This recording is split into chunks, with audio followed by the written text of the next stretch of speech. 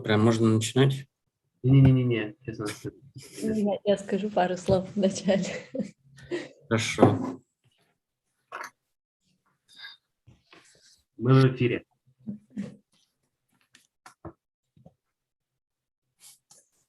Okay, we're waiting 1 more minute and then start.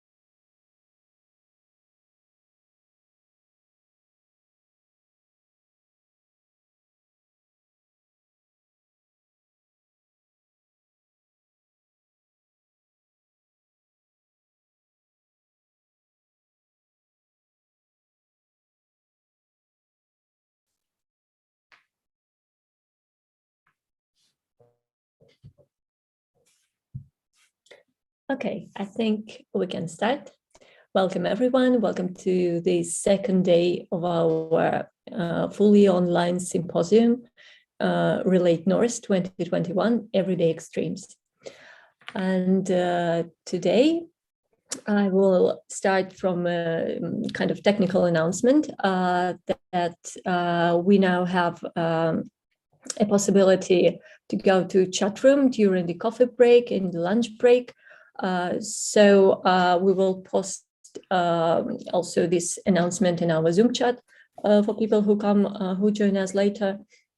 So there will be the opportunity to kind of get together, to talk to each other, and maybe to discuss some ideas and so on. Something that is really missing comparing to physical meetings. And this will not go on our YouTube channel. Also, just to remind you that we have all the recordings from yesterday available on our YouTube channel, and the relevant links will appear in our Zoom chat also soon to get informed, to keep you informed. And today we start from the second keynote lecture, and I'm pleased to introduce our keynote speaker, Timofey Rakov. Timofey is assistant professor at the School of Environmental and Social Studies, Anthropo School, which was introduced yesterday to Main State University, Russia. And Timofey will deliver the lecture today with kind of intriguing title on permafrost, water, and gophers. So Timofey, the floor is yours. Welcome. Thank you, Sveta. So I would begin. One small question: we have the time for the questions and discussion in the end of the presentation. Yes, we do. I think that's quite enough time. So just go with your talk, yeah. And then. Okay, I would try to restrict myself of about 30 minutes.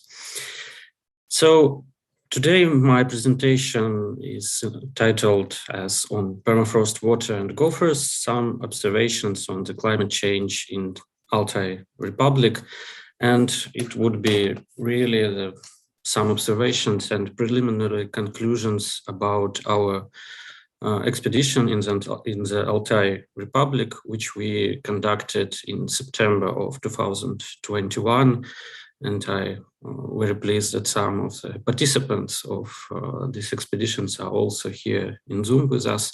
And so they could correct me if I'm misinterpret some things or forget something. So why the Altai Republic is so important and why we choose to hold an expedition there. First of all, I would say that we do not cover all Altai Republic and do not travel for the whole Republic. It's not very big Russian Republic, but still it would be impossible in just 2 weeks to cover all this territory. So we concentrated on the Koshagach district. It's on the south of the Republic, and here you could see that the Altai Republic is with green on this map of Russia. So it's a borderland region. It's on the borders with Kazakhstan, Mongolia, and China. And this region attracted scientists for more than 100 years.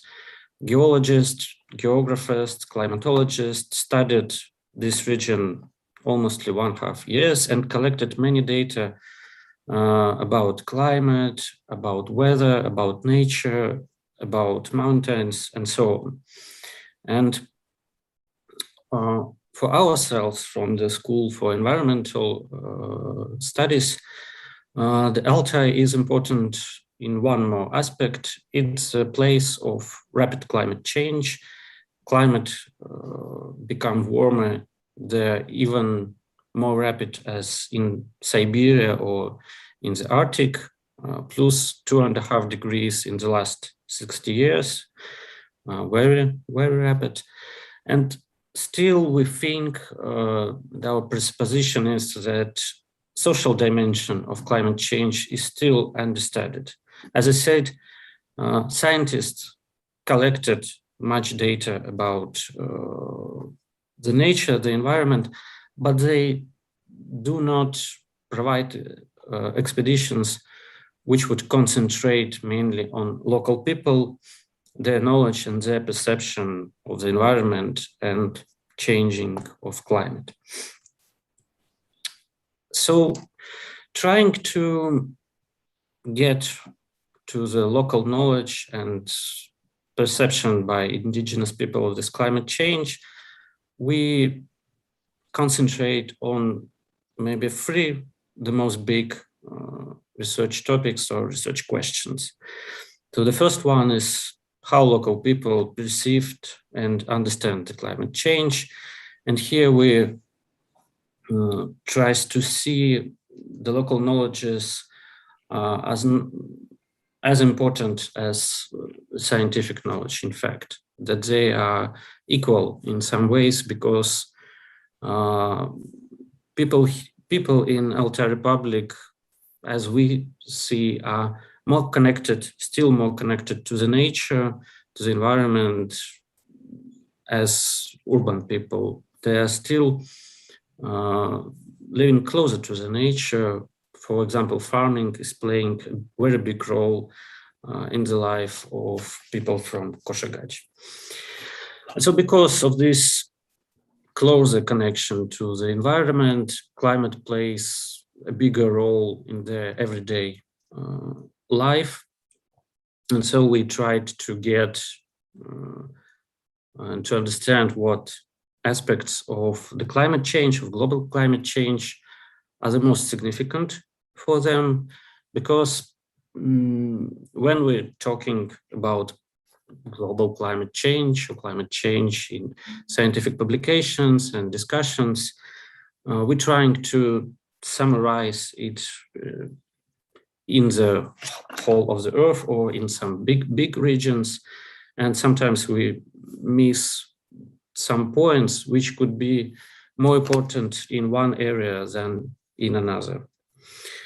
And also because of this closer connection to the nature, we suppose that everyday practices connected to the environment should also change due to the changes of the climate.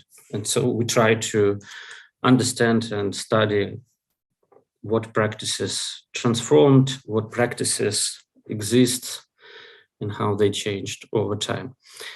And we make a rather big, I think, research guide, and it was concentrated mainly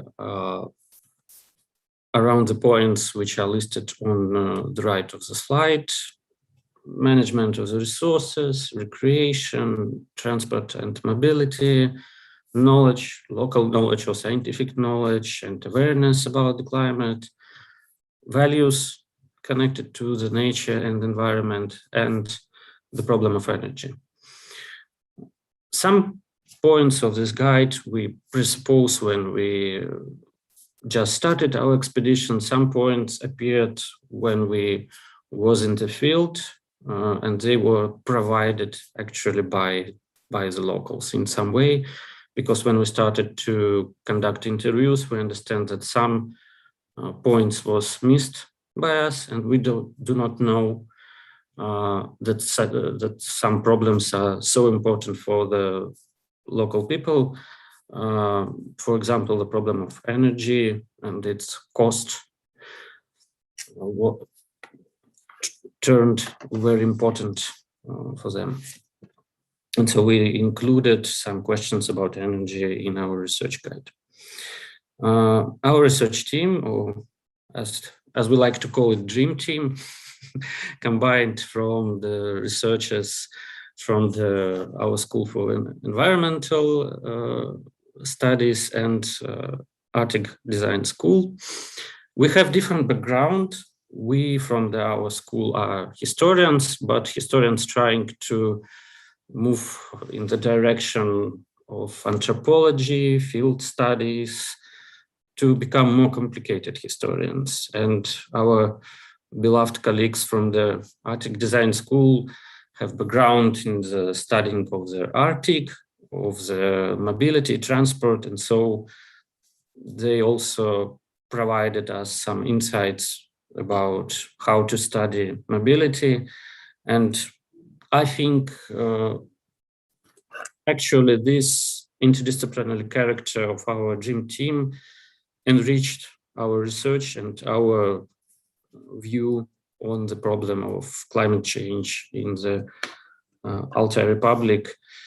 And I think we would conduct some more expeditions, and maybe this dream team become even wider.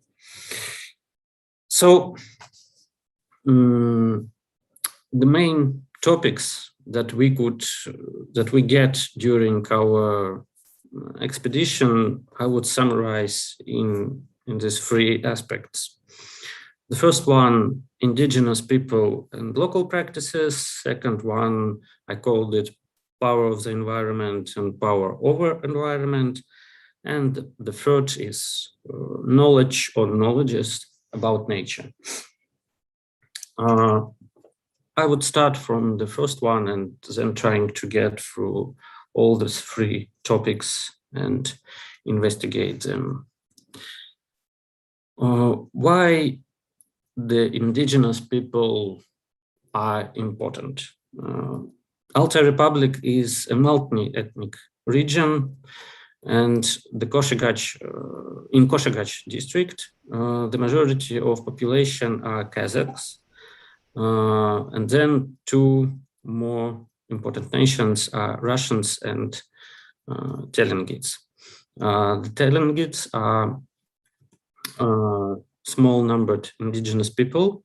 There are only about 3,000 people in this nation, but they are indigenous. They are living here for the long time, and I think the Telengits have the strongest views and practices connected directly to the nature.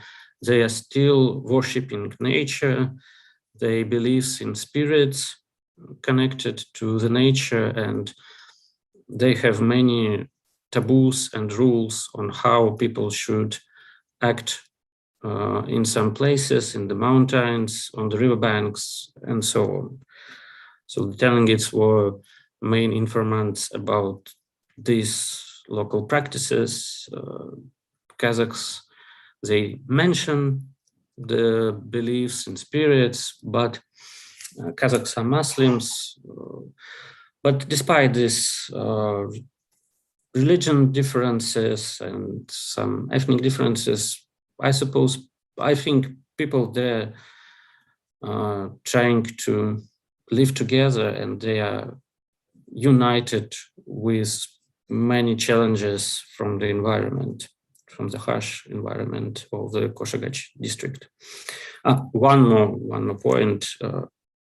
Koshagach district is a high mountain district, about 1,700 meters above the Baltic Sea level.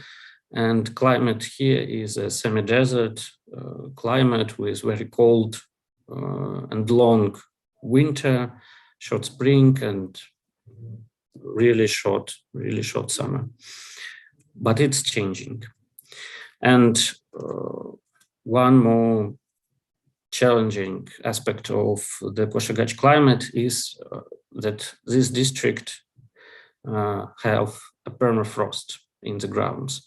And interestingly, that this district located in the very south of Russia in this way is similar to the far north regions of the Russia, which are also connected, which also have permafrost. So suddenly in the south, you also have some north extremes. But the term permafrost is misleading because the permafrost actually is not permanent. It's melting, and as I said earlier, the climate became warmer on about 2 degrees in the last 60 years, and so it turns permafrost, turns ice into water. So here you could see that the rivers are having more water now, and the problem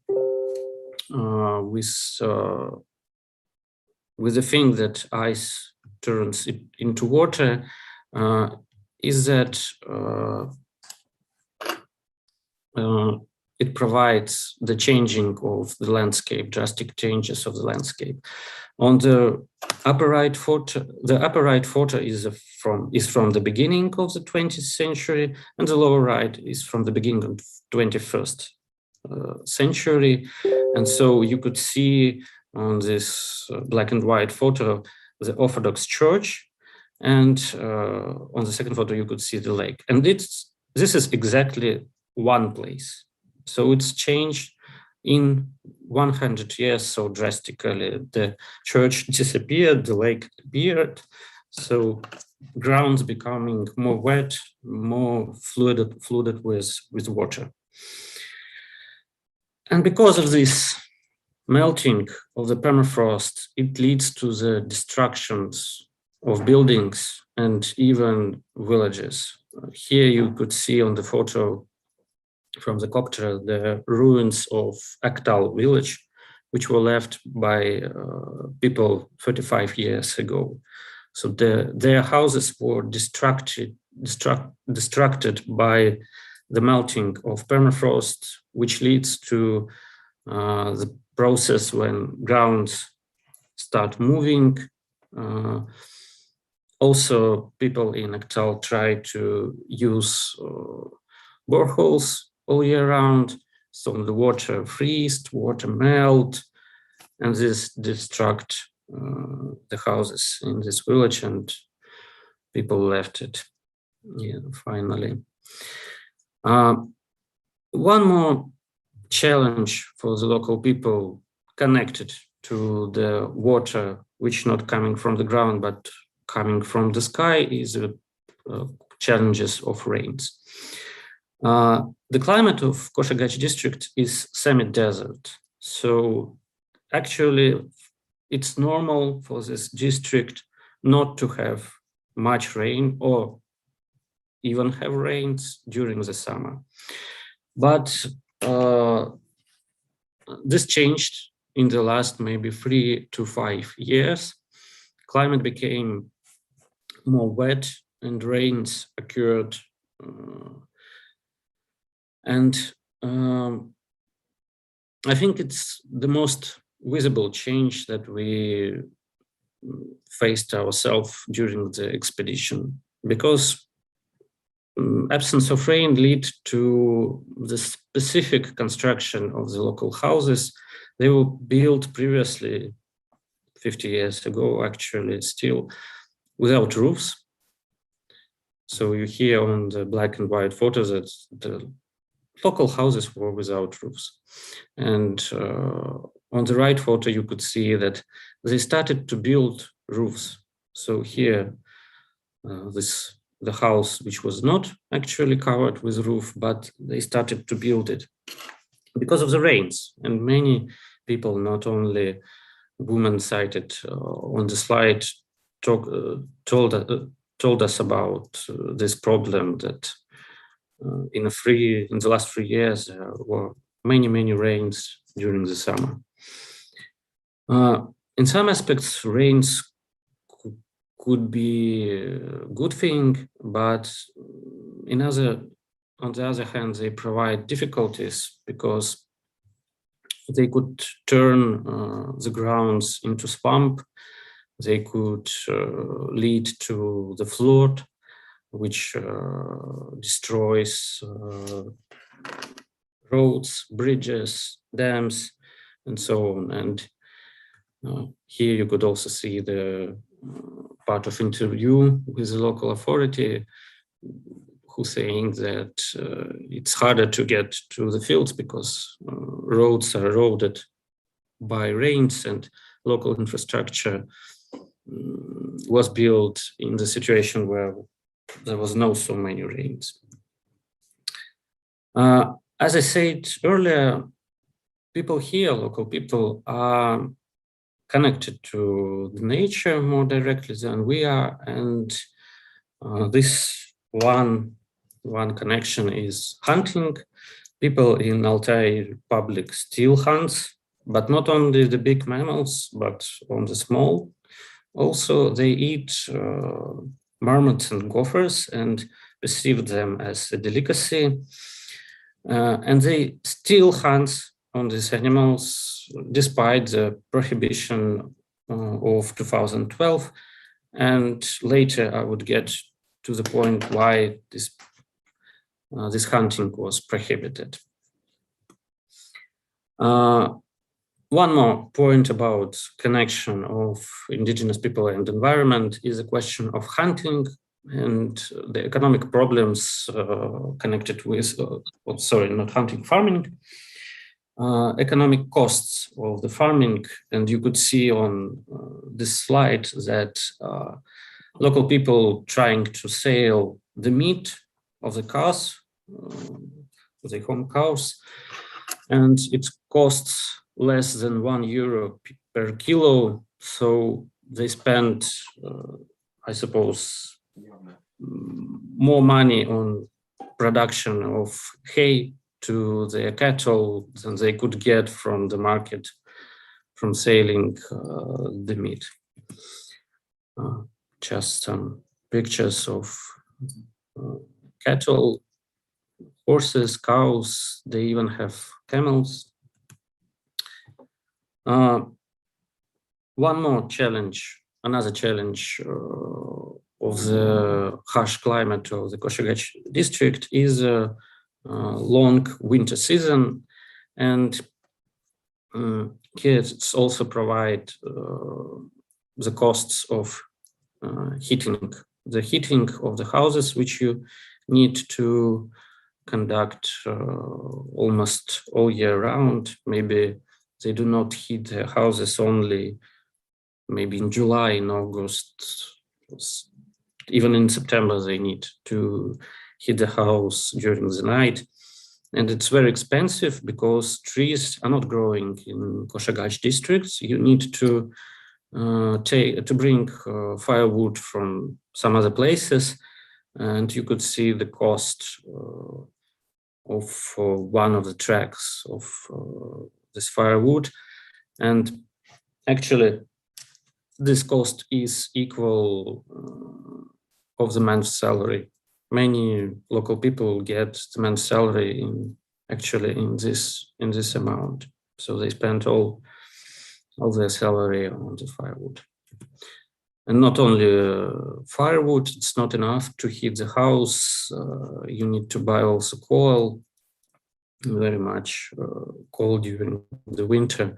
Here you could see from the interview with this woman on the slide how much they need to get to the winter. The second main topic, the power of the environment and local authorities. We see the three levels of authorities, and on this photo, this is a photo of anti-plague station of the Altai Republic. So here the three levels of these authorities. Many of the local authorities see the environment as a challenge, and returning to the permafrost, they see the melting of permafrost as challenging because it leads to the destruction of the houses. And so local authorities need to find money to repair these houses. And actually they say that they don't have much money to rebuild the destroyed houses. Also, as I said previously, rains are also the challenge for the existing infrastructure. They destroyed roads. And so it's also the problem of where to get money to repair these roads. The case of garbage. Local authorities and local people in general talked much about the garbage. And we see during our expedition that garbage is almost everywhere. You could be, I don't know, 10 kilometers away from any village, but you would find in the steppe garbage.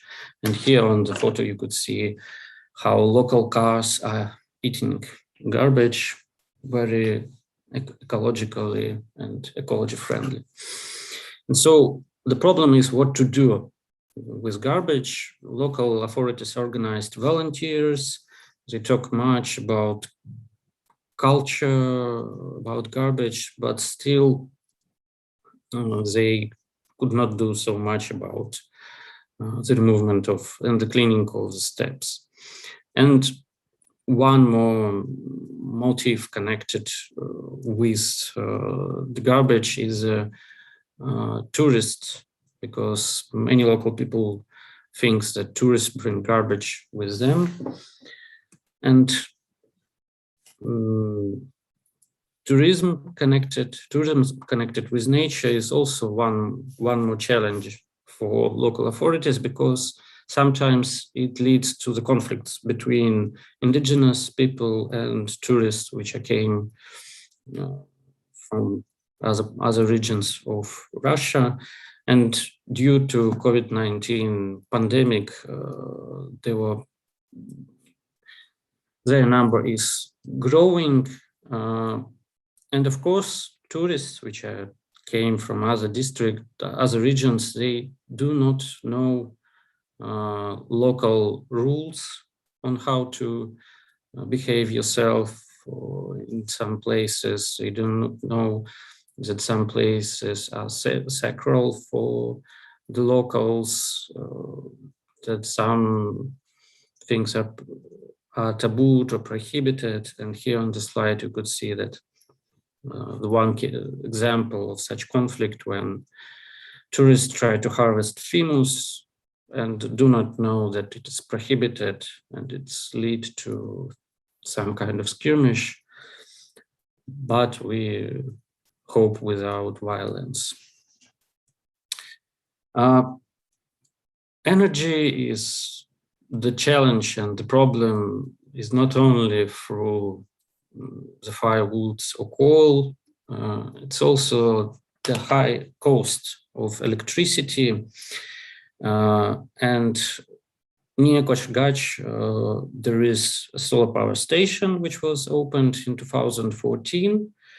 And many local people told us during the interviews that they believed that the opening of such power station would provide them with cheap electricity, cheap energy, but not actually so. They still say that electricity costs are very high, and as a narrative connected with the solar station is a narrative that it only stabilized the power supply, the energy supply, but do not lead to the cutting of the costs. So it's one more challenge for the authorities how to interact with locals who are not satisfied with this power station, how to see this power station, because what it provides is it's a place where people could work, but in other aspects, many locals do not see the profits of the appearance of this solar station and really see actually the minuses of this station because it built on the fields which they use for farming. As I also said earlier, the permafrost leads to the problems with infrastructure, and these problems are also the economic problems, the high cost of repairing the building, and if you do not want build some house to be destroyed by the moving of the ground, you need to put it on the piles, and it's very expensive, and only such buildings as a school, as you could see on the photo, could be built on the piles because they're financed by the state, and locals actually build on the ground, so they need to repair their houses every year, actually. The third major point is knowledge about nature, and we get to this point about knowledge through the case of plague. Altai Republic is a natural nidus of plague, but before 2012, there exists only and was spread only the local strain of the plague. You could see on the slide its Latin name.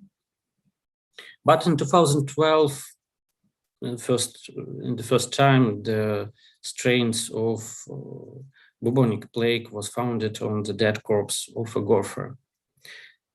And because of this, the hunting on the gophers was prohibited since 2012.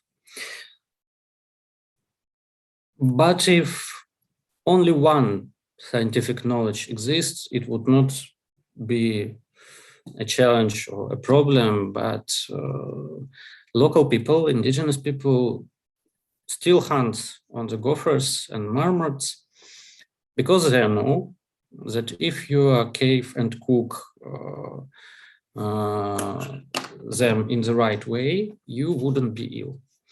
And surprisingly, the workers of this anti-plague station, the scientists, said they confirmed that local people are right. They also said in the interview that if you care the gopher in a proper way, you wouldn't be ill with a bubonic plague. And so this is the interesting point when the knowledge of indigenous people and scientific knowledge is connected. But the point in which they diverge is a connection between climate and plague. People scientists from the anti-plague station said that this is because, and it's directly connected to the climate change, the appearance of plague is directly connected to the climate change. Bubonic plague previously was spread in Mongolia, and because of the warming of the weather by 2 degrees, it spread north to the Koshagach district.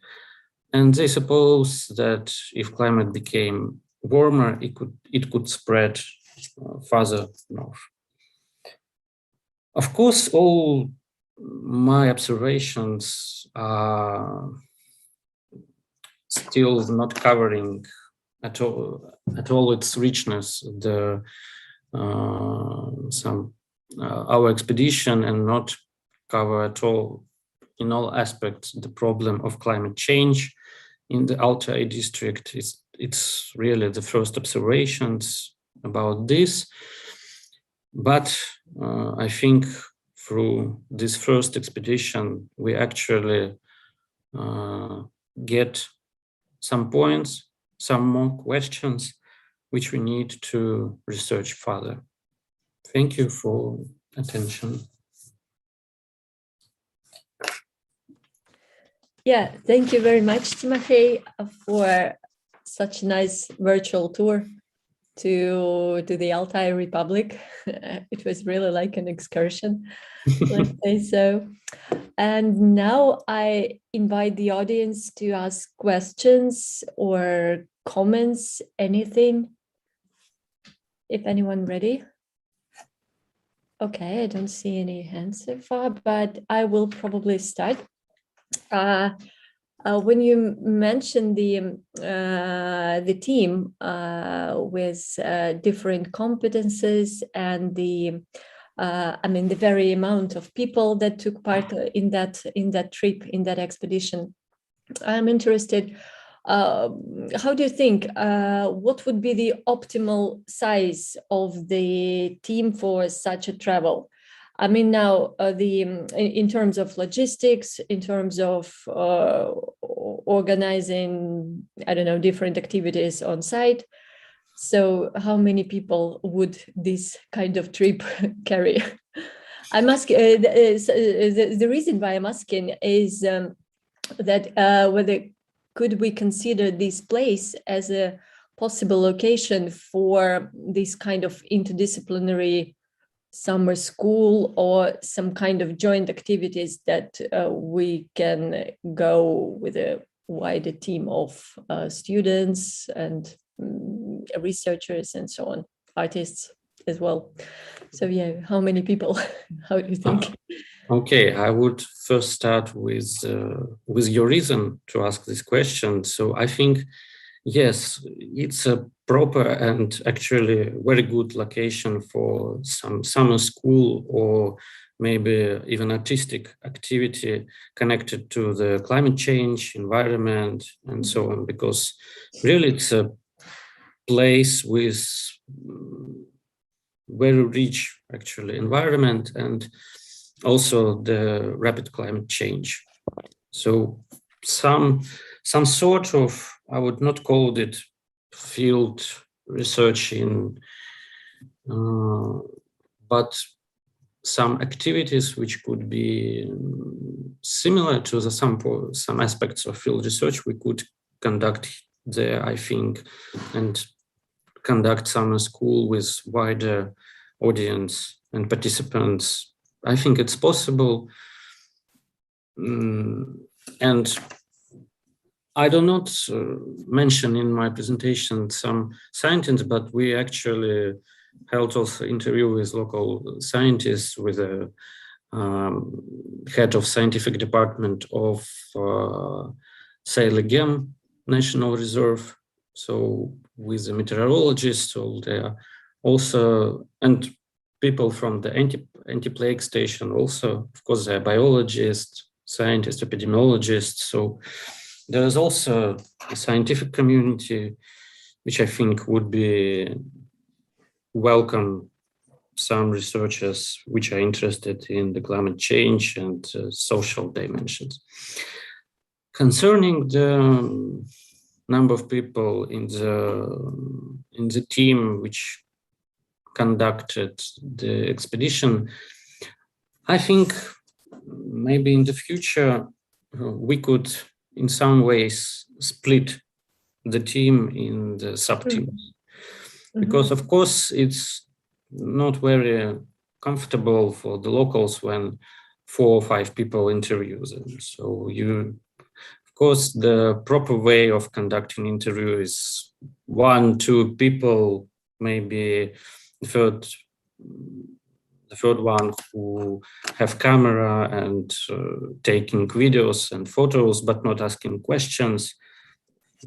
And actually we did so during the expeditions. Sometimes we traveled together with all this team to some places, but we tried to hold an interview by 2, 3 people, because of course people don't feel comfortable when 5, 6 people coming to their house or their place, their work, and asking them many questions.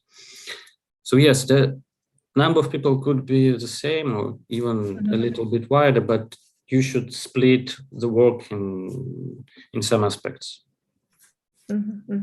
Yeah, thank you. So, anybody else, please do ask the questions or comments. Oh yeah, I see Timo. Yeah, Timo has a question. Timo, please go ahead. Just turn on your mic. Yeah, it's a very interesting presentation, inspiring presentation.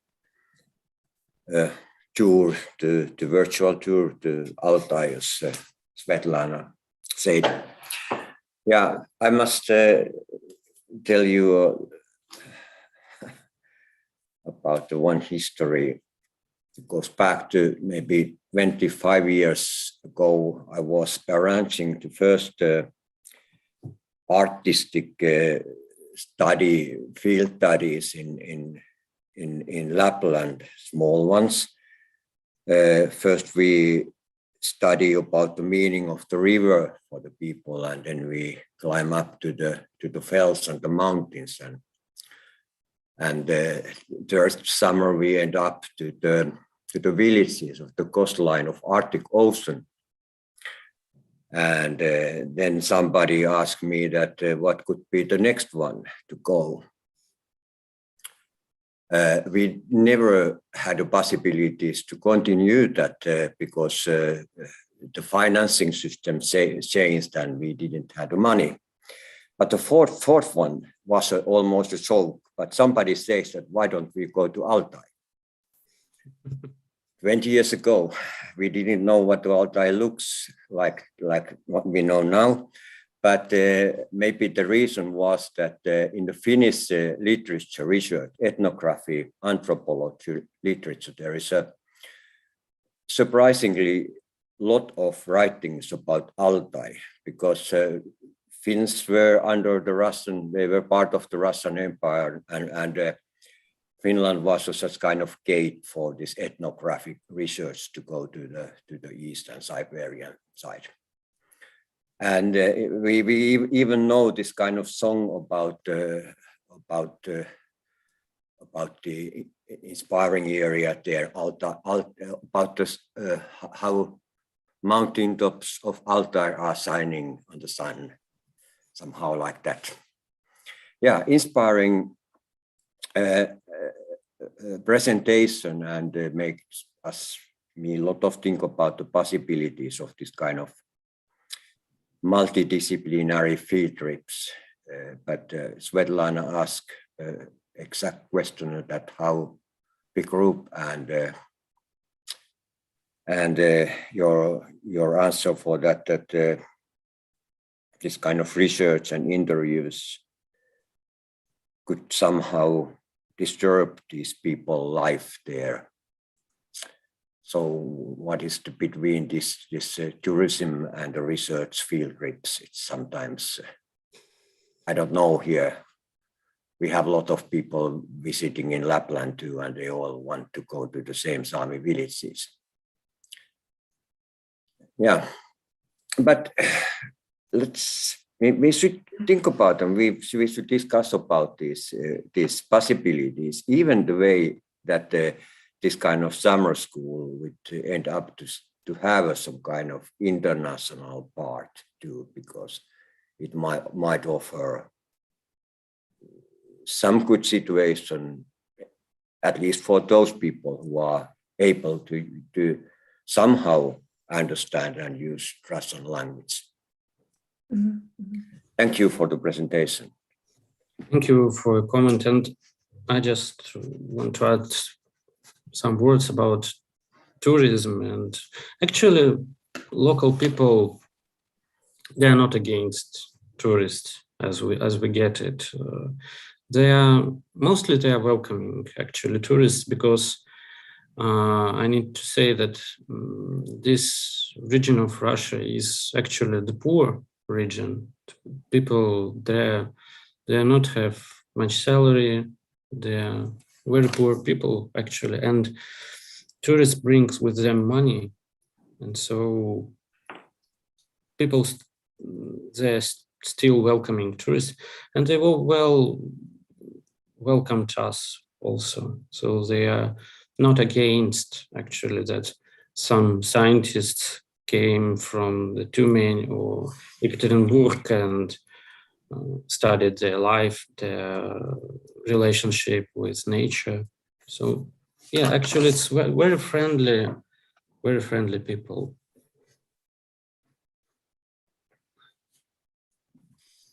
Yeah, may I continue a little bit? I didn't mean that tourism is bad, but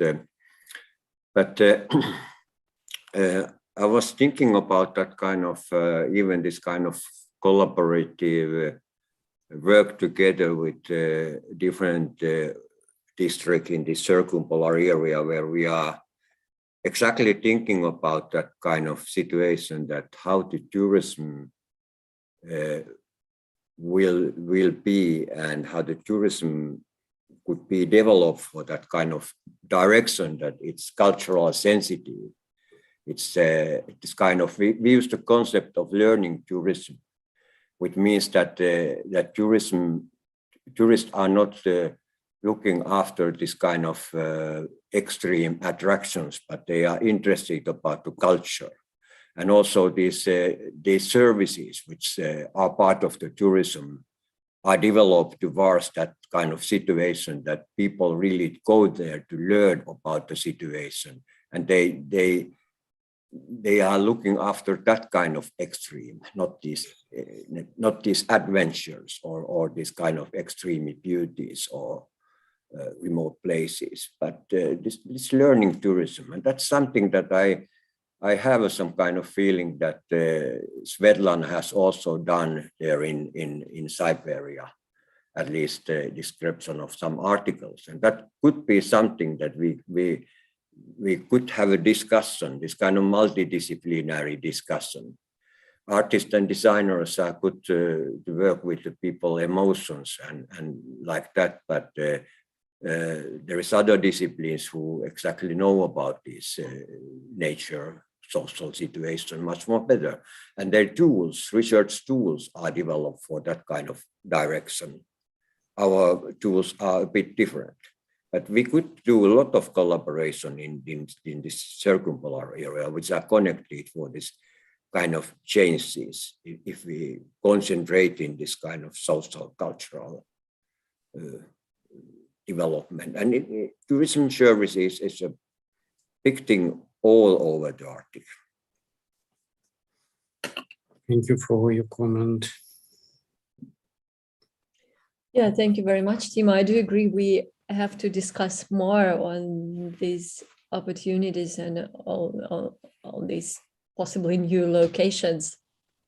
So now, if we do not have any more questions, as far as I see, so I think we can now thank you once again, Timofey, for such a nice lecture. Thank you for the ability to present. Yes, and now we're having a coffee break, and as I announced in the beginning, and I will repeat for people who joined recently, that today we have a chat room which will be open during coffee break and lunch break. So we will help you to go there. like manually and to get out from that in time, so you will not miss the next session. Yeah, I hope you enjoy this kind of opportunity to have this virtual get together to talk to each other. And yeah, now I suggest to move to this chat room. And Timothy, thank you once again, and hope to continue the collaboration with you and with the School for Environmental and Social Studies. Thanks a lot. Thank you for invitation. Okay, let's stop demonstration.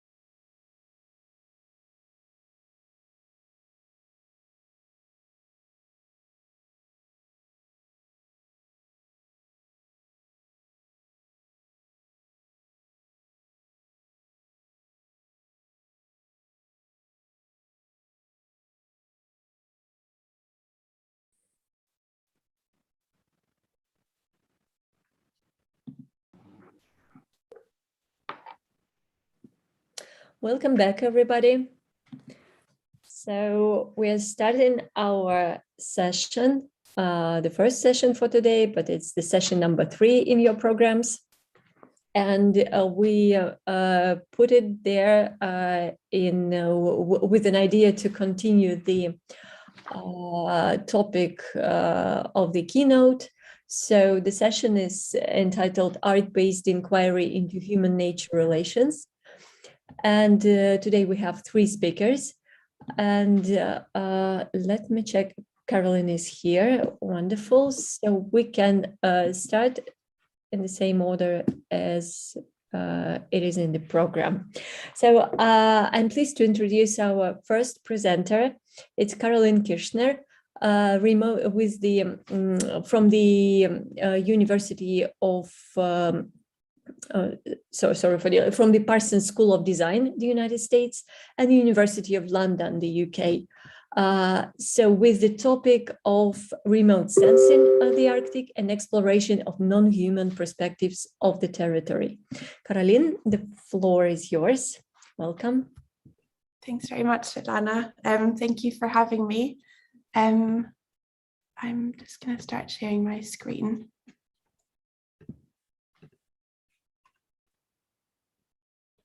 Okay, hopefully you can see that. I'll just start with a really quick introduction to give you some context for the work I'm about to show you. So I'm a designer and a researcher based in London, and with my practice, I'm really interested in the growing entanglements between humans, non-humans, planetary ecologies, and emerging technologies. And a lot of my recent work especially deals with sensors and sensing technologies, with a particular interest in worlds that lie beyond the reach of human senses. And yeah, the project I'll be sharing with you today, it came out of a year-long research fellowship at Parsons from 2018 to 2019, with some support from the Mellon Foundation.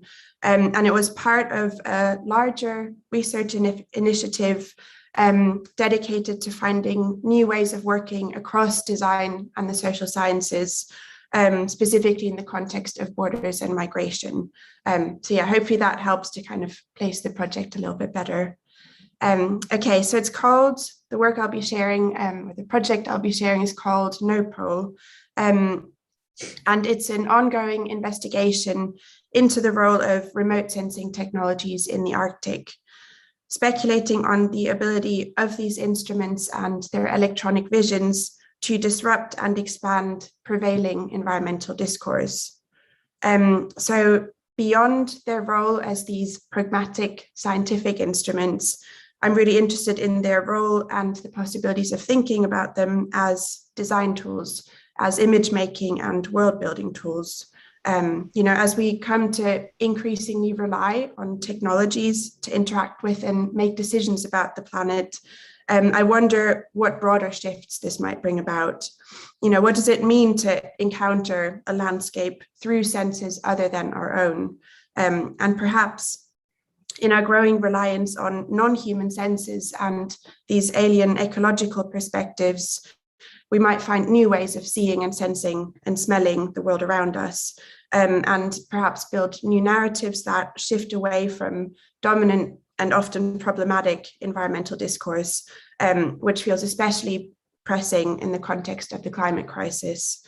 And for the sake of time, this project's kind of been ongoing since 2018 and taken on different forms over time. But for the sake of time today, I'll just focus around one of the project's investigative strands, and maybe I'll show a few images of some of the other project outcomes at the end. In recent years, the Arctic Ocean has found itself increasingly wired up and digitized, and the number of remote sensing instruments entangled in the polar ecosystems only continues to surge. You have satellites tracking icebergs and observing wildlife, air guns tracing undersea topographies, biomedical sensors floating in the drift ice, weather balloons and radar stations collecting atmospheric data, and hydrophones listening for underwater sounds. Even narwhals have been recruited as remote sensors. They're often fitted with these radio transmitters to collect data from beneath the ice sheets in areas that are otherwise impossible for researchers to access. Our growing reliance on geotechnologies to measure and model planetary ecosystems is, of course, a global phenomenon. But nowhere has the presence of these instruments been supercharged quite like it has in the Arctic Ocean.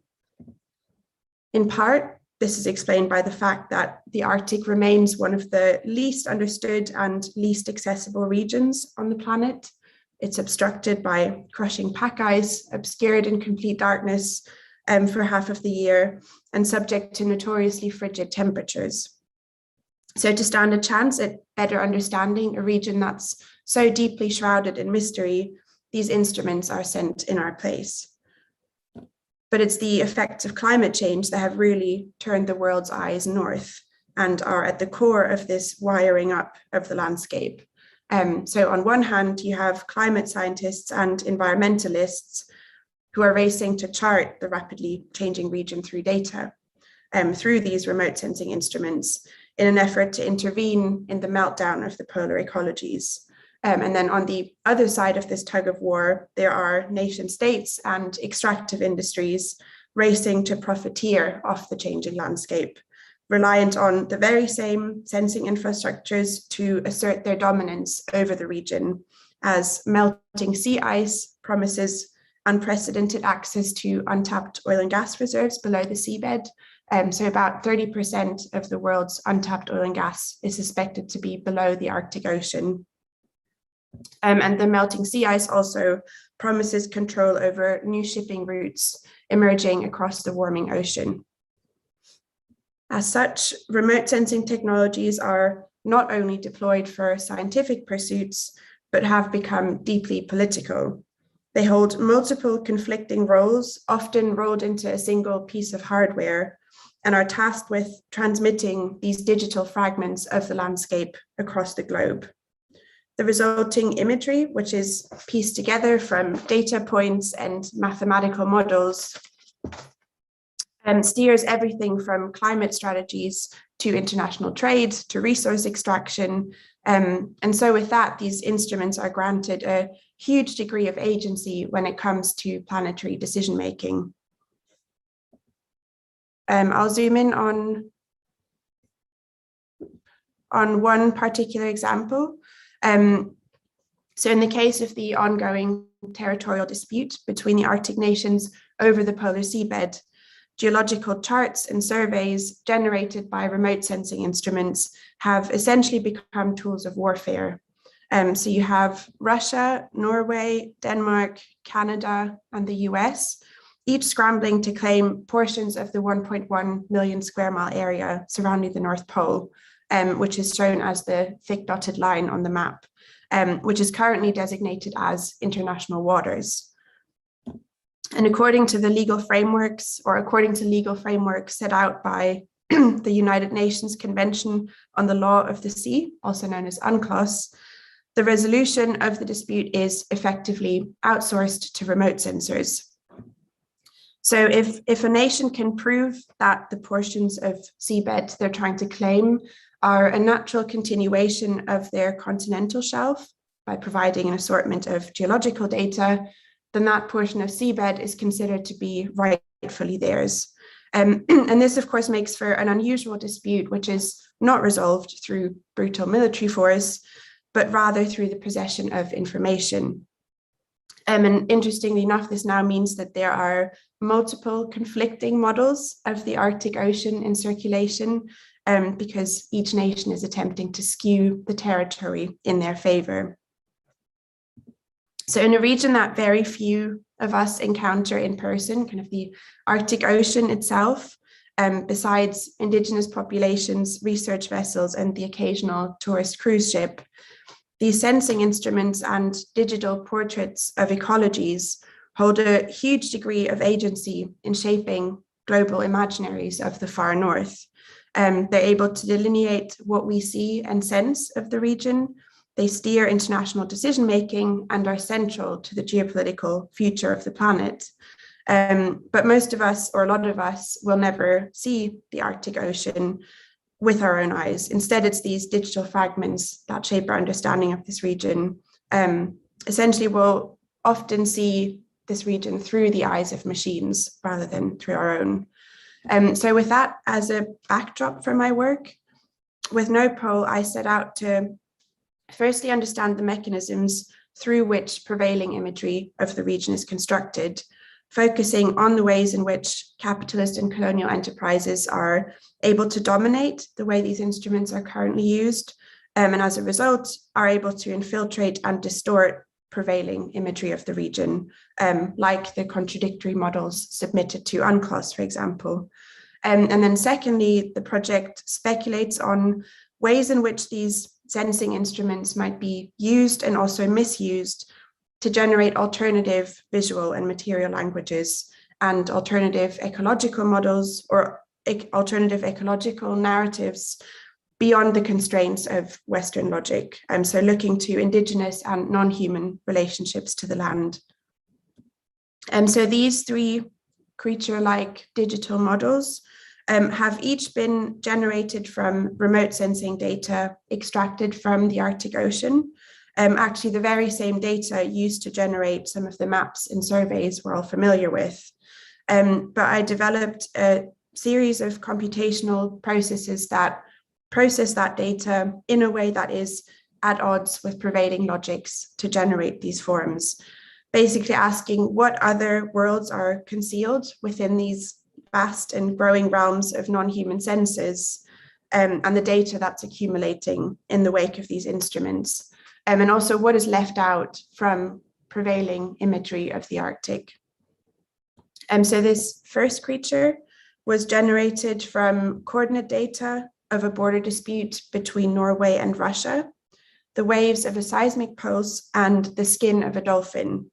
So for some context, seismic blasting is a process the disputing Arctic nations rely on to map the topography of the seabed. So you have air guns, which are towed along the disputed coordinates that blast loud pressurized pulses of air into the ocean, which then rebound off the seafloor, and their echoes reveal what lies below. And the resulting maps, surveys, and charts make up the familiar paper trails of a border dispute at sea. So they're the kind of documentation submitted to UNCLOS. Unacknowledged by this bureaucracy of nation building, however, are the destructive effects of seismic pulses on marine life, from zooplankton to whales to dolphins, as seismic blasts interfere in these organisms' ability to feed, to mate, communicate, avoid predators, ultimately causing a cascade of injuries and deaths. So this first creature processes these data sets in a way that for once makes these rippling knock-on effects tangible, to reveal the violent intersections of geopolitical tensions with non-human worlds. So here the coordinates of the border in question forms the spine of this creature, around which I spun the waves of a seismic pulse and the skin of a dolphin to generate this kind of bulbous digital form. Essentially, it offers an alternative representation of a border dispute at sea. This second creature I generated using a computational model built on the logics of an indigenous myth, or an Inuit myth specifically. So where Western scientific procedures rely on establishing neat taxonomies and clear boundaries between what is human or animal or landscape, indigenous models of reality, on the other hand, rely on their inseparability. So the myth of Sedna, which is encoded into this sheet-like digital form, epitomizes these kinds of slippery ecological relationships. It tells of a sea goddess who rules over the Arctic Ocean from its depths, able to shapeshift from human form to ice to seal. So here her digital counterpart is an accumulation of satellite data of seal migration routes and measurements of the Arctic's fluctuating ice extent. But the way that data is processed allows these otherwise disparate sets of data to merge and congeal into a single being that is multiple states of matter at once.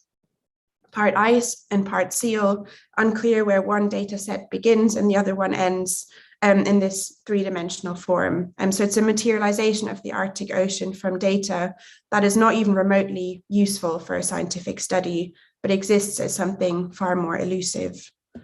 And then lastly, this third creature is made from multiple conflicting data sets of a magnetic storm in 2003. So it's common for sensing instruments to return slightly divergent data sets of a singular occurrence. And what usually happens is that raw data is then subject to a process of refinement, of calculating averages, deleting outliers, and interpolating information to streamline findings into a single, more decisive version of events. But in this case, the luminescent asymmetrical disk makes these underlying contradictions tangible. So it's constructed from contradictory magnetic data of a singular event in 2003, collected near the Arctic Circle, and essentially 3 graphs, each charting magnetic field strength over time, are digitally interlaced, giving form to this disk. And with that, this creature is able to contain multiple versions of the event, or even multiple realities at once, bringing the data into a dialogue that is at odds with the need for a singular version of reality, as is predicated by Western science. So essentially, each of these provocations set out to reveal exclusions, preoccupations, and fictions underpinning prevailing digital imagery of the far north, which of course is never a one-to-one depiction of the physical landscape anyway, as it's artificially constructed, and the whole of the source material, the Arctic Ocean, is just too large and too complex to contain on computer servers and silicone chips. But perhaps if we were to peer deeper into the growing realms of machine senses and the streams of data accumulating in their wake, I think these electronic worlds can reveal far more expansive ecological perspectives beyond the constraints of familiar models and metrics, and beyond the sensory capacities of humans. How am I doing for time? Shall I kind of wrap things up here? I think the time is already over, so if you can wrap up quickly. I will do. Yeah, I won't talk about the other ones. I'll just maybe flick through them. So some other project outcomes, and maybe I'll just end with a quick sentence. So perhaps as we encounter the rapidly changing polar ecologies through senses other than our own, the Arctic Ocean could become a production site for a new set of environmental narratives, with machine senses as entry points into otherworldly alter egos of the planet, unfamiliar visual and material languages, and untapped ecological imaginations. Okay, thank you. Sorry for running over. Oh, that's okay. Thank you very much, Caroline, for wonderful presentations. And if anyone has a quick question, please go ahead, and then we move quickly to the second presenter, because I forgot to say in the beginning, today we have 4 presentations at this session, because Veronika Shachova is coming from yesterday. She wasn't able to attend it yesterday. She joins us to deliver her talk. So I saw the hand, or was it? Oh, okay, it was applause. Yeah, okay, maybe just my question, very quick one. So did you have chance to exhibit, to show these pieces to the scientists? I'm interested in what kind of feedback they could provide in your artistic reflections, let's say so. Yeah, no, I would. So far, I've spoken to scientists mainly to kind of understand how these technologies work. So I was in touch with a satellite agency, because there's often really strange gaps in satellite imagery around the North Pole. So kind of to understand the mechanisms of these instruments. But yeah, as a next step, I would really love to, go to the Arctic, see the Arctic Ocean, which I've only ever done remotely, kind of through these instruments, really.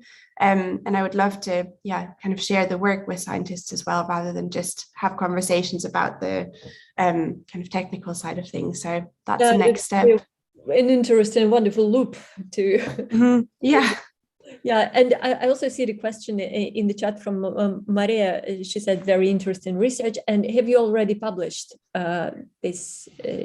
Yeah, so I'm happy to put a link in the chat later. One publication is out, and I think 2 more are in the process that should be out either later this year or next year. But yeah, I can send some links, Maria. Thank you very much. Just feel free to put straight in the chat. Sure. So now we are quickly moving to our second presenter, and it's Maria Kuchmarniemi, University of Lapland. She presented yesterday, and today she has another talk with the topic Encounter Tree Installation to Enhance Interaction with Trees. Maria, please go ahead. Thank you. I will share my screen. Here we go. Yeah, we can see that. Yeah. Yes, and this is research that I have been making with other artist researchers and artists, and this is joined to several projects, but mainly to this EU research project, Acting on the Margins, Arts as a Social Sculpture, in which we tackle the issues of social impact of the arts and try to use arts as a way to enhance dialogues and well-being and many societal issues. And one aspect in this is the human-nature relation, which came very topical at the age of COVID, when social meetings with other people were restricted. More and more people in Finland who were allowed to go out went to the nature, and the hiking in the national parks and so on came to be even more actual than before. More and more people are doing that, and more people are looking for well-being from the nature. But in Finland, and similar to other Nordic countries, especially, for example, in Sweden, that I know well, we have a very big forest conflicts ongoing. Finnish as a government communicates that Finland is doing the forest maintenance very well. We have this kind of imaginary idea that Finland is somehow very good in forest industry, for example, and this is communicated abroad. But inside Finland, there is lots of tensions and heated discussions whether the forest maintenance is done well at all. There is lots of clear cuttings and loss of biodiversity in the forest nature, and many species that, such as birds, that Finnish people have always thought that they are like very common, have suddenly got under a threat to disappear. And one of the biggest reasons is these clear cuttings, that there isn't enough old trees in our forests. And there is a political discussions whether the forest maintenance should be changed so that forests should be cut so that only certain trees are always cut, not that everything is clear cutted. And the discussion is heated, especially in social media, such as Twitter. And these pictures are from there, where people publish their pictures of forest, but it is also ongoing in official media, such as this Suomen Kuvalehti, which is one of the most important magazines in Finland that gives also political articles. And in the social media, it's very obvious that forest industry in Finland causes stress and sorrow for people in Finland. And and the opinions on it are really divided. And when this is the situation in Finland, in few projects now we have worked with the people's relations in forest. And first case study within the studies that I have been involved was this Powers of Nature workshop that we held in 2020 in Nakash Lompolo, where I worked together with Francis Choi. He's a researcher in Sami and Shaman religion, and dancer Hugo Pena, and visual artist Miranda Moldovan. And our idea was to encounter trees and other powers of nature. So this was based on this kind of thinking of what forest offers to us also as a spiritual experience. And we looked back to what is participatory art and what it could be in the Arctic, that the art is not necessarily an object that is presented in a gallery, but it can be a shared experience. And this artistic view of it was also very much based on the community art and community arts. And we wanted to include trees and the powers of nature to be part of the community. And this led into practices such as dance with trees or other bodily interactions with trees and other elements of nature, but also to this kind of experiences where we try to open up the mind to encounters with tree in a ways that there was an introduction by Francis explaining that how trees and other powers of nature can also sense the human presence. So this kind of view was based on the international movements that are based on nature, religious and old belief traditions, rather than, for example, the Christian religion in Finland that has been that is the general religion system, but somehow the old beliefs and ways of encountering powers of nature still exist in our culture as well as a parallel belief system. And we see value in this kind of spiritual experiences in nature for increasing the respect for example, old trees. And the studies in people's experiences in nature explain that people feel even more good influences on their well-being in the forest that is older than on the forest that only has been recently clear-cutted and where trees are young. And we also worked in the forest where was old trees.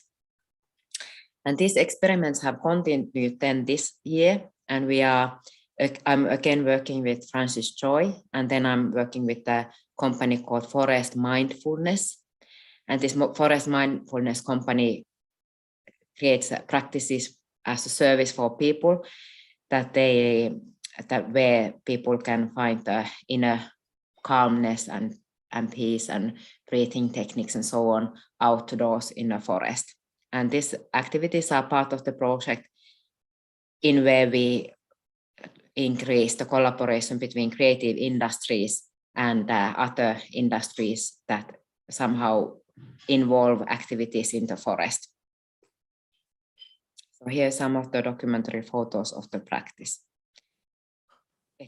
Our workshops have included, for example, drumming with the traditional shaman drums. Practice is not based on Sami religion or this kind of local beliefs only because we are non-Sami, all of us. We are not indigenous.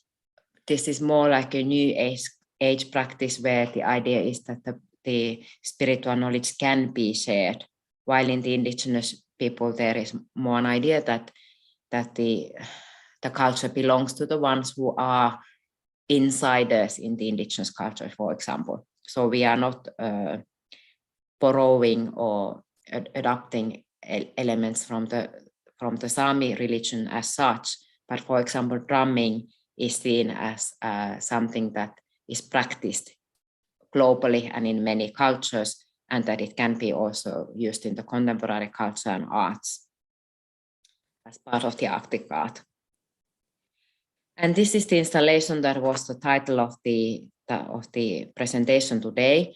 So this is this is an installation in where guidelines for encountering trees is presented as a printed poster, as an Instagram account that I am updating regularly. And this is my design, but these guidelines for encountering trees are made by Francis Choi, Missa Del Valle, Hugo Pena, Amir Abdi, Tanja Koistinen, Raisa Raikallio, Smaranda Moldovan. And they are ones who were either working as an artist in this Powers of Nature workshop, or they were participants in a wider symposium that we had, in which this Powers of Nature was organized. And this was then participatory as a process of the installation, but it is participatory also in ways that the guidelines try to tell people how to go to the forest and have a relation with trees. So the installation communicates this idea for expanding the sense of community to include elements of nature and powers of nature. And installation also has shareable cards in the museum so that one can pick up a card and also take it along to the forest. And this is a multi-language, so I have got help from many other people to translate these guidelines to different languages. And this is one aspect of the installation that we don't have an aim to keep this inside of one culture, but with an idea of sharing across cultures. So the artwork encourages bodily interaction with trees to foster dialogue between human subjects and the powers of nature.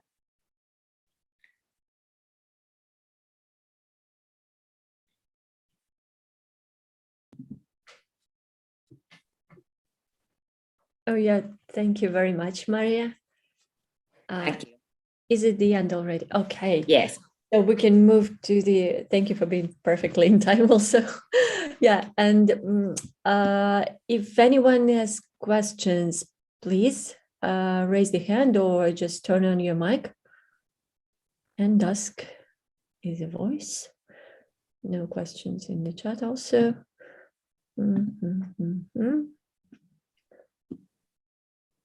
Yeah, okay.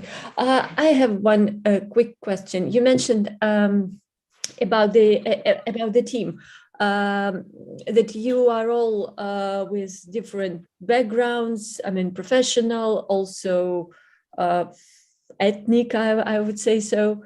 And did you discover any, let's say, contradictory understanding of trees or nature in general inside the team? And how did you solve that, if any? Just curious.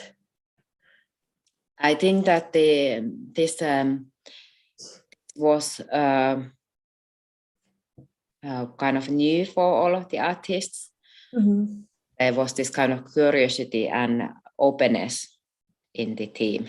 So, and I would say that among the workshop participants, we collected data from the workshops and analyzed that how people experience the practices in the forest, and that there was many very meaningful experiences in the workshop as well. But there was in the practices there was this kind of introduction that explained that it is also fine to not to feel the, for example, trees talking to you, while other people felt that the trees talk to them.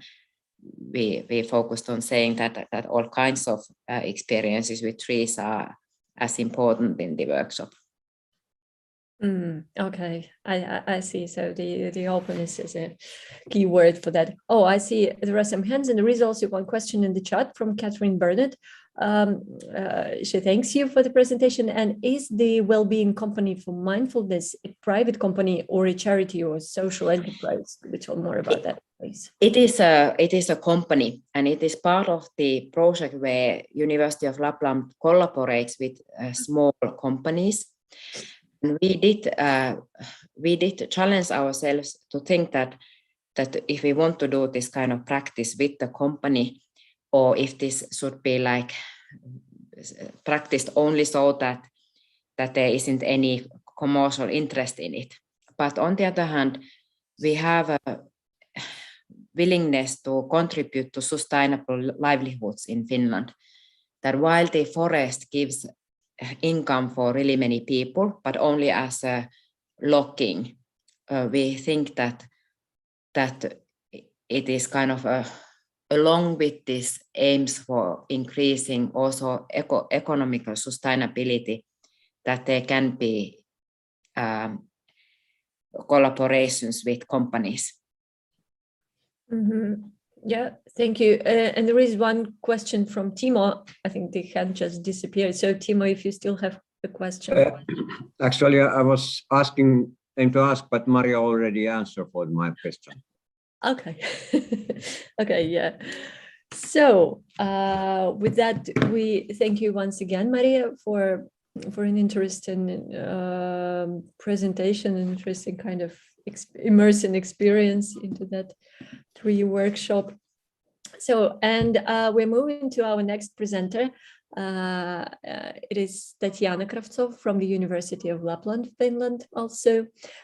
And she presents the topic of forest memories imprinted into clay. Tatiana, the floor is yours. Welcome. Thank you, Svetlana. It's a pleasure to join here today. I will share my screen.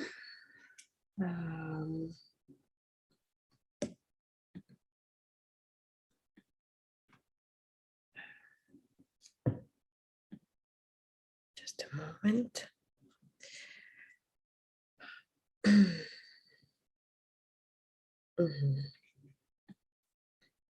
For some reason, it doesn't work. Just a moment. Whiteboard.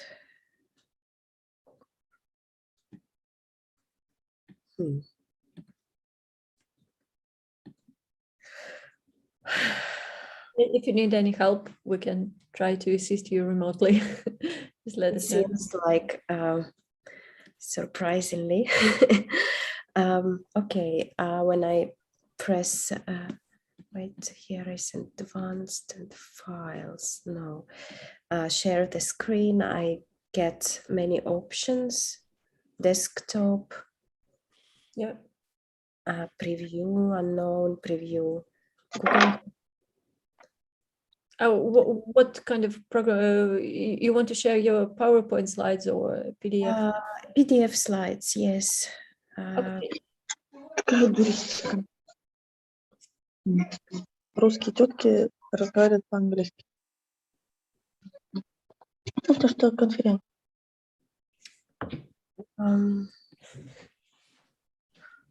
Ой-ой.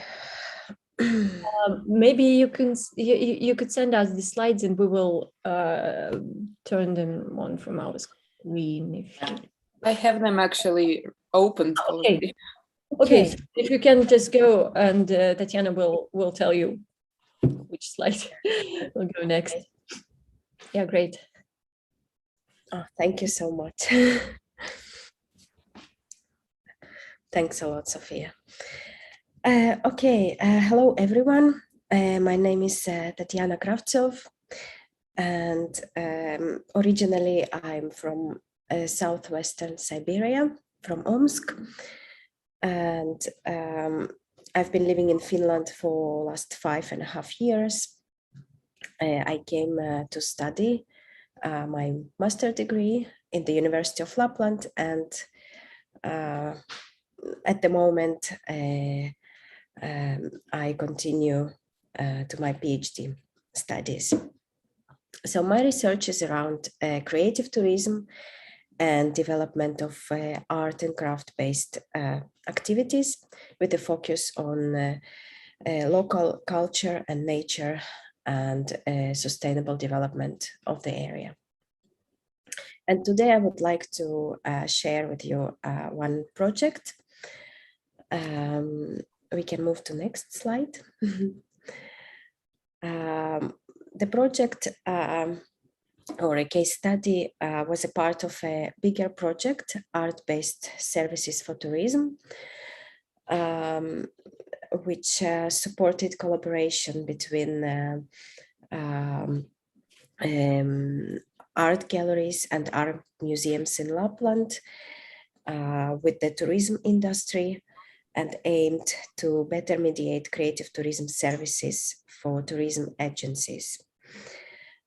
During the project, many great ideas were developed and tested with the vision to be marketed in future by galleries and museums to tourists, but also to locals. We can move to next. So the service idea that I would like to tell about approaches themes of nature connectedness and sensitivity of being in a forest through creative practice. And this type of service can be offered for both visitors and locals. While visitors can learn about local culture, and locals might rediscover the forest from a different perspective. We can move to next.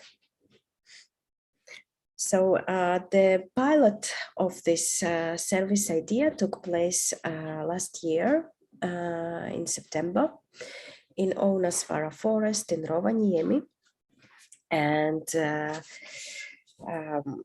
we had 5 participants, 5 adults and 3 children. So 8 participants, 2 of them were newcomers and the rest were locals. So the service idea of this activity is built so that it starts from a slow walk in a forest, and the participants are offered to sense and observe the surroundings quietly and in a relaxed atmosphere, and then collect some of the materials, plants, maybe pine cones, pine needles, something that talk to them, something that they find a connection to. And after collecting the materials, the participants were offered a piece of clay to imprint the tangible and intangible senses into the soft clay surface to be memorized. Also during the workshop and in the end of the workshop, we shared stories and knowledge about the plants that were collected. So in such activity, I see a possibility for intercultural encounter as well when locals and visitors meet each other. We can move to next. So in this workshop, a special focus was placed on the material itself. Clay can teach us many things. It can take us to a journey back to history, It has tangible and intangible memory. Clay charged with stories, events, and geological changes. It comes from the earth, so we can imagine that it has collected so many stories through thousands of years. Also, clay remembers the hands of the one who shaped it. So hands of the one who creates something new out of it. And as a ceramist, I perceive clay as a living material. Even after it gets fired, I feel that everything it has seen and went through is crystallized into a strong, solid form, but yet fragile and breakable. And very important to keep in mind that clay has ability to remember. So the way it remembers the imprinted plants, it remembers many other things. And it is it becomes a part of it after being fired in high temperatures. We can move to next slide. Also, clay can teach us patience, accuracy, and sensitivity. We can relate to it same way as we should have our attitude towards nature.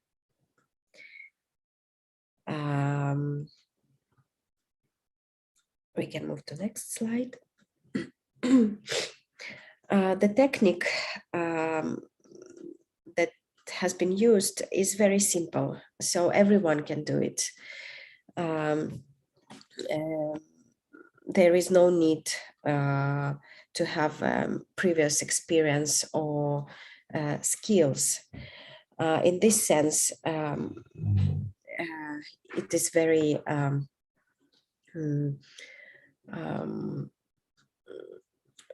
pleasant experience in a way that the result is always surprising and beautiful and kind of even magical. So the technique was used with the technique was applied with rolling pin or just imprinting, pressing the plants or, for instance, pine cones into the soft surface that could receive the texture. We can move to the next one. So such activities have potential to enhance nature connectedness and awareness toward sensitive Arctic nature among visitors and locals.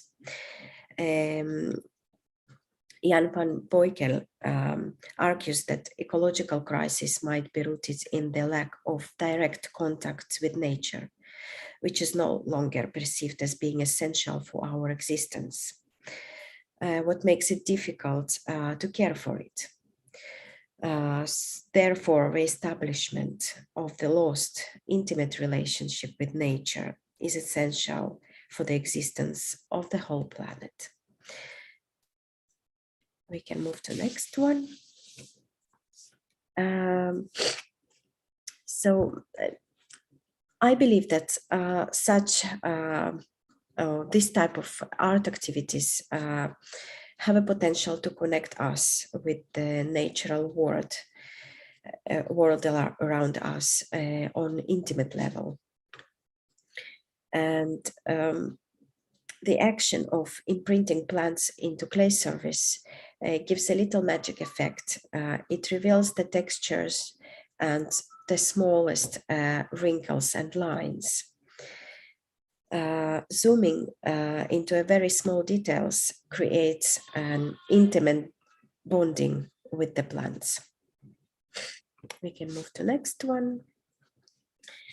Back to the clay and the process of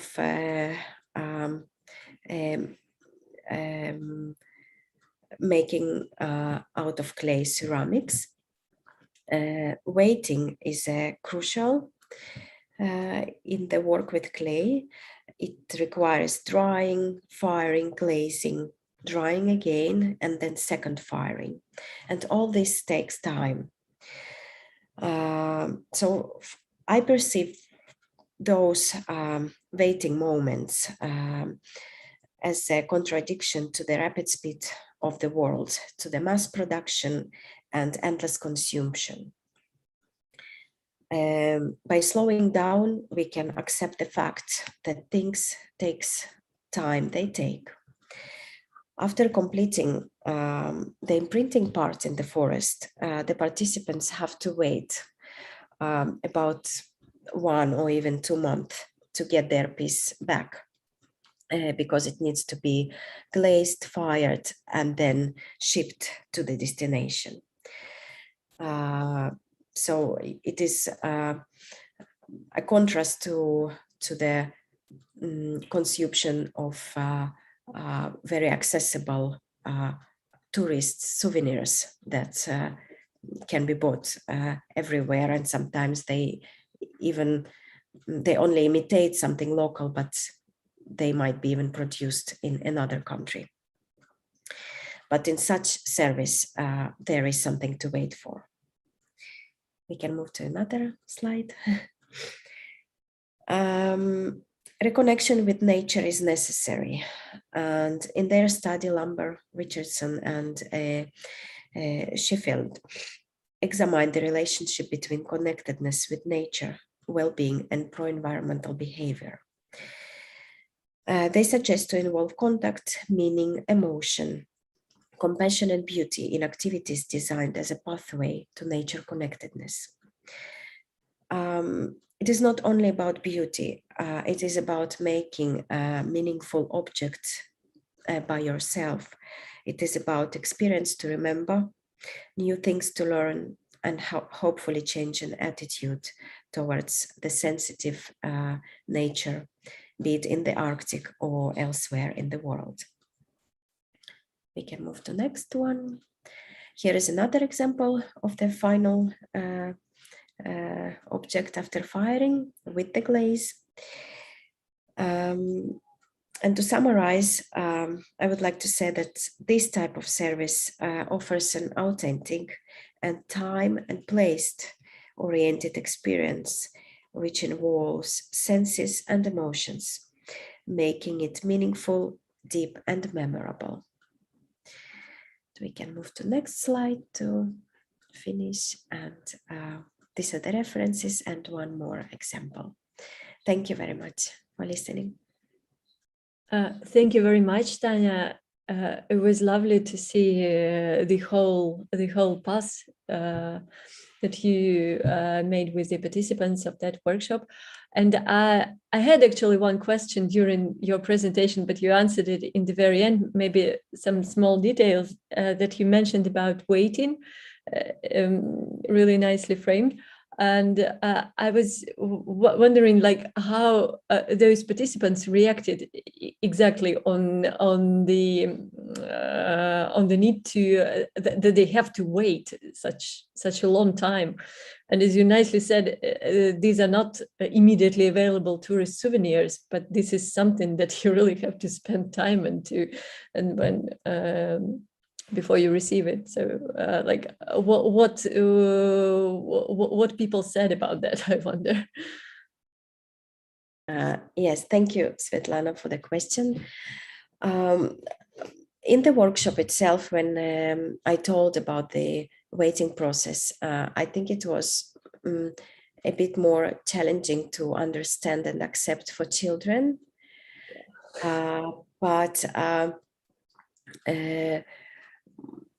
from one example or two, I can tell a bit more, that a mother with her daughter, they got their piece that they made after a couple of months. So that they were very pleased and surprised of the results, because the glaze is not something they were able to choose. That was also I my suggested, Uh-huh. yes, I suggested the colors, the possibility of colors like brown, blue, or light blue, and so on, green. But the result is always a surprise. It is a surprise for me as well. So you never know what you're going to get out of the kiln. But another mother with her son, they got their piece after nearly maybe 9 months. And the reason for that was that my pregnancy, that I wasn't able to deliver the piece, and then it was a little bit forgotten. But then when we met in summertime, it was actually my friend who participated. So she remembered the piece, but her son didn't remember. So I think in this sense, of course, it is a good point of how we perceive the immediate result, or what we want to get immediately, and how we perceive the fact that we should wait, and how it is different between children and adults. So of course, children forget faster things. But yes, I hope I answered your question. Yes, thank you very much. And if anyone else has a question, oh, Hirminia, I see. Yeah, please go ahead. Yeah, Tatiana, I love your presentation. I really enjoy it. And I think we had a conversation a while ago, and then other project you did, and congratulations for the baby. And then I like the clay. I always love the nature materials, but perhaps you should consider using the air clay. It dry faster and you can add color. And then they can take home. So sometimes I feel like that memory, cannot wait for 9 months to reinforce. So I think sometimes choosing a different materials, but I like the concept of using the nature materials and the imprint on something that I can remember. I think that's just awesome, because I use a lot of air clay, and I think it's similar material and can get a similar result.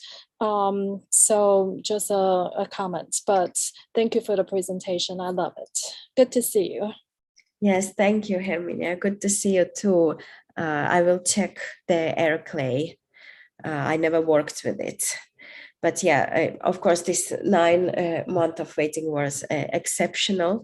Ideally, the firing takes about 2 to 3 weeks to complete, sometimes a little bit faster, depends on the availability of the kiln, and of course shipment.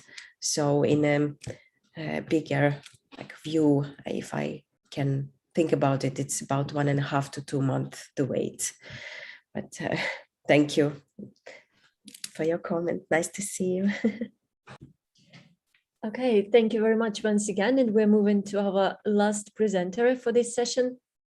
There is Veronika Shachova with her co-author Tatiana Shvetsova from Northern Arctic Federal University with the presentation on the model of the act of a literary hero in the extreme conditions of Arctic Odyssey. Veronika, you're welcome. Да, здравствуйте. Спасибо большое за возможность сегодня выступить. Из накладки, из-за разницы во времени произошла такая накладка. Спасибо. Let's begin. Сложилось в конце концов. Yes. Hello. I'm very glad to see you today.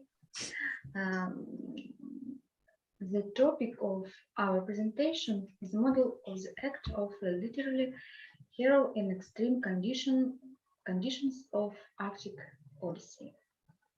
The aim of our report is to investigate the model of the literary heroes act in the liminal conditions of the Arctic Chronicle.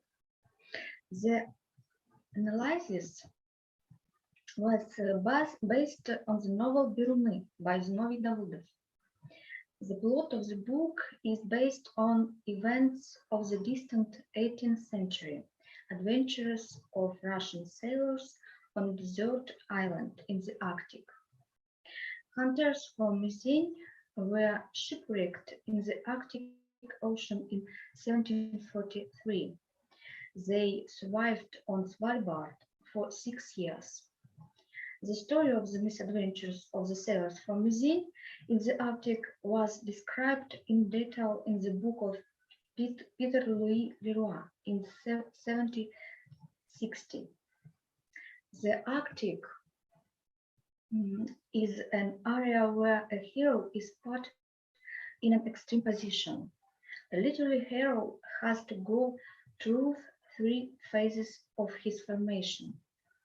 First of all, a separation. It was the hero is isolated, as in the sailors from Methane on island, alienated from civilization. Second, a limit, ambivalence. And third, rehabilitation, hero's return. In our case, the Arctic is a liminal countertop. In an Odyssey, heroes experience existence. They are preparing to die, and the sea is related to death. The story of the sailors from Methane take back the story of the Alexander Selkirk, which was recounted by Daniel Defoe. So we have 2 survival models in comparison, European and Russian. Let's remind that the main characters in the novel are professional hunters from Methane. What they are? On the slide, you can see photos taken in the early 20th century. These are real hunters from Methane. Hunting is man's oldest occupation. One can assume that the hunter world sees things differently, that he has other relationship with the world than with a mere mortal. His every move is aimed at maintaining balance in the world. We think the reason that fishermen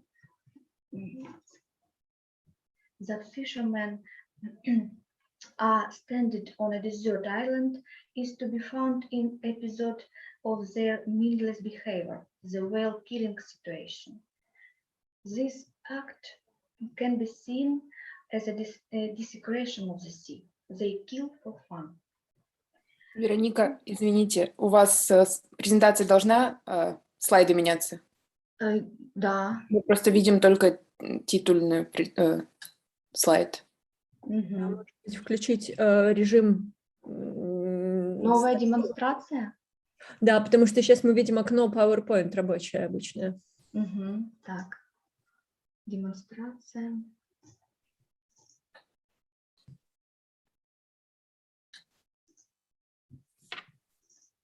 Почему-то у меня идут слайды, а теперь не идут.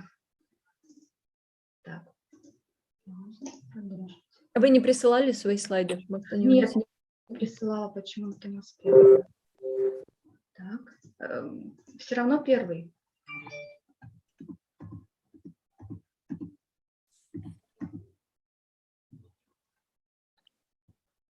Идет первый слайд, да, все равно? Не меняется. Да, да.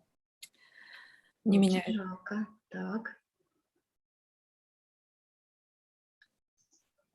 Так, я попробую заново запустить, остановлю демонстрацию и заново нажму демонстрацию экрана. Так.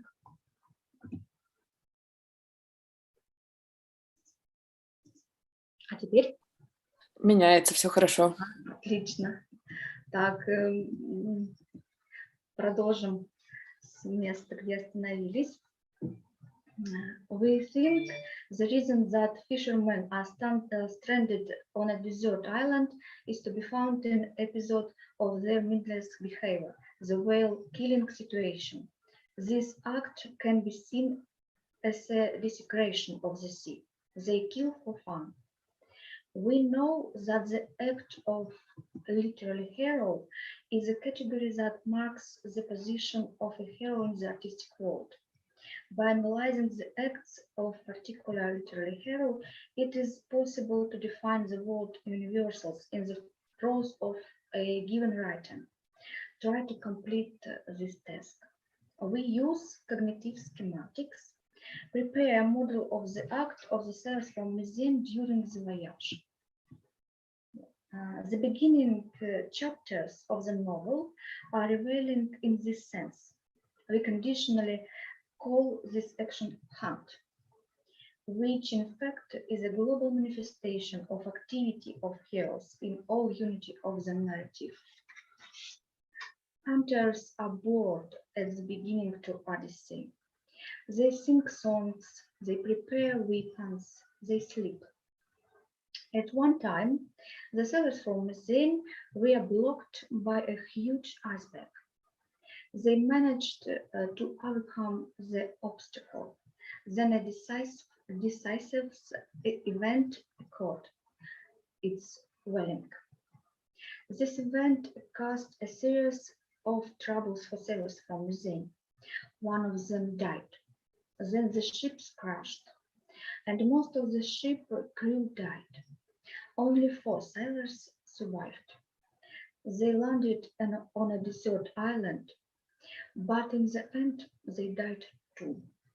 So act of hunt that qualitatively marks the position of the hero in the artistic world demonstrates the unified model of the act of the sailors from Messene in liminal condition of the Arctic Odyssey, existence between life and death. The following features of the limited existence in the current hope are defined in the analysis: a base, fatality, operation. The images of the heroes at the Buddha are arranged according to the features of the picture in the artistic space. Their actions are primarily due to chronotope of sea. So we can conclude that the modeling of the art world in novel by Zinovy Davudov is carried out on the principle of the primacy of chronotope before the hero. Arctic chronotope generates actions of characters. The space-time continuum in the novel Buruni correlates with the death pattern. Hunters from Messene were called Russian Robinsons. However, we see a certain difference between these Robinsons. The character in European literature is passive. Of course, Robinson does a lot of things on his island. He works tirelessly. He creates space around him in every way. The will of Providence is on his side. He is the chosen one. The chosen one is in line with Protestant ethics. Robinson is a merchant. On these rights, he must be saved, and it's literally in paradise on an island in the Pacific Ocean. Robinsons don't have to fight to survive. He knows that God is on his side. Being on an island is a challenge on the road to eternal life. His motives are linked to the restoration of peace, harmonies, and tolerance. The Robinsons from Messene are different. They are active. The sea is testing them. First obstacle is the iceberg. It was a warning to them. The Robinsons from Messene have sinned, breaking maritime law. They killed the whale for fun. The narrative surrounded by death. The semantic of death grows stronger each time the story progresses.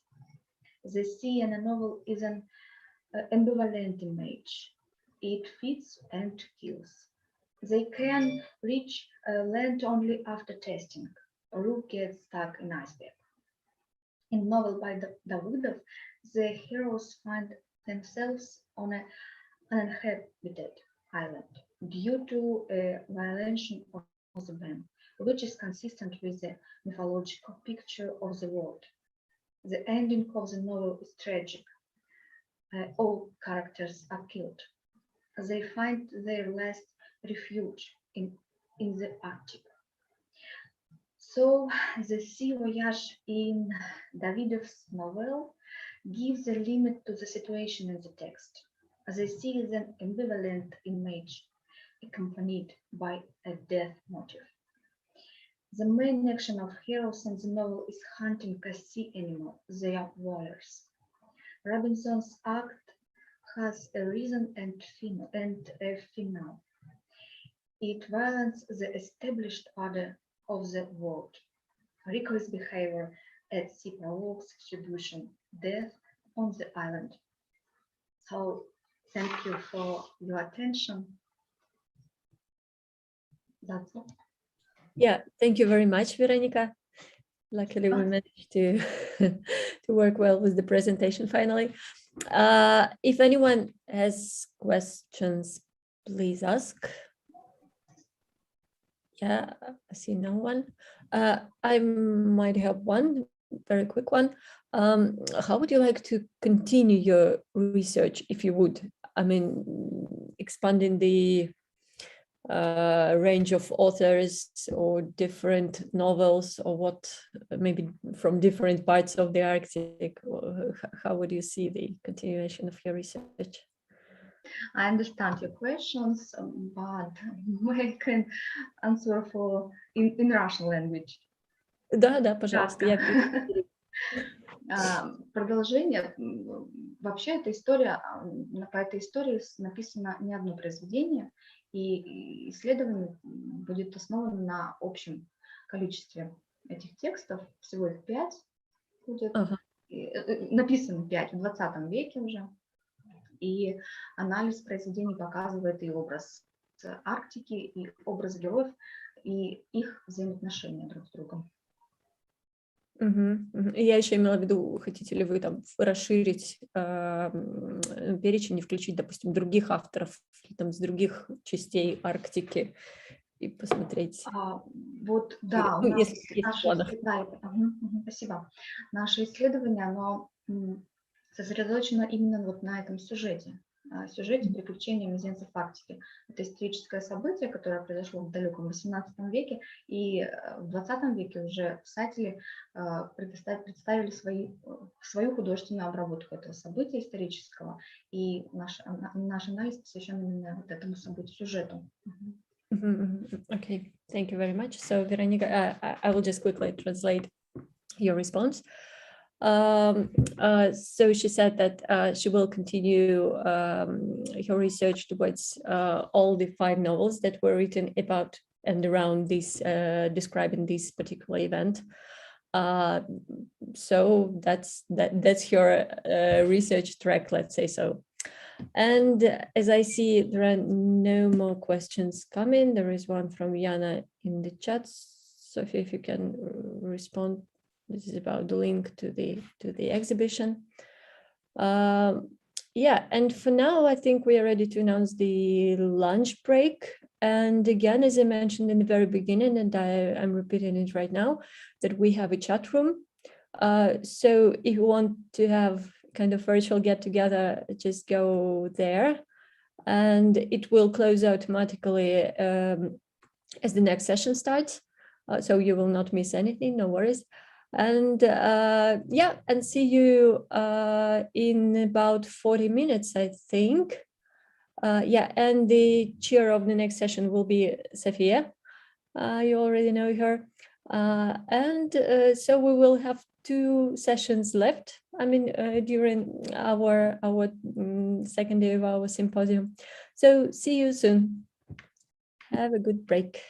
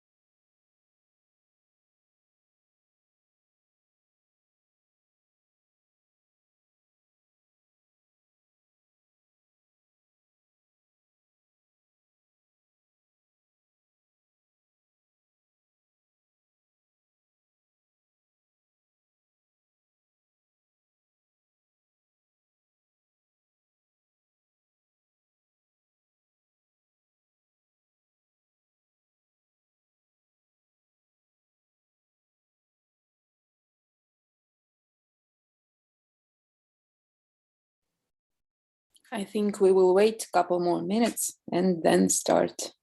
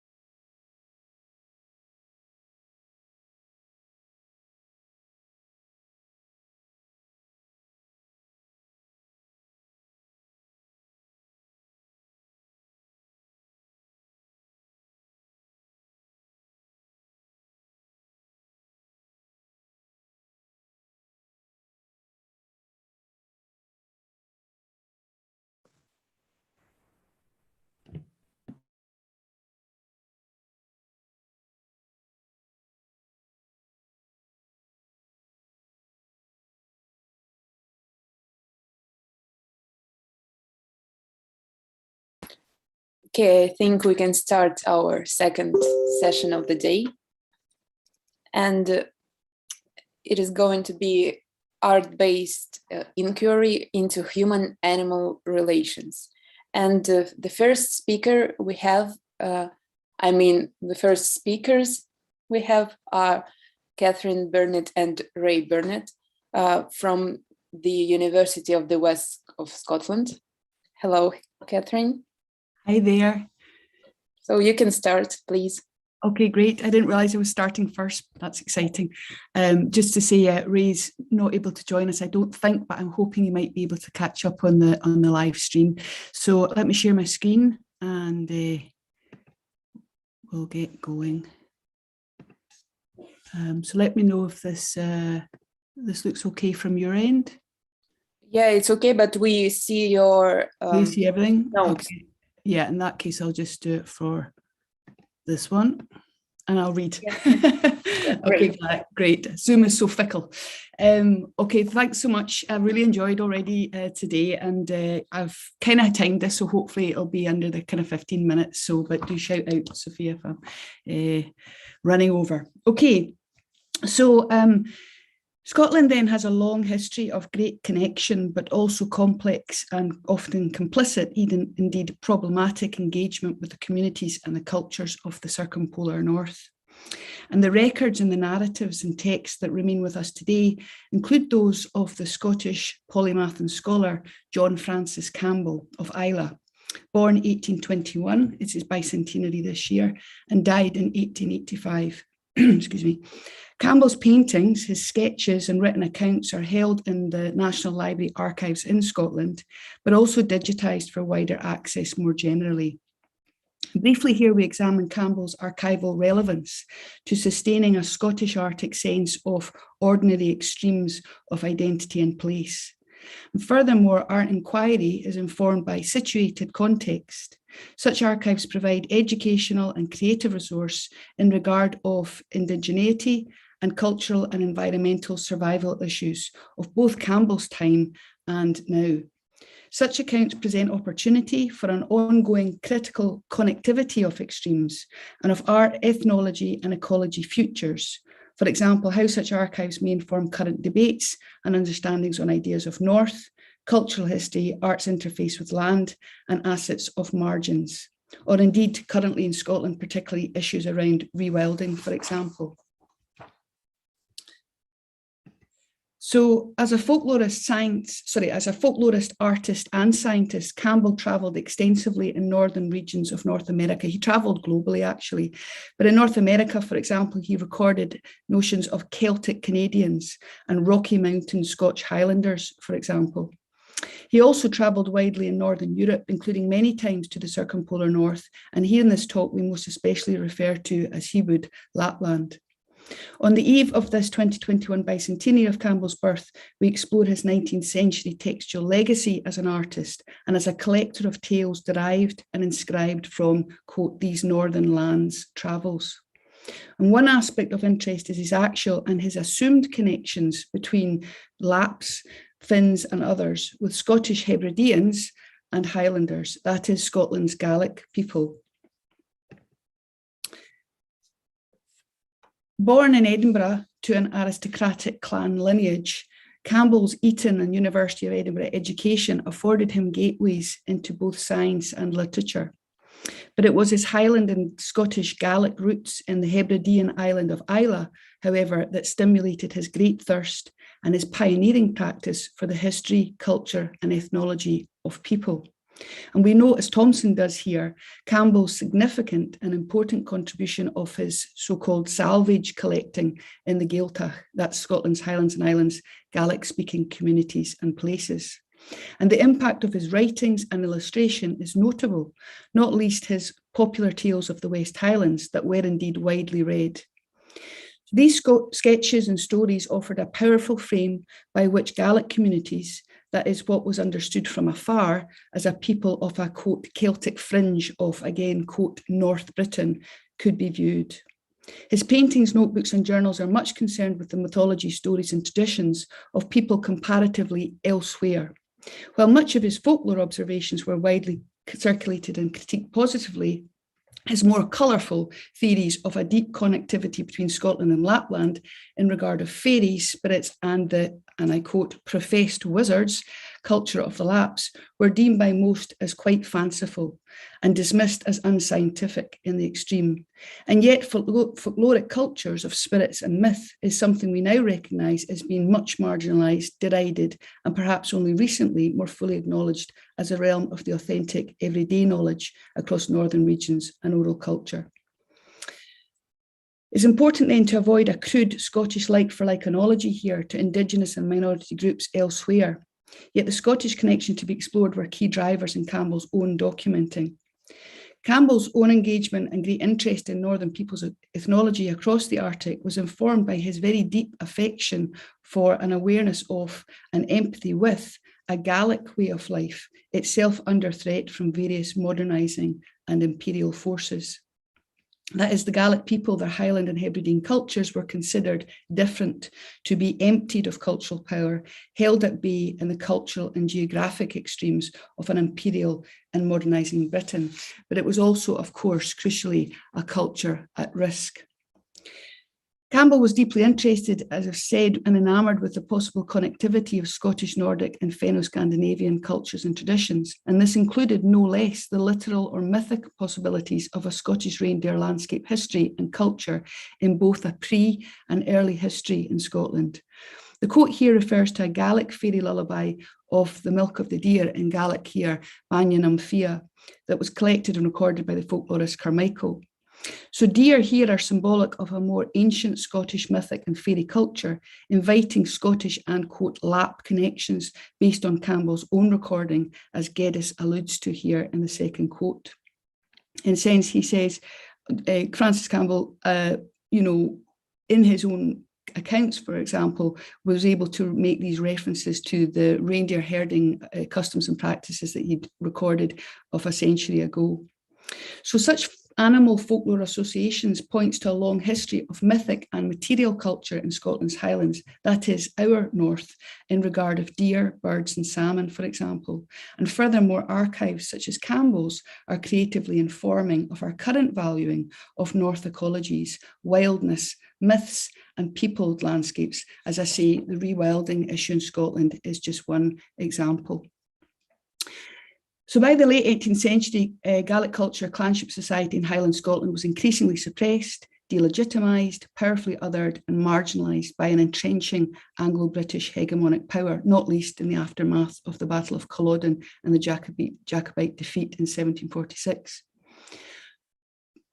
Scottish Highlanders, and the Gaels in particular, were considered and presented as a, quote, savage and a barbarous race, an unruly people. And the untamed northern reaches of mountain landscapes, once terrible and terrifying, were to be increasingly tamed and reframed with art, design and literature playing an integral role. The region and its 19th century reimagining included absorbing it into a cultivated realm of managed fascination, mythical otherworlds and Gothic romance, represented here by the 18th century frenzy of interest in James Macpherson's publishing of the Ossian, Fingal and heroic Celtic tales, of which there is much debate. Later, however, Highlandism presented an extreme and skewed imagery of difference, unquestionably amplified by the Victorian British royal patronage of Scotland's Highlands and Islands, still seen as a place apart. And this Highlandism is typified here by Landseer's iconic Monarch of the Glen, painted in 1851. New visual tropes emerged of landscape and animals of Scotland's northern wilderness, signifying a raw power of noble yet captured savagery, and this is further enmeshed with the going north of the southern privileged leisure classes and their indulgence in private hunting and sporting estates across Scotland's north and west, a legacy that resonates today. So Campbell's propensity to be curious, observe and document, these images are of course his own, observe and document the stories and images of people in place is a key legacy for Scotland, but it's also of course a legacy for the north regions such as Lapland and beyond itself. He had a great love of and great friendship with the Lapps. Again, not time to go into it here, but you know, he was very engaged with Lapp culture through a number of routes. And his drivers for northern extreme knowledge were various, but not least was his zeal regarding a Scottish urgency around documenting the disappearing traditions of fishing, herding, customs and folklores of ordinary people. But this one sketch offers insight into Campbell's own hand to his celebration of people in place. Here a man looking, and to quote, the savage genius of place. So the language, of course, is of its time. So he acknowledged this and his practice rooted in emerging ethnological and imperial science discourses of its day. And this discourse, of course, is problematic in regard of our own appreciation and ethics today. Nonetheless, collections such as Campbell's, however complicit and problematic, remain valuable as potent prisms for creative engagement and inquiry today. Here then is Isaacson, apologies for pronunciation, a postmaster, what Campbell termed one of two, and I quote here from Campbell, magnificent Lapps. Once again, the language of specimen is noted here, albeit one of admiration. But again, if we focus on his actual art process, it's clear he found reward in his in situ artistic praxis. He was also thwarted where the physical and social extremes placed him out with, as we would say in Scots, his own ken, beyond his skill and the available technologies of his time. The artistic frustrations of capturing images while working in the field is suggested when Campbell describes being out with his Lapp guide to witness a deer hunt near Quickjock in the Swedish Lapland. After a walk of 2 hours, they reach a turf dwelling where he started to sketch a portrait of a young girl, although he was less impressed by the, quote, ugliness of another older woman nearby, and his gendered bias has not gone unnoticed. He was interrupted, though, by the arrival of a deer herd and expressed his frustration artistically at being unable to capture the good visual depiction of the scene. And here we have the quote where he references Landseer. Most of the deer huddled close together, hinds and calves chewing the cud with great placidity. But here and there, some grand old fellows with wide antlers stood up against the skyline, looking magnificent. I tried to draw, but it was hopeless. So immediately, in a sense, are referencing back to the work of Landseer and others. So just to move to finish, art inquiry praxis includes an interrogation of documents and texts informing of art and creative response. And Campbell's rich archival legacy is certainly one of a situated Victorian disposition to cultural and social scientific practice, and artistic practice of the time. However, there is much in the archives to explore, and these are just some quick samples of some of his publications. To conclude then, John Francis Campbell is a bridge to oral cultures of Scotland, no question about that, but also to the North and the Arctic more widely, certainly within a situated context, speaking here from Scotland. His visual documenting of subsistence and pastoral worlds of both northern settled and nomadic peoples remains valuable. His sketches and closer observations of the ordinary and extraordinary suggest an explorer of margins and of what we would consider to be the ideological geographies of both north and extremes in his own time, but of course present interesting opportunities for critique today. So both my father, Ray, and I, this paper's joint with us, we hope to take this further and to add on to, you know, what we've presented here and look to add further to Scottish Arctic critical debates. Our focus is, of course, inquiry, a sense of knowledge and narrative of past expression and existence, but one that we hope we can use to offer an expanding insight, not least our own, into both cultural and creative responses today. So thanks very much for listening. Thank you, Catherine. And now it's time for some questions. And I have one question actually myself. So what do you think is the, why do you think the image of extreme regions like the High North or Highlands of Scotland in particular are so mystical, I would say, and closed to the non-local viewers? And is it so for the locals? Great question. How long have you got? Yeah, I mean, I would say just quickly in response to what I presented there, the work of James Macpherson, for example, that was, you know, in the late 18th century, and the whole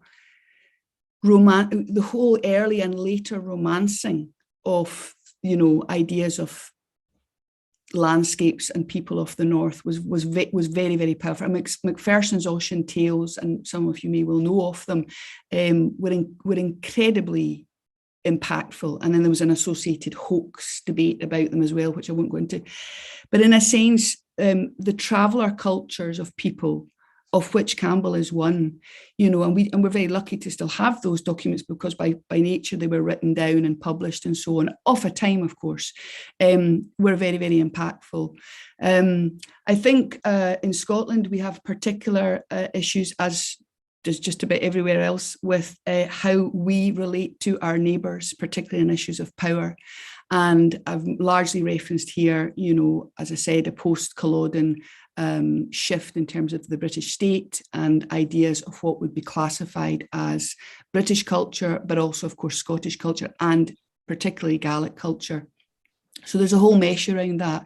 And I mean, I'd love to talk more about it, but in summary, art and literature, incredibly important. But of course, that interface with oral cultural tradition is really where, in a sense, it becomes, you know, really quite interesting to look at. And Campbell was important because he himself pioneered the recognition of collecting oral culture. He was very important in that regard.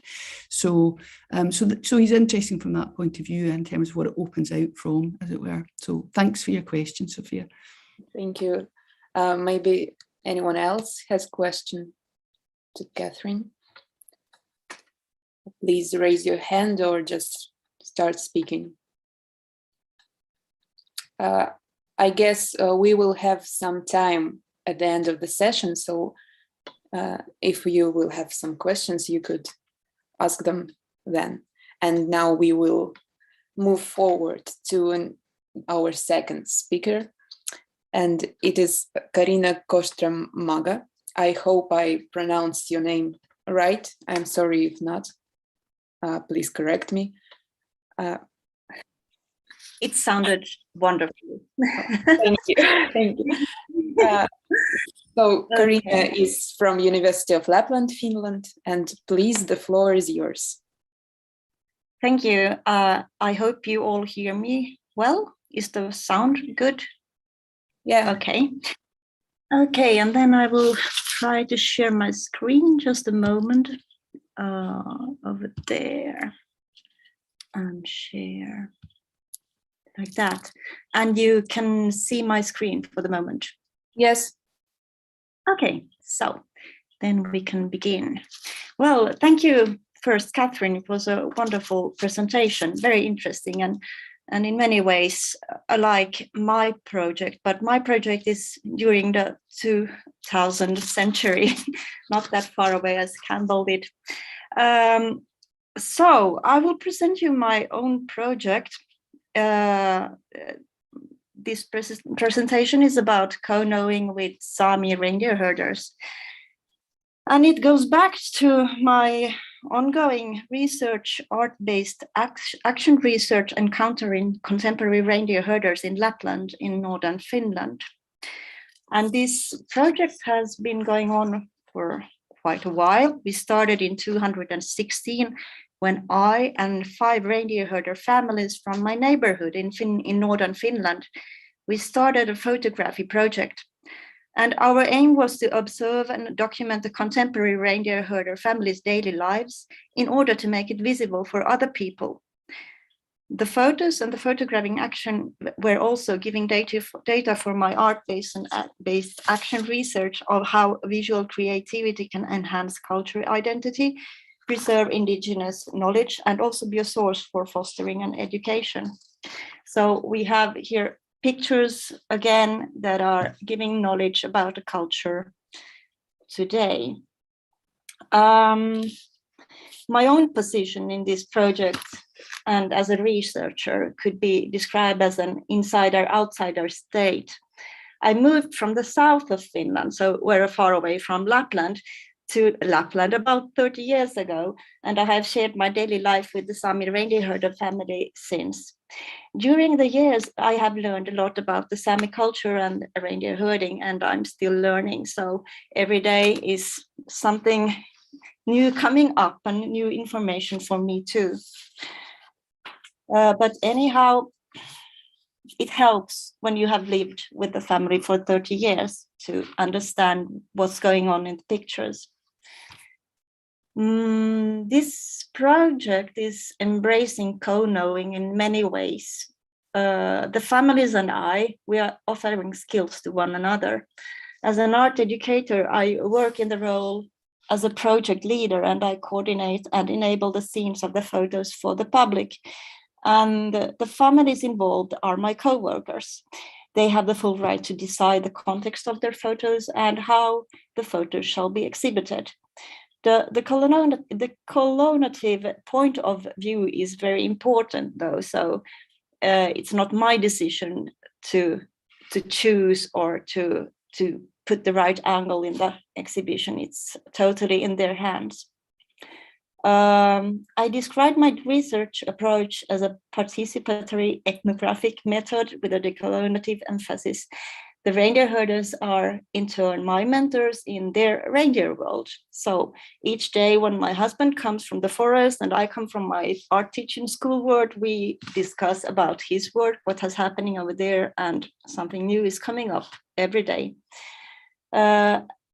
I have worked by my husband's side for years and his family's side for years. And so it is easy for me to discuss about the reindeer matters and to understand what's going on. And it's close to my heart also. I can recognize valuable information from the photos.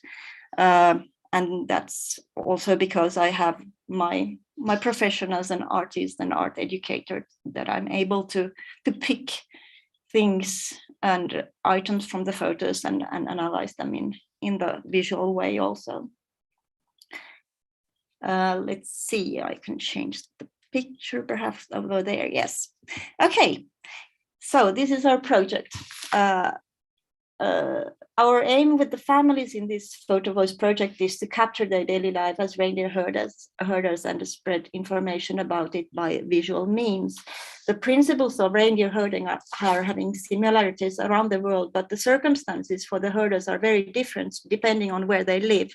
And that is also in Finland, Sweden, and Norway. They are totally different in these three lands, and also in Kola Peninsula in Russia.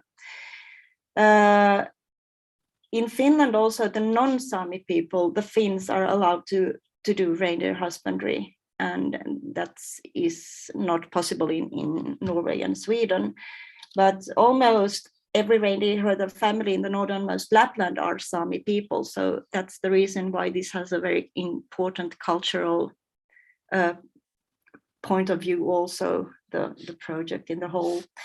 The reindeer families in Finnish Lapland, so they are not living like nomads in the wilderness, but how the reindeer families' lives differ from normal people, then it's a little bit unclear for everybody also in Finland.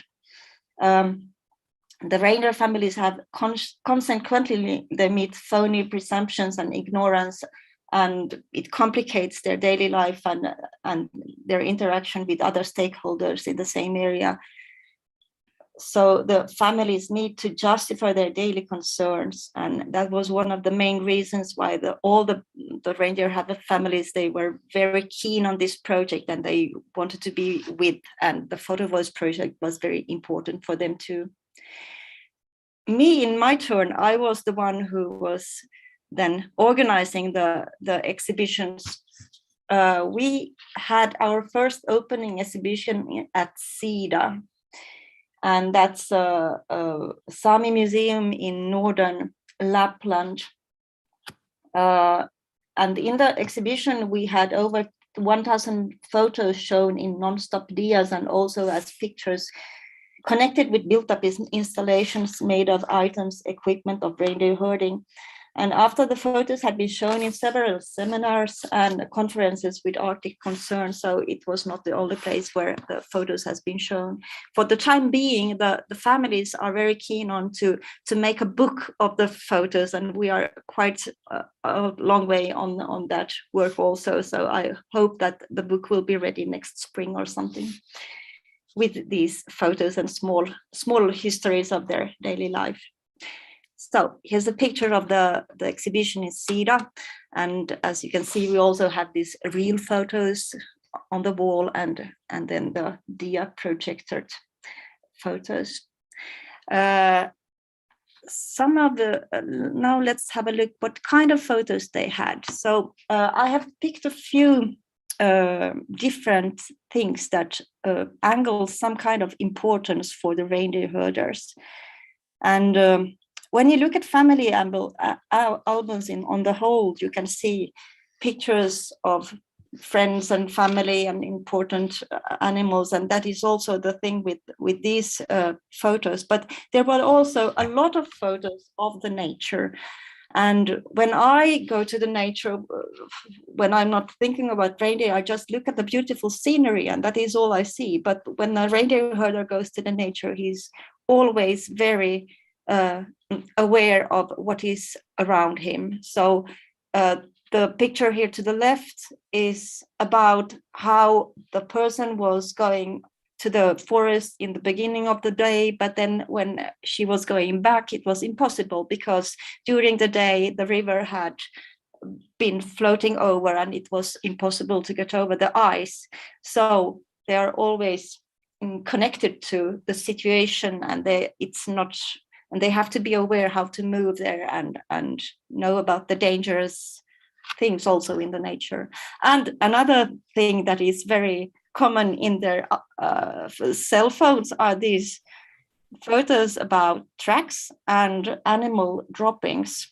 And that's very interesting because they really send these photos to each other, and that is really important information to share with other people, that they will know that here we have a bear walking about and be careful and watch out, and it has been waking up and so on. So they are tracking all the time the pictures around them or the nature around them. The two most important situations or happenings during the year are first the calf marking, it is in here on the left, and secondly the reindeer separation. The calf marking, they had bunches of photos about them, and the ambience in the photos, they are really warm, and they are a lot of children carrying around the small reindeer calves, and you can see that the society is so very they have a good connection with each other, and it is kind of a field of hope for the following year, and how the year will go on very great, and so it's kind of a starter for a good year, and also a starter for the future, because this is the point, or one of the most important situations during the year, when they are kind of giving further the culture to the next generation, and people are really enjoying their time over there, and you can sense it from the photos. And the other part where you can find bunches and bunches of photos is about the reindeer separation, and it is also a place where a large number of people are getting together and seeing each other for quite a while, and they're asking about how it is going, and oh, how lovely to see you. But also this is the time, the very hectic time of meat. So this is the time during the year when they are kind of doing their salary of the year, and it is also a very busy and stressful time. The people in Lapland, it's common that they are selling their producing the meat themselves. So everyone is very occupied to be also at the slaughtery house and doing all the things. It's these two bigger separations for the year. It's a kind of a cultural thing that has been going on for centuries, and it looks quite the same all over the world. But then there are other small things, how they move on in the forest, and how they are herding their herds, that is different than. Let's see. Yes, and here we have then another part of the reindeer herding. These kind of pictures are also very important for them. They have to give the information of every dead reindeer to the persons in the, what is it called? Sorry for my English. Well, because they get money for every dead reindeer that they find in the forest, and if they can find the reindeer with the calf or the mark in the ears intact, then they know whose reindeer is about, and therefore the picture is also very important in that way. But also it is a kind of a sorrow, a huge sorrow around these photos, because it is a loss. It's not only an economic loss, it's also a loss of a very important kind of a member in the family, because the reindeer are so close to these people. So it's very common that they know each reindeer by the look of them, and they have seen them from calves, and they know them. So it is kind of like they would find their own dear dog dead out in the forest. And this is a devastation that will sometimes it is really big, and it will turn out to be the loss, and a great loss for the whole family, and be very devastating. And it is not always that the family can cope with the loss, and they will have to leave the reindeer, their work totally. So, but there are also other challenges than the predators in the area. There are forestry and mining industry and tourism and population growth, and of course our climate change. So all kind of these challenges is readable from the pictures. Yes, so the photographing project of the reindeer herders. So it brings to daylight photos embracing an old livelihood.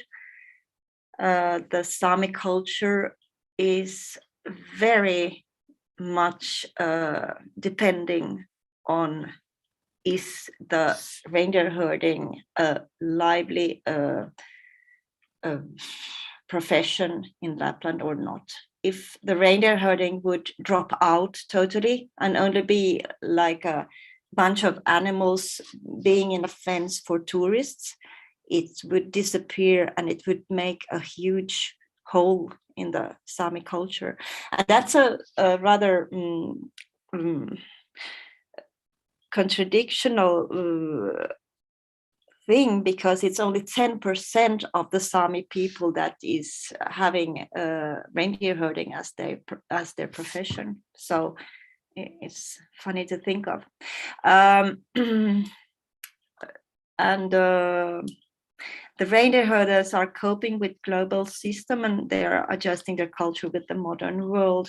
So this is also another thing that is in this project of high importance, because it is for the time being very in a big change, the whole reindeer herding in the north.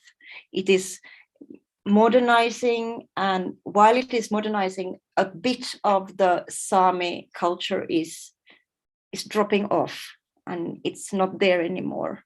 So let's see what happens. It is exciting. It is an exciting time, but let's hope for the best. Okay, I think I have talked about it. I leave now time for questions, as I think it's easier to answer questions than to tell things by heart. So please let me know what you think about it. Thank you, Karina.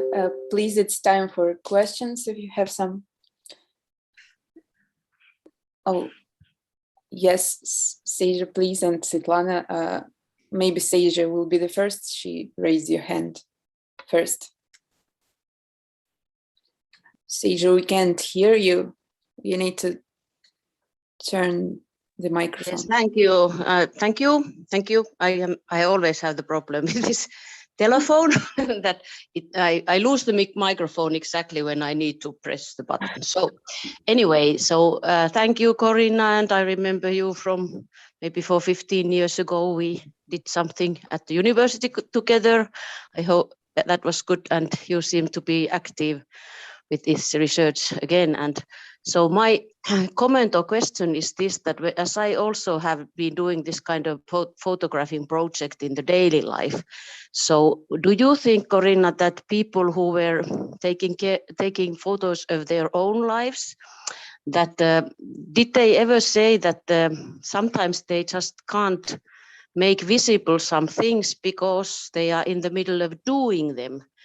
And if so, was it then in those situations so that you were the photographer, like kind of photographing what they were doing? Because you know that sometimes you can't always stop or make a stop when you are in the middle of something.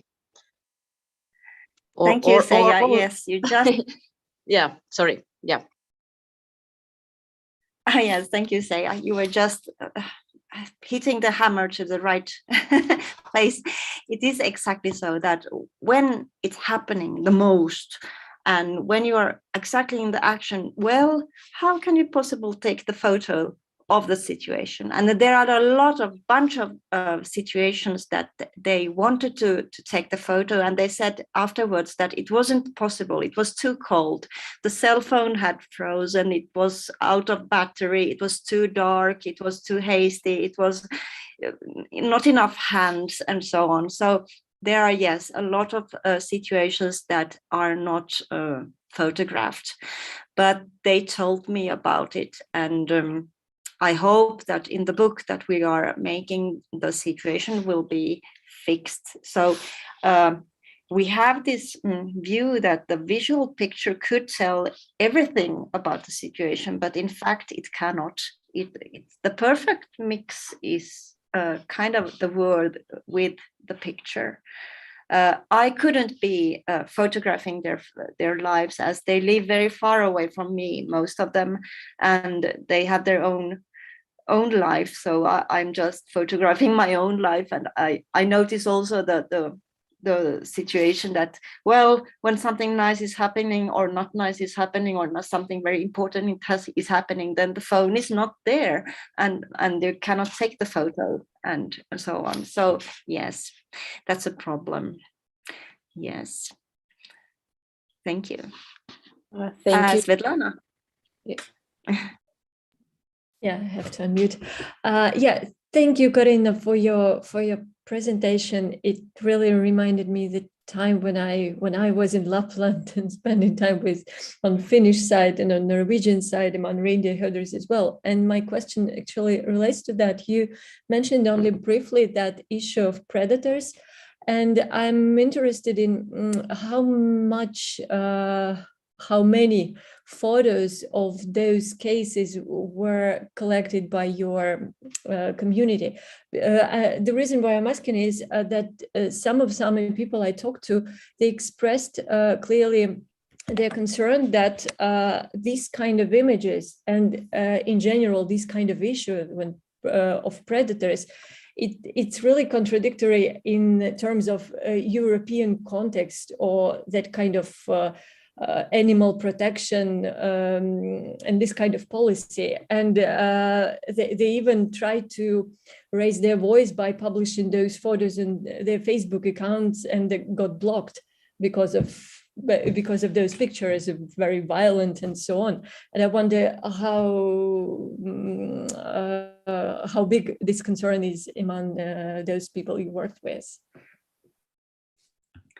Yes, true. You can almost sometimes sense a kind of a war going on. Because people who are not living in the wild, they see the animals as cute, as furry and nice, and they all have to live, and so on. So one reason why the photos were in a great number was what I said, because they had to take a photo of each dead reindeer to get the money of them from the state. But also there has been this discussion in social media, where they have tried to put out the photos to show people what is really going on, and what it really means when a wolverine comes, and it doesn't kill, it just hurt the animals, about 20-30 animals. It rips their tongues and eyes out and let them be there, and they just do it to have them kind of in a refrigerator. And the next day come and eat the next one and the next one and the next one. And it looks really awful, and it makes people that not know about it, of course, it looks awful, and they don't want to see it. And the discussion between people that know and people that don't know is on different levels, and they are sometimes they have difficulties to meet each other. But myself, I believe it's better to give the photos their voice to talk, and not argue about it. That is how life is here. So there is a problem, yes, but we hope that it will continue to a better way. Yeah, thank you. I would agree. Mm-hmm. Thank you. And I believe Timo has a question too. Yeah, thanks, Corina. But your presentation, title of your presentation was is Cope Knowing with the Sami reindeer herders, and I understand right that you are positioning yourself as a such kind of social, humanistic, anthropological research area. So it's deeply about people in a humanistic way. But how do you feel this discussion which is going on in the field, all of research field, also including this kind of Arctic and Northern research, this discussion about the post-humanism, which is aiming to co-knowing with another than human. How much in your research is about co-knowing with not reindeers, but with reindeers? Yes, thank you, Timo. It was good that you took up this question, as it was hard for me to read my text and it was easier for me to talk. And in my text, I had some things about post-humanism also. This co-knowing, as you said, when I talked, it is about me and the reindeer herders, and it was on the human level, but there is also another level of co-knowing in this project.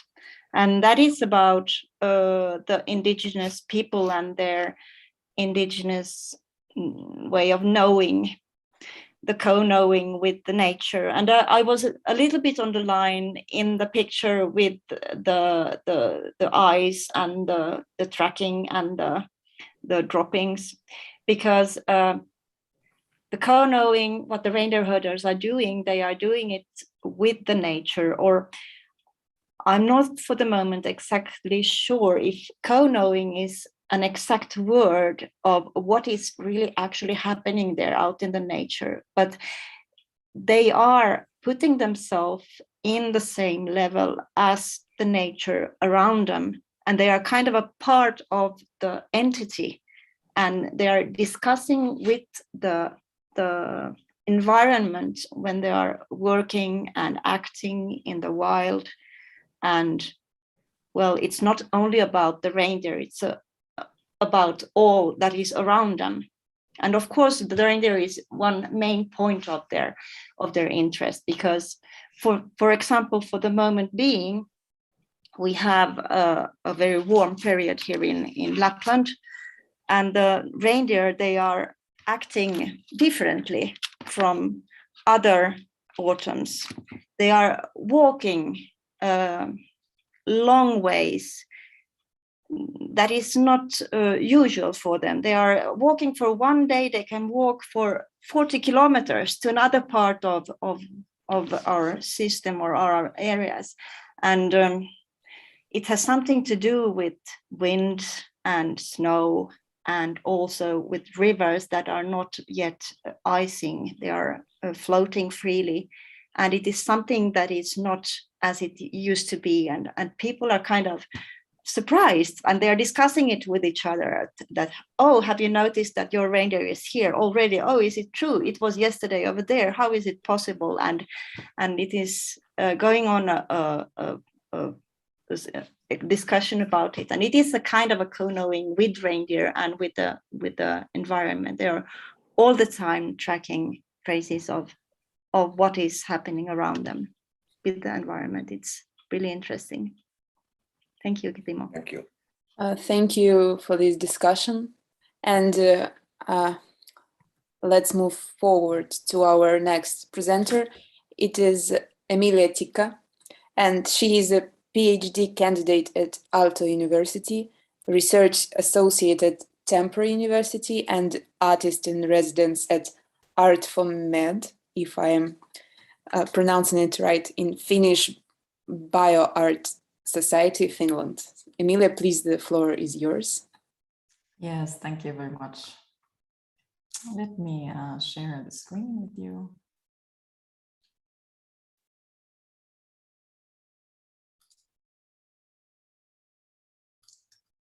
Where is my presentation? It's over here. So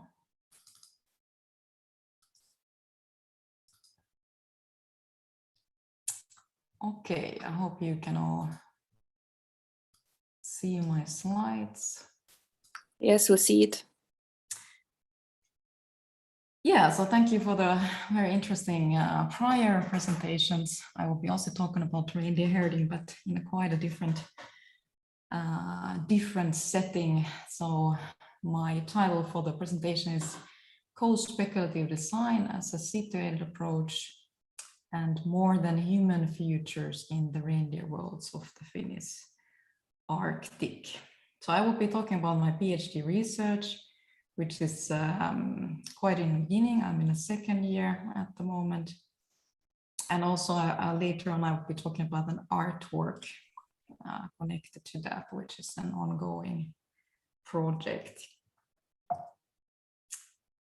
So, yeah, but first, just a few words about my research and work in general as an artist and designer.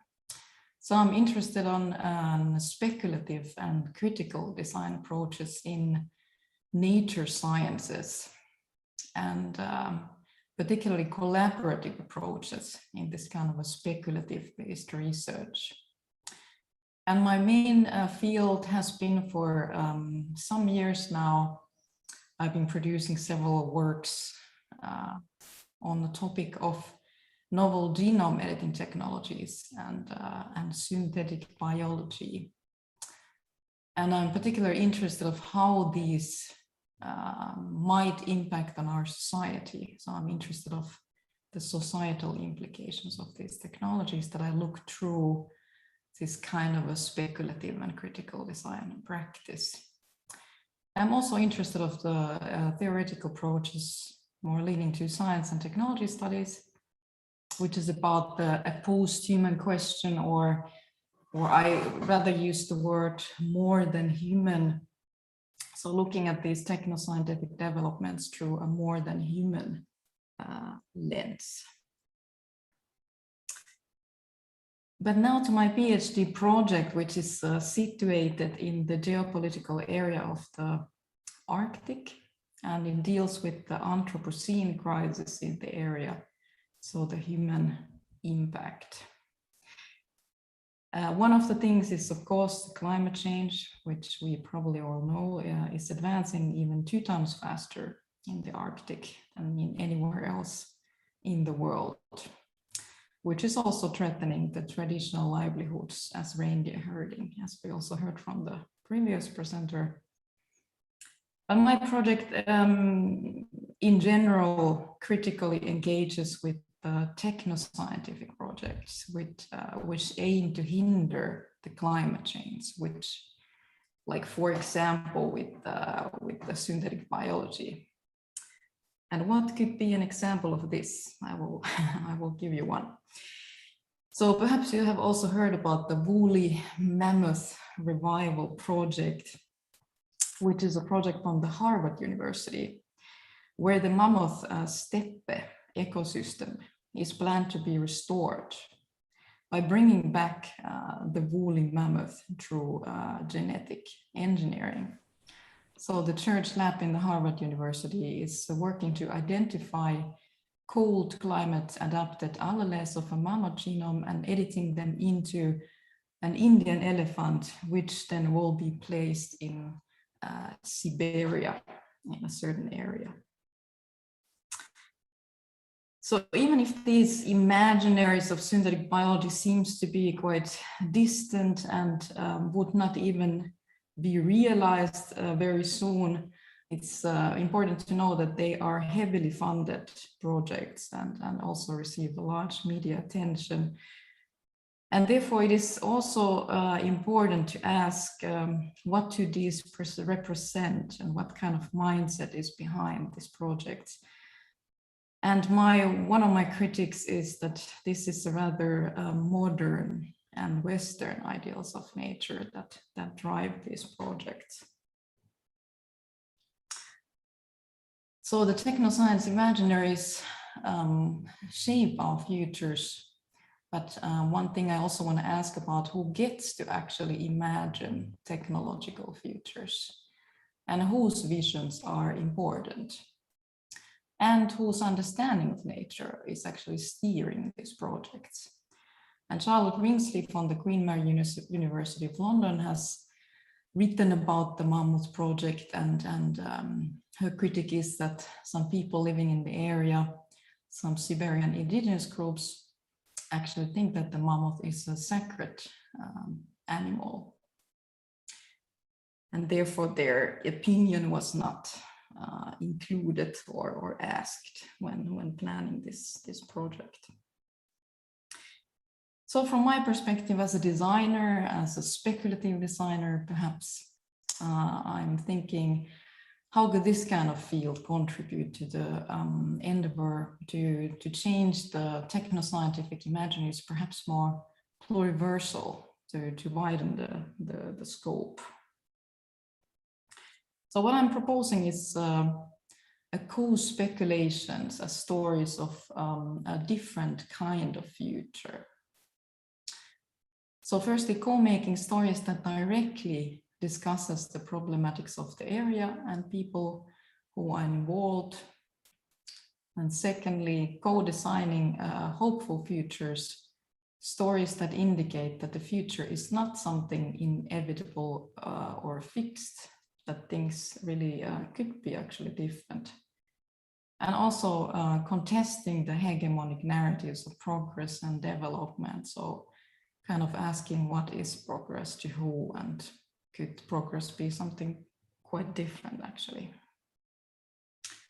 And now I'm moving on to talk about this ongoing art project that is a 2-year EU-funded residency project. There's 5 different partners around Europe.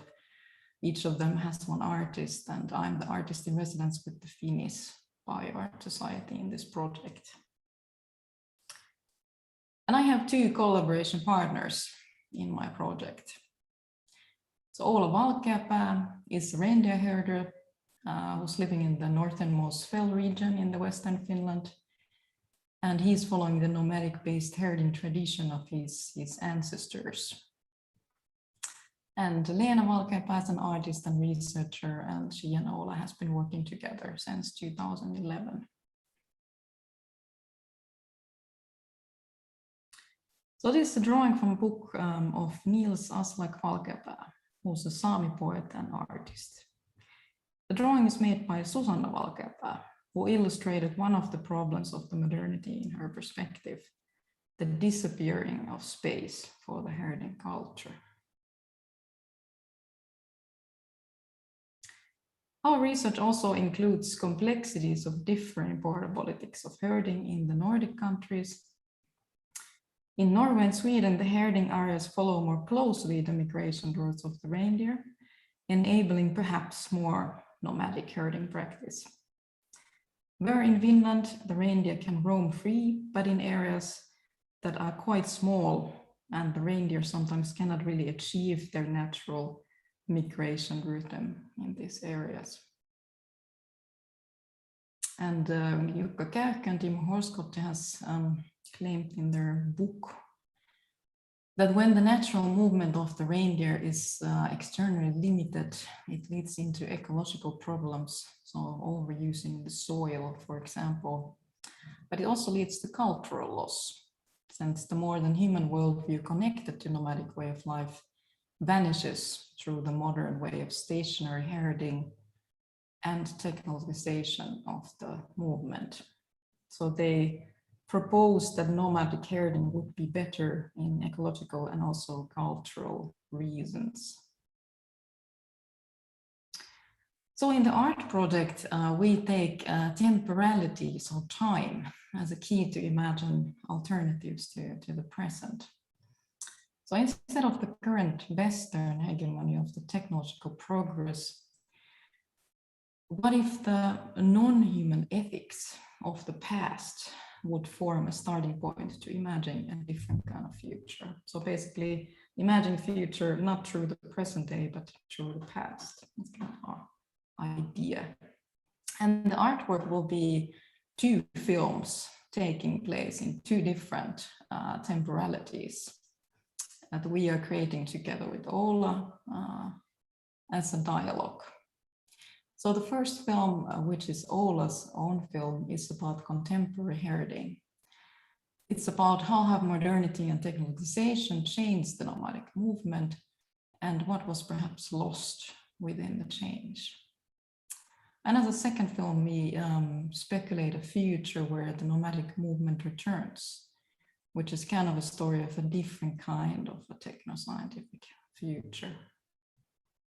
So here you can see our idea is that these two stories both draw from the past. So Ola's own story, as he is kind of in between the modern time and its troubles, and this kind of a past worldview and herding culture is still very present in his contemporary practice. And then on the other hand, we have the speculative story that is kind of almost skipping the modern time and its troubles and drawing directly from the past and imagining how would it be if the modern human ethics modern human ethics would kind of lead the land use and border politics, for example, or the development in the area in general. So the first story, which is Ola's own story. So he is directing the film. He has been shooting the film material himself and also recording the sound for himself. But this is his film, and he's been filming the materials for this now during the summer that has just passed. And he's been using an action camera that he was able to film things that happened in action, to say, while the camera is attached to his, but he made the decision what he wants to film and what is his story himself. So it is an autobiographical film, a poetic, non-linear story about a life as a contemporary semi-nomadic reindeer herder whose life is deeply connected to the past. It is about the connection between herder, his reindeer, and the environment, however, including the struggles of being human. It talks about the semi-nomadic way of life in which nature, or particularly the movement road of the reindeer, is the home of the herder. The film discusses what it means to be human in this setting and how being human is deeply connected to the living with the reindeer. On the other hand, it is also a melancholy story about the inevitable vanishing of the semi-nomadic herding and the culture around it. And it's kind of about his sadness of witnessing this. And the second story that we haven't yet started to produce, but it will be produced during next year, is imagining a future to rather more than human ethics, where nomadism might return. So the future story is a story where the nomadic movement returns, but differently.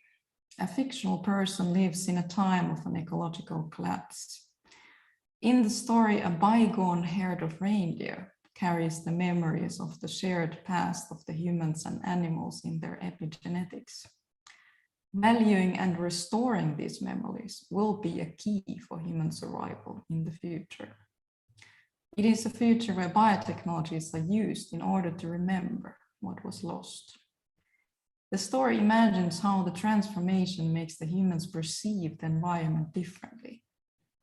It also speculates how this new perspective leads to different kind of development in the area. The idea of the story is to explore beyond the binaries of with or without technology, or beyond going back to a nostalgic past. It is an attempt to imagine a different kind of development where human is not trying to control nature, but rather to adapt to its rhythm. It is also meant as a hopeful story about a world where the nomadic reindeer herding has a chance to continue. And I'm continuing also with the research on my kind of a more biological side. So I'm looking at the genetics of migration and the epigenetics of memories at the moment. And here from the speculative design kind of inventors, Dunn and Raby, again, how speculative stories can be a catalyst for a change. So raising awareness that if reality is not given, but made, then it can be unmade and remade. It is about using unreality to question the authority of a specific reality in order to foreground these assumptions and ideology. So in a nutshell, assuming that the reality is not fixed, but could be changed, and also that to use unreality to kind of confront the problematics of the reality today. So thank you very much for listening. Thank you, Emilia. Please, if anyone has a question.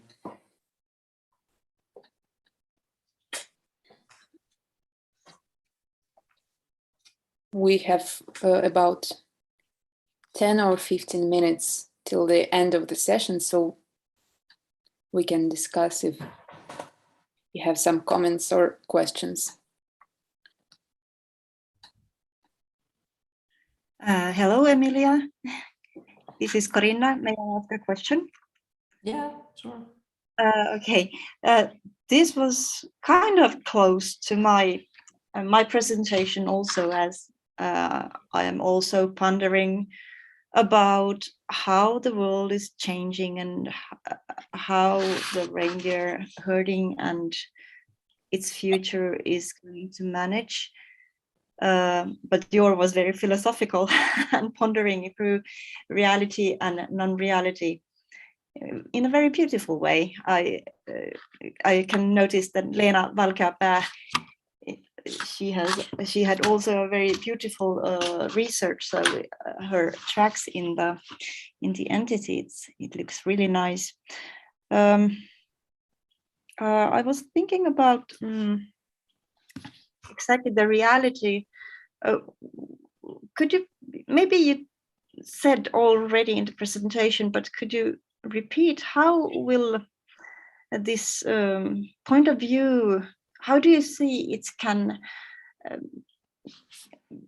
carry the big questions further? How can it help the situation in the Arctic? What is the aim? Can you precise? Did you catch my question? Yeah, I know. Yeah, I know what you mean. Yeah, of course. Yeah. Yeah, and thank you very much for your comments in general. I also think our researchers are very much colliding, so there would be probably many interesting things to discuss. And also, as I didn't spend 30 years with the herders, I'm quite like, of course, Ola is my guide to the topic, but I'm still quite new to this field. Yeah, I think for me, like during the process, I was also really thinking that, okay, because I come from this field of technoscience, and perhaps my aims there were, because I think there was quite a narrow picture of the future in there. And I was like, okay, so how can this be? Like, there must be a lot of people who can bring much more into this discussion. Like, why it's always this certain kind of people who get to imagine everybody's future. So I guess that was kind of the starting point to critically look at that and try to bring more perspectives, particularly if we talk about Arctic, the perspective of the people who actually live there. But then during the process, I was also thinking a lot about like how exactly, what could be the way this project really brings some hope and kind of new ideas. And it was really this kind of perspective, as I said, that really came from Ola, that he said like that because he sees that his culture is kind of vanishing as he, you know, in a way that he would like to continue doing that. And that is, of course, about because of the space getting smaller and many different reasons, the climate change, and it's a very complex issue. So for him personally, he told me that what gives hope is that somebody's like imagines a future where the reindeer herding like has a chance, and really taking the, like, I kind of try to make his utopia in a way. So this looking at also the borders in a different way, because they could be different. They could be in a way that the reindeers could migrate, and really looking at these issues and imagining what would be, just taking rather the reindeer herders' perspective to look at the area, how it could be that this culture could survive. So I think this is the speculation that will be then the speculative story, kind of to, I don't know if it's possible, but if somebody can show that, like, kind of as a story, that what if things would be like this, maybe it can, I don't know, inspire people, hopefully. Yes, thank you so much. At least it inspires the reindeer herders, but unfortunately there are so many stakeholders in Lapland. Yeah, I mean more inspire the stakeholders, let's say, because this is of course not the fault of the reindeer herders that this is the situation, you know. So I mean, I guess it's more inspire the people who has the power to change. Yes, beautiful. Let's hope for the best. Thank you. Thank you. Thank you. If anyone has question, maybe you have question for Catherine or Karina. We have a little time. Yes, Timo, please. Yeah, I was thinking about the reindeers that I have been grown up in the village, just very close to Korina's village, but in the village with Finnish people. And one of the main livelihood of the village has been reindeers. But in another tradition, like Korina told about that Finland, this reindeer herding has not been, it's a long time it has been such kind of nomadic in that area, in the forest Lapland. And everything closed when the border between Norway and Finland, those days by part of Russia was closed, and people was forced to choose, are they living in Finland or Sweden or Norway?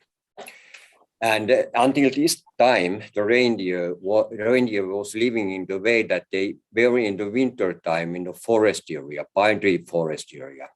And in the summertime, they went to the Arctic Ocean, and then the border came between, and the nomadic system cropped out to vanish away step by step.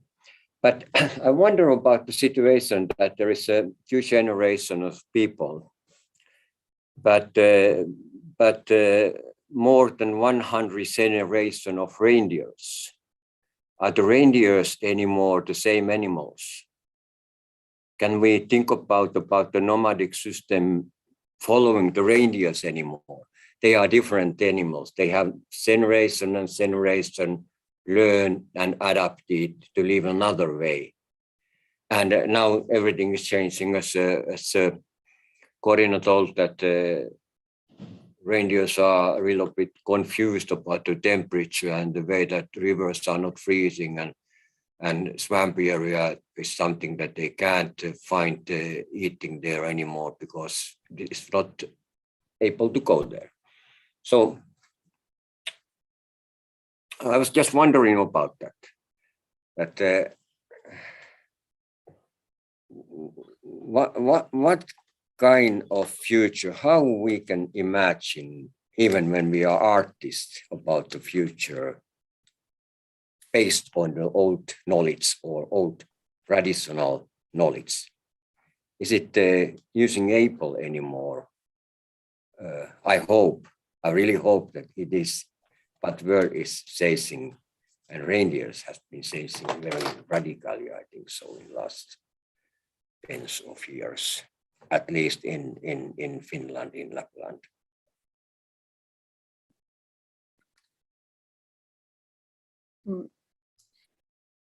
Yeah, should I comment on that or? Or does maybe It's Karina. not. It wasn't not the question, but Okay, yeah. more or less No, I this mean, kind of thinking about that. No, I agree that it is a question that whether the reindeers could, but maybe I mean, I'm looking at the migration, the genetics of migration of the reindeer, and how that in the biological level the reindeer has changed and perhaps adapted. So maybe I have an answer to that on the biological level at some point. But it is a good question or a notion. Yeah, Catherine, you have something to say, please. Hi, yeah, no, thanks very much for the other papers. Really interesting, and Timo's comment I think is fascinating and links to the post-human arguments as well.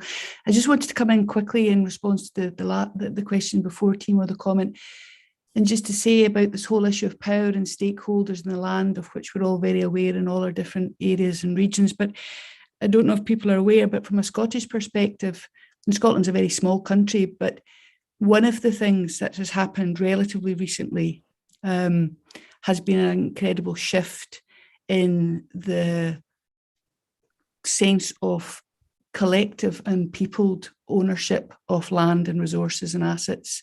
So we have a strategic government in Scotland position to change what was before around land ownership, and the ownership of assets has been more community owned.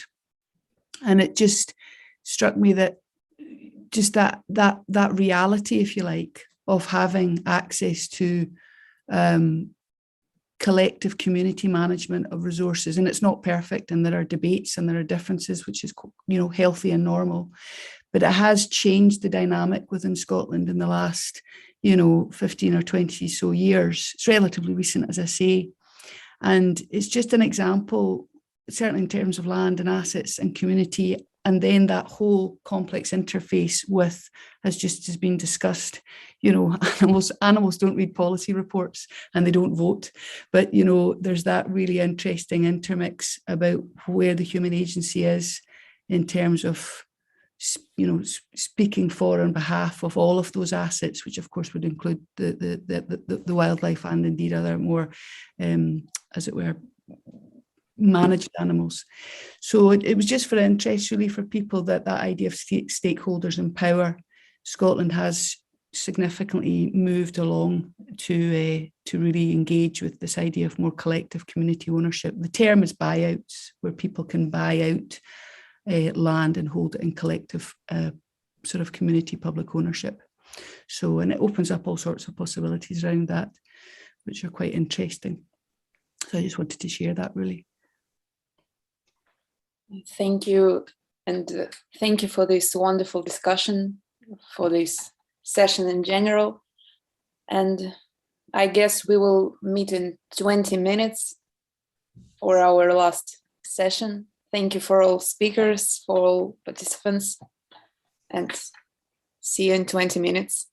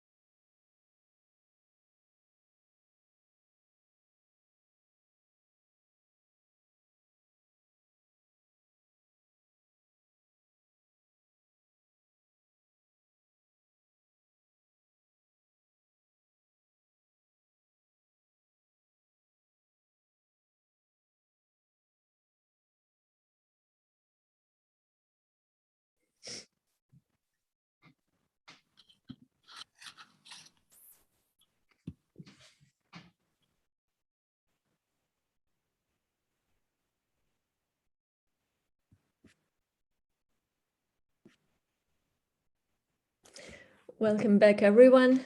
Let's wait. More people coming back from virtual coffee break.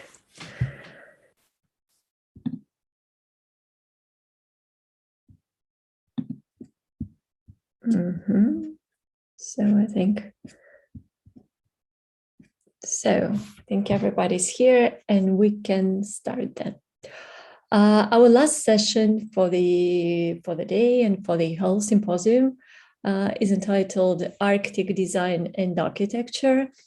And we will start with presentation by Sofia Prokopova, Tomsk State University and Ural State University of Architecture and Art, entitled Warm City in the Arctic, Building Up Comfort in Urban Environment. Sofia, welcome. Yeah. Hello, everyone again. I hope you see my presentation. So the Arctic is home for a lot of people, and most of them in Russia live in cities. And the region has become a part of Russia's economic and cultural space since a vast mining industry's expansion to the high north. And the Arctic frontier narrative has developed in the public eye in the last century when the Soviet government intended to integrate the region into countrywide industrialization. However, the urbanization of the Arctic in Russia or Soviet Union has always been complemented by the shift work or fly-in, fly-out method. And the mobility of shift camp is opposed to the static infrastructure of a city.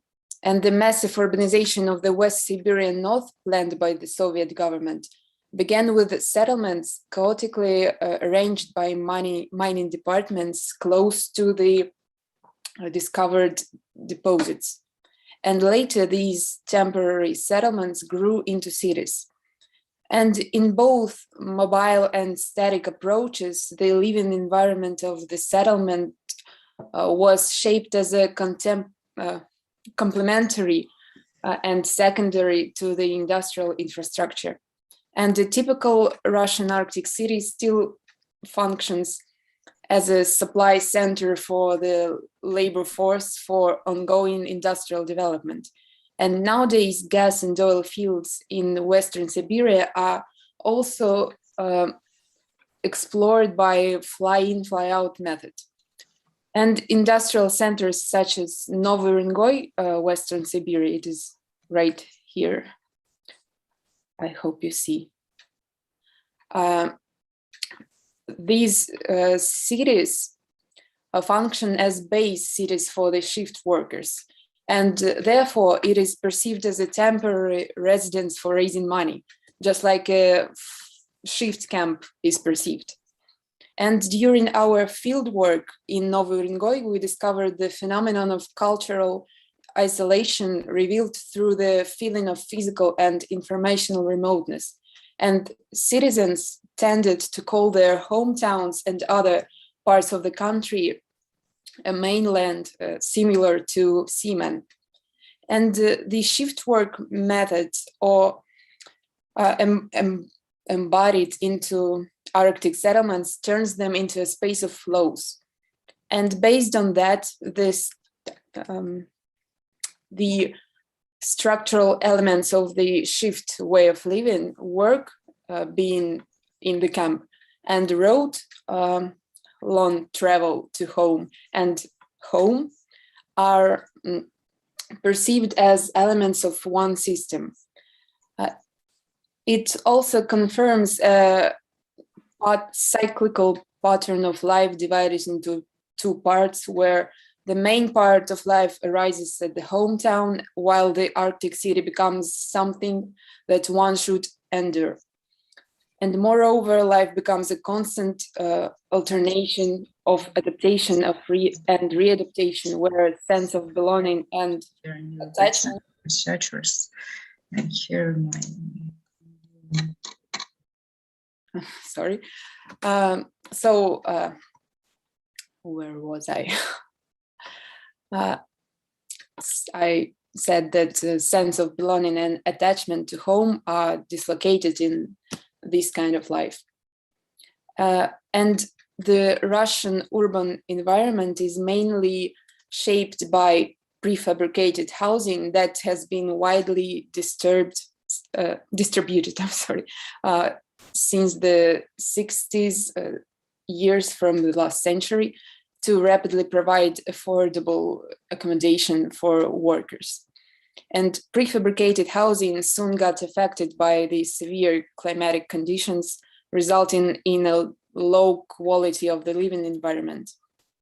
At the same time, these planned cities in Western Siberia were aimed to attract new citizens, and architecture became an ideological tool of the High North reclamation and Soviets' seeming victory over harsh climate. And also, architecture became a tool of normalization of the High North, and Arctic cities were designed to resemble the aesthetics of normal life, like the same as in the other parts of the country, despite being tremendously different from normal conditions. And architecture and design and city in general are social constructs, and therefore approaches of shaping urban environments are linked to historical periods, tragedy of development, and dominating agenda. So in Russian Arctic cities, standard architecture is upmost as a tool of space assumption. And the dominant way of Arctic perception, and in particular perception of Arctic architecture, is affected by these historical and economical issues. And Peter Hammerson from the Oslo School of Architecture and Design developed 9 waves of perceiving Arctic architecture. And these ways change and complement each other on different stages of development. And in situation of uncertainty, it is important to be able to imagine a range of possible future relationships between technology, landscape, and society. And despite employing southern city planning and building methods, the engineers and architects of the middle of the last century in Soviet Union approached the Arctic as a test, as an experimental base for projects that are impossible in other parts of the country. And at the same time, the Soviet Academy of Building and Architecture established Arctic architecture as an independent field of theory and practice. And the result was a large number of modernist, futuristic projects of Arctic cities. And in these proposals, the central idea is creating a settlement with an isolated microclimate. So the city is packed to several interconnected buildings. And in the extreme Arctic climate conditions, developing and sustaining comfortable microclimate becomes an urgent matter for architecture and urban planning. And however, complete well-being in terms of living in extreme climate conditions demands not only neutralizing harsh climate, but also empowering a psychological state and comfort level. So the city space is not just a set of connected material and objects and services, but also a complex of triggers for our perception. And open air relations with the city is a kind of leisure activity that is most sensitive to climate. And urban space shapes leisure activity based on microclimatic background. And the process of assessing the environment goes rapidly and unconsciously in our mind. And therefore, dissatisfaction caused by the visible content of the city space provides irritancy on the same level as social isolation and the lack of soft mobility and outdoor activity. In our research, we are trying to explore the physical infrastructure of Arctic City, emphasizing its functional and aesthetic characteristics and their potential in impact on the process of human adaptation to harsh climates. And an aesthetically driven environment could become one of the crucial factors facilitating human emotional and physical well-being in Arctic. The urban environment should utilize valuable aspects of the exterior environment and neutralize negative climate effects.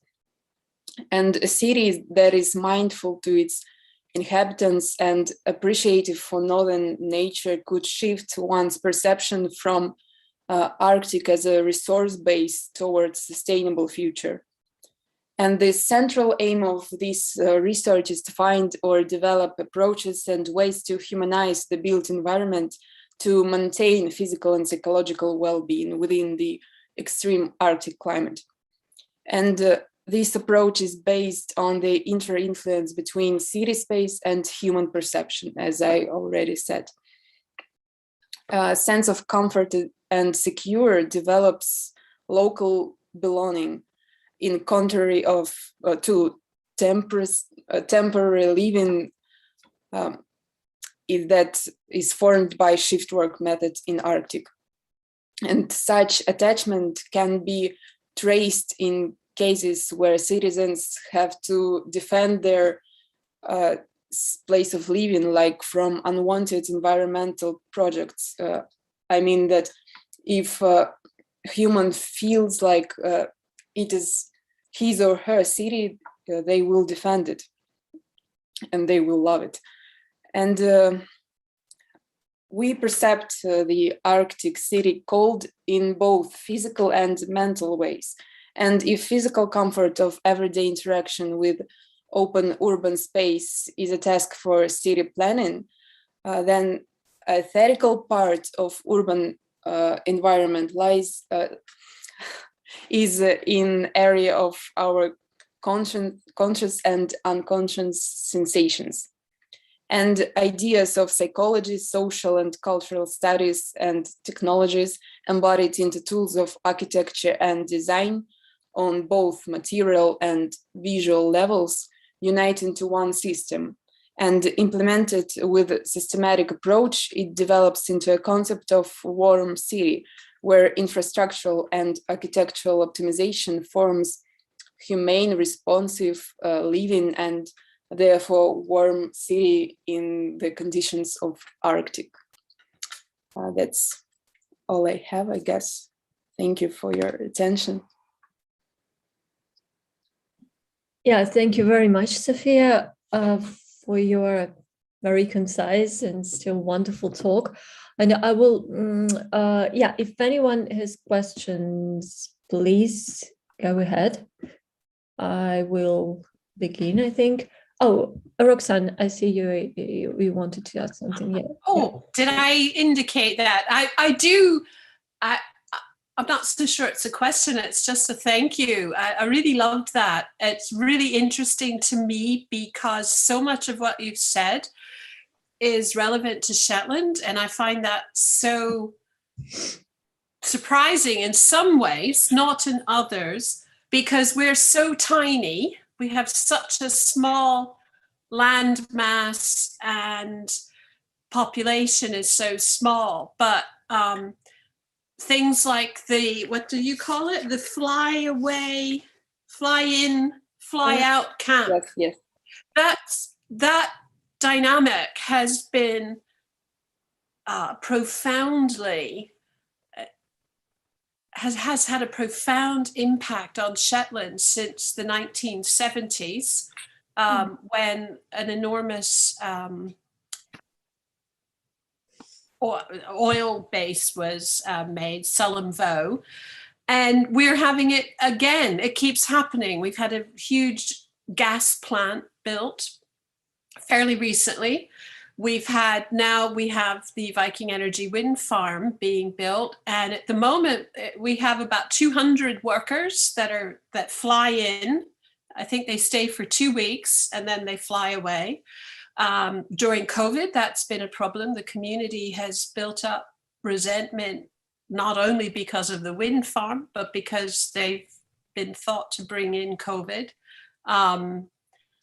And they're expecting up to 500 workers coming in. And we have a very tiny population. So this many workers coming in is very disruptive to the local economy. That corporations, the companies try to tell us it's good for our economy, but it disrupts it so that things that might normally stabilize disappear.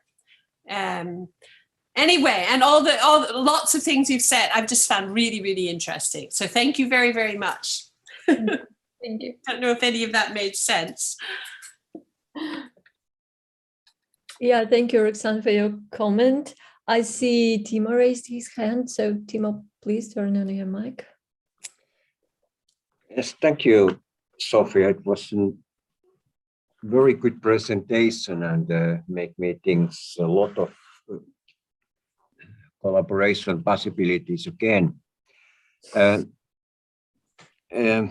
Yeah, I think that I'm somehow familiar with this Russian northern architecture, that I have been possibilities to visit in these villages. But then if we think about the Scandinavian architecture and the Finnish architecture, this kind of Arctic northern architecture, we have another situation. We don't have this kind of mining cities or industrial cities, but we have tourism. And if to think about the architecture in Lapland, if we don't talk about Rovaniemi and Kemi and these bigger towns, it has been totally connected to tourism. And it has been the same situation that people come and go out, but just for a week. And then there are these kind of layers that when this kind of tourism started, it just happened that, of course, we know routes where these things came up and popped up, but this kind of typical Lapland tourism architecture is some kind of collection of ideas. And very many people today, they are maybe thinking that this is something traditional to Lapland. It's not, it's a fake in a way. But then it's another situation now, because houses are coming bigger and bigger, and the apartments bigger and bigger, and cottages bigger and bigger, and people are starting to living there. And children are living in these environments which are meant to be for tourism. That's a situation in Lapland. Then I have had a good discussion with a Canadian colleague from Montreal, from Patrick Evans, who has been investigating this Arctic architecture in Canada. It's another situation. I don't know about Alaska so much, but could be very interesting to do some kind of collaborative article or something about this situation which are affecting for what we are talking about and discussing about the Arctic architecture. Thanks for your presentation. It was a very clear point of view what has happened in Russia. Yeah, thank you, Timo. It's actually a good point. I hope that this comparison of different Arctic countries will be a big part of my PhD, because it is every Arctic country has its own architecture, its own approach to building cities, and it is really different. So, and about tourism, it's a popular question nowadays in the Russian Arctic, like there was no tourism at all, and now maybe since COVID, people like, oh, we have Arctic, maybe we should see it.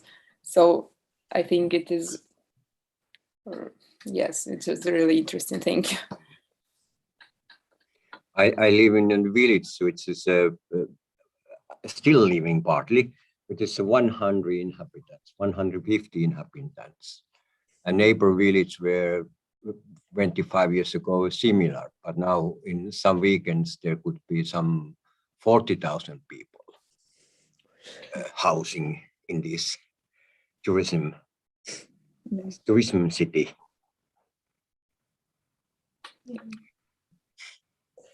Yeah, very interesting discussion. Thank you, Timo, and also Sophia for this exchange of ideas. I will probably make some quick comment and little question also before we move to the next presentation. What I picked up from your talk, I really like the idea of that transition from the policy of normalizing the north, as you said, like normalizing the nature or the environment, to the idea of normalizing actually our perception of the cold, of different manifestations of extremes, and also of kind of accepting the mobility of the mobile mode of living that should be on these lands. So it also relates to this idea of carrying capacity of the land and so on. And my question was about the terminology. I'm just not familiar with the concept of the soft mobility. What does that mean? You mentioned it very briefly. If you can just explain quickly. So in the in city soft mobility, I understand like moving, using actually the streets, like your road from, for example, work to home, or some just walking, and that's okay. what I meant. Okay, so something without technology. Yeah. Okay. Yeah, thank you very much. Oh, I see one question from Tatiana also. Yeah, please. Hello, thank you, Sophia, for your presentation. And it's interesting that yesterday I hear information about a new lifestyle in Arctic, but no, it's not new, but it's better for Arctic. It's spread residence. When we live not in one big space or in a city, but really spreading in Arctic. What do you think about this style? When our city will not like looking like that, like now we are living in, but something new, spread life in Arctic. What do you think about it? So you mean like making a city not that large, right? I think that we can't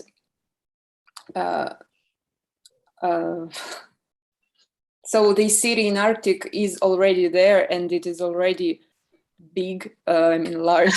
So we can't do much about it, and it's a question of the future of this industrial city. If the mining industry will lose its economical part. So it's really interesting questions of future in future. Mm-hmm. Thank you. Thank you.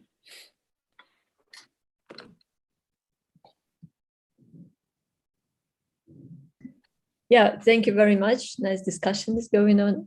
I think, Timo, do you have another question, or it's just your hand stay there? No, it's only my. Okay. Yeah. So now with that, I think we will have time for discussion in the end, maybe not in the end of the session, because I didn't announce actually that we have 4 presentations in this session. So this is quite packed. And we are quickly moving to another talk, which will be delivered by Alexandra Yeremeyeva and Yana Yelizarova from St. Petersburg State University of Architecture and Civil Engineering, with the topic of main directions of tourist complexes development in the Russian Arctic. So quite nice continuation of discussing our tourism issues in the Arctic. So please, ladies, the floor is yours. Yes, thank you very much. Hello to all of you. It's very pleasant to be among you. And I'd like to continue the discussion of tourism in the Arctic region.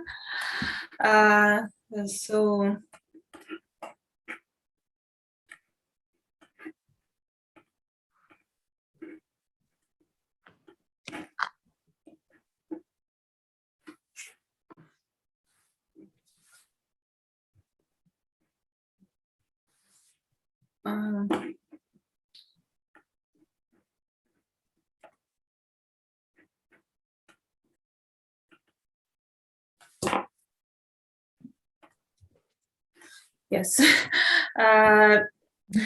First of all, I'd like to introduce myself. My name is Alexandra Yeremeyeva. I'm Associate Professor of St. Petersburg State University of Architecture and Civil Engineering, and together with postgraduate student Yana Elizarova, we make investigation of system of tourism complexes for Russian Arctic. During the first part of the lecture, I'd like to introduce the peculiarities of Russian Arctic, which we take into account in elaborating the tourist complexes and which influence on its solutions. So you see that Russian part of the Arctic is very vast. And it's 18% of the territory of Arctic, of territory of Russia belongs to Arctic. So it's very vast territory, but the population of Russian Arctic is rather low. Only 2% of the population of the country live in this region. And mainly due to its heavy climatic conditions, low temperature in winter. Though this region is very unique, it has 12 state reserves, several national parks, and millions of hectares of protected areas with unique landscapes. And also many indigenous northern people live here, which have their culture and which shows that this region has also cultural heritage for our country. When we see the stages of the development of Russian Arctic, we can notice that it started to be explored in the 16th century, but many towns appeared here in Soviet period, mainly due to the elaborating of mining resources, and these are mainly mono towns that in future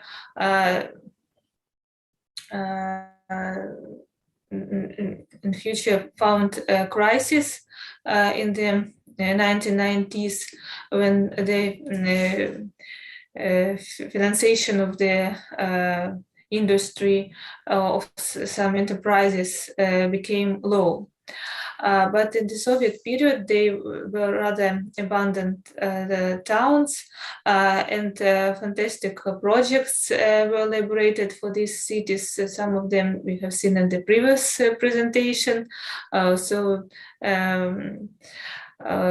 These projects, which were elaborated more than 50 years ago, they unfortunately were not built, were not realized, but they are still modern, and when elaborating the solutions of future complexes, we should take into account the solutions of architects and investigators of previous time.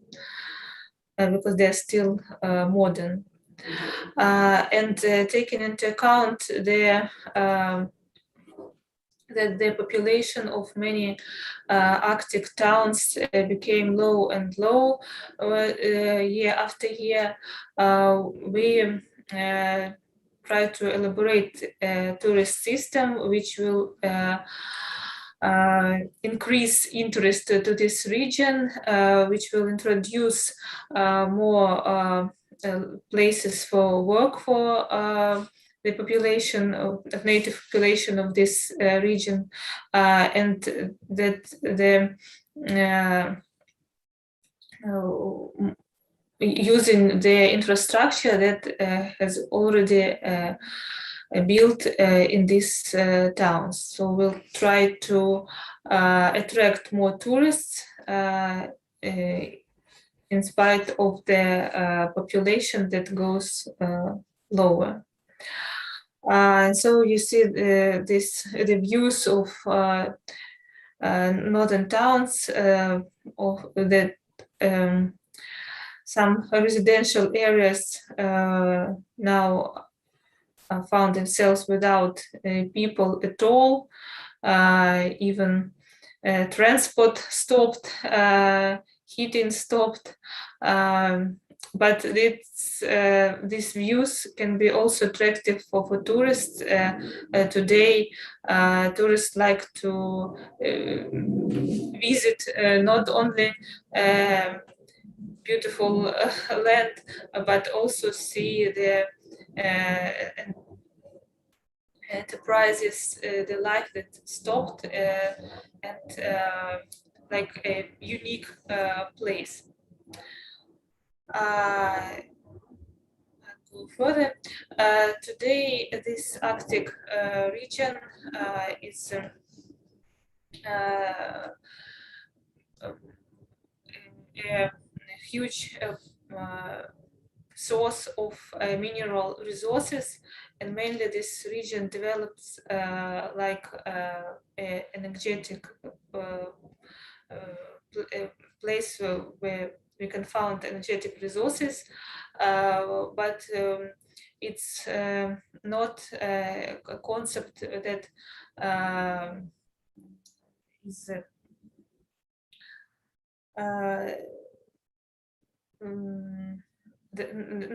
not follows sustainable development principles, and we believe that tourism system can bring economic benefit for this region, and this found this concept is more sustainable than the economic strategy that is developed today in this region as an energetic region. So these beautiful landscapes of Arctic that attract people, that can attract tourists. Today, many people want to have a rest by sea, but the Arctic region, its cold climate can be attractive as well for those tourists which want to feel new impressions. But unfortunately, the tourist infrastructure in Russian Arctic today is not comfortable, and we also found the architecture of hotels, of tourist complexes that are used today in this region, that they not typical, that they not good for Arctic region. These buildings can be found in other parts of Russia, but we should elaborate a special type of buildings for Arctic region, using its climatic conditions, and the architecture should be elaborated in harmony with the landscape, and different interesting ideas can be found when we make a solution of architecture together with specific nature of Arctic. Good examples can be also found in Arctic region. So this complex is built in Murmansk, and it reminds the same complex in Finland. A copy of this solution of this glass igloo made of glass. Small modules, tourist modules can be also found in Arctic region. But unfortunately, these buildings are not connected in a special system of complexes, and that's why they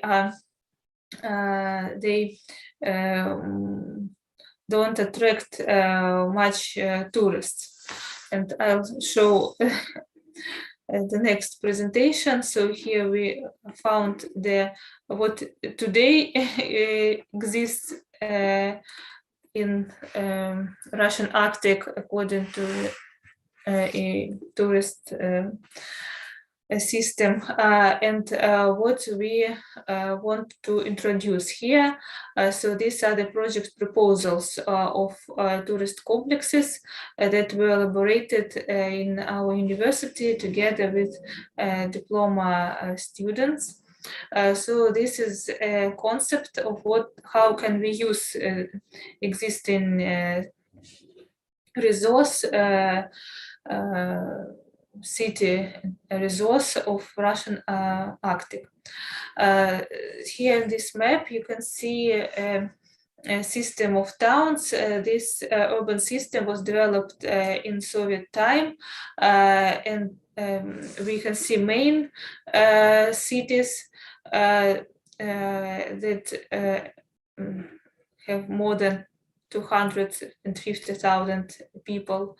Then we see smaller basic cities, and then industrial centers and local centers that are marked by red points. Russian Arctic is rather vast, as I have already said, and this system helps to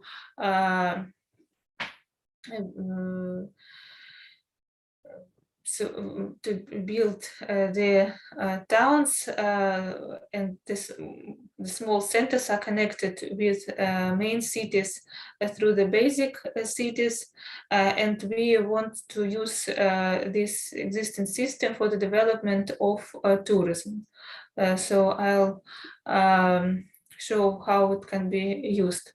So for an example of Kola Peninsula, we see here main city, Murmansk, where tourists can come, first of all, because Murmansk is connected with St. Petersburg, Moscow, and other regional centers of Russia. So people come here by plane, and then they go to basic cities such as Kirovsk, Kandalaksha, and through these cities, then they can go to local centers, small tourist complexes that are situated by nature.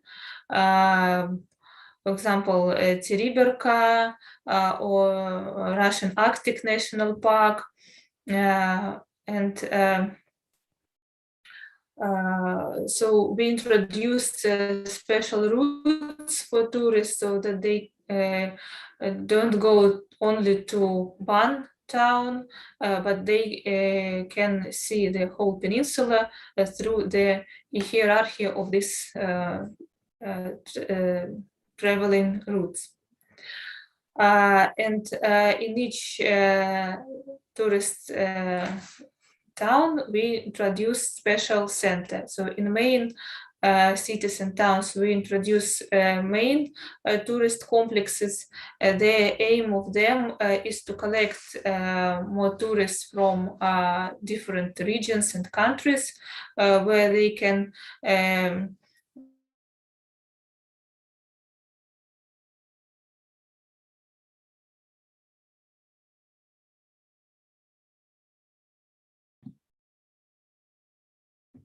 Okay, I think there is something happening with the connection from Alexandra's side. Okay, please be. Oh yeah, no, it's fine. How much time do I have? 1 minute, actually. Oh, yes, I'll be very fast. They know more about the region here, and they know more about the routes that they can go this region, and they here they receive group or individual routes for further traveling in the region. Such complex can be introduced in Kirovsk. And this is the example of such complex. So it's a very huge complex. People not only rest here, but they visit cultural center, museums, so know more about the region as a whole. Then basic tourist complex, it's a complex in a more small town, and this complex can be visited not only by tourists, but by native population. Here they can find special functions for them, for their leisure time. So this complex is not for tourists, but for all. And the example of such complex can be found in Kandalaksha. So these projects you can see in the exhibition catalog. We sent them, so you can know more and read more about them. And I'll just give general description. And tourist complexes in local place. So here they are closely connected to nature, and they belong to small groups of people. So you see only from 5 to 60 people can visit this complex in one time. So they're mostly for individual tourists or couples or small groups. And such complex can be found in Teriberka. And the architecture of such complexes closely connected to nature. For example, here the architecture reminds the skeleton of a whale, because Teriberka is well known by its sea landscape, and whale skeletons that were shown in the movie on Leviathan. Maybe you have seen this movie, which made Teriberka town very popular among the world. And so such a tourist system can be spread across the whole Arctic region. So this is the scheme of, we made the projects on the example of Kola Peninsula, but the same can be found in other regions of Arctic. So you see the connections of the capitals with main cities, basic cities, and local settlements. And each part of Arctic is unique. So in each part of Arctic can be found special landscapes, special places of interest, cultural heritage, and we should show it through tourist attractions. We should open this heritage for the whole world through the improving of tourist complexes system. So thank you very much for your attention. Here are our contacts. And I'm ready to answer the questions you said you have prepared. Yeah, thank you very much, Alexandra, for wonderful presentations, very rich in terms of projects and examples. It's really good to have architects, like hardcore architects among us today, because I was always fascinated with the ability of architects to think in large numbers and large scales, to really operate on this kind of, on this level. So if anyone has question, I don't see any hands so far. I will probably ask, I'm kind of interested in those projects on Kola Peninsula you made with the students. Did you conduct any kind of field work, studies and go into the site?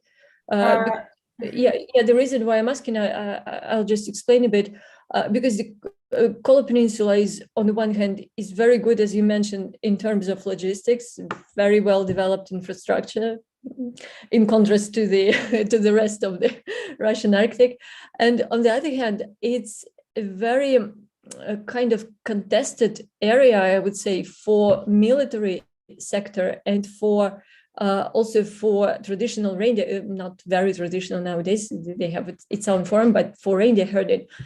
So did you encounter any kinds of conflicts on that level? Because tourists, it's also influx of new population, new people coming, and there are already military people there, there are already reindeer herders there, and the land is not very big to accommodate all these people at once.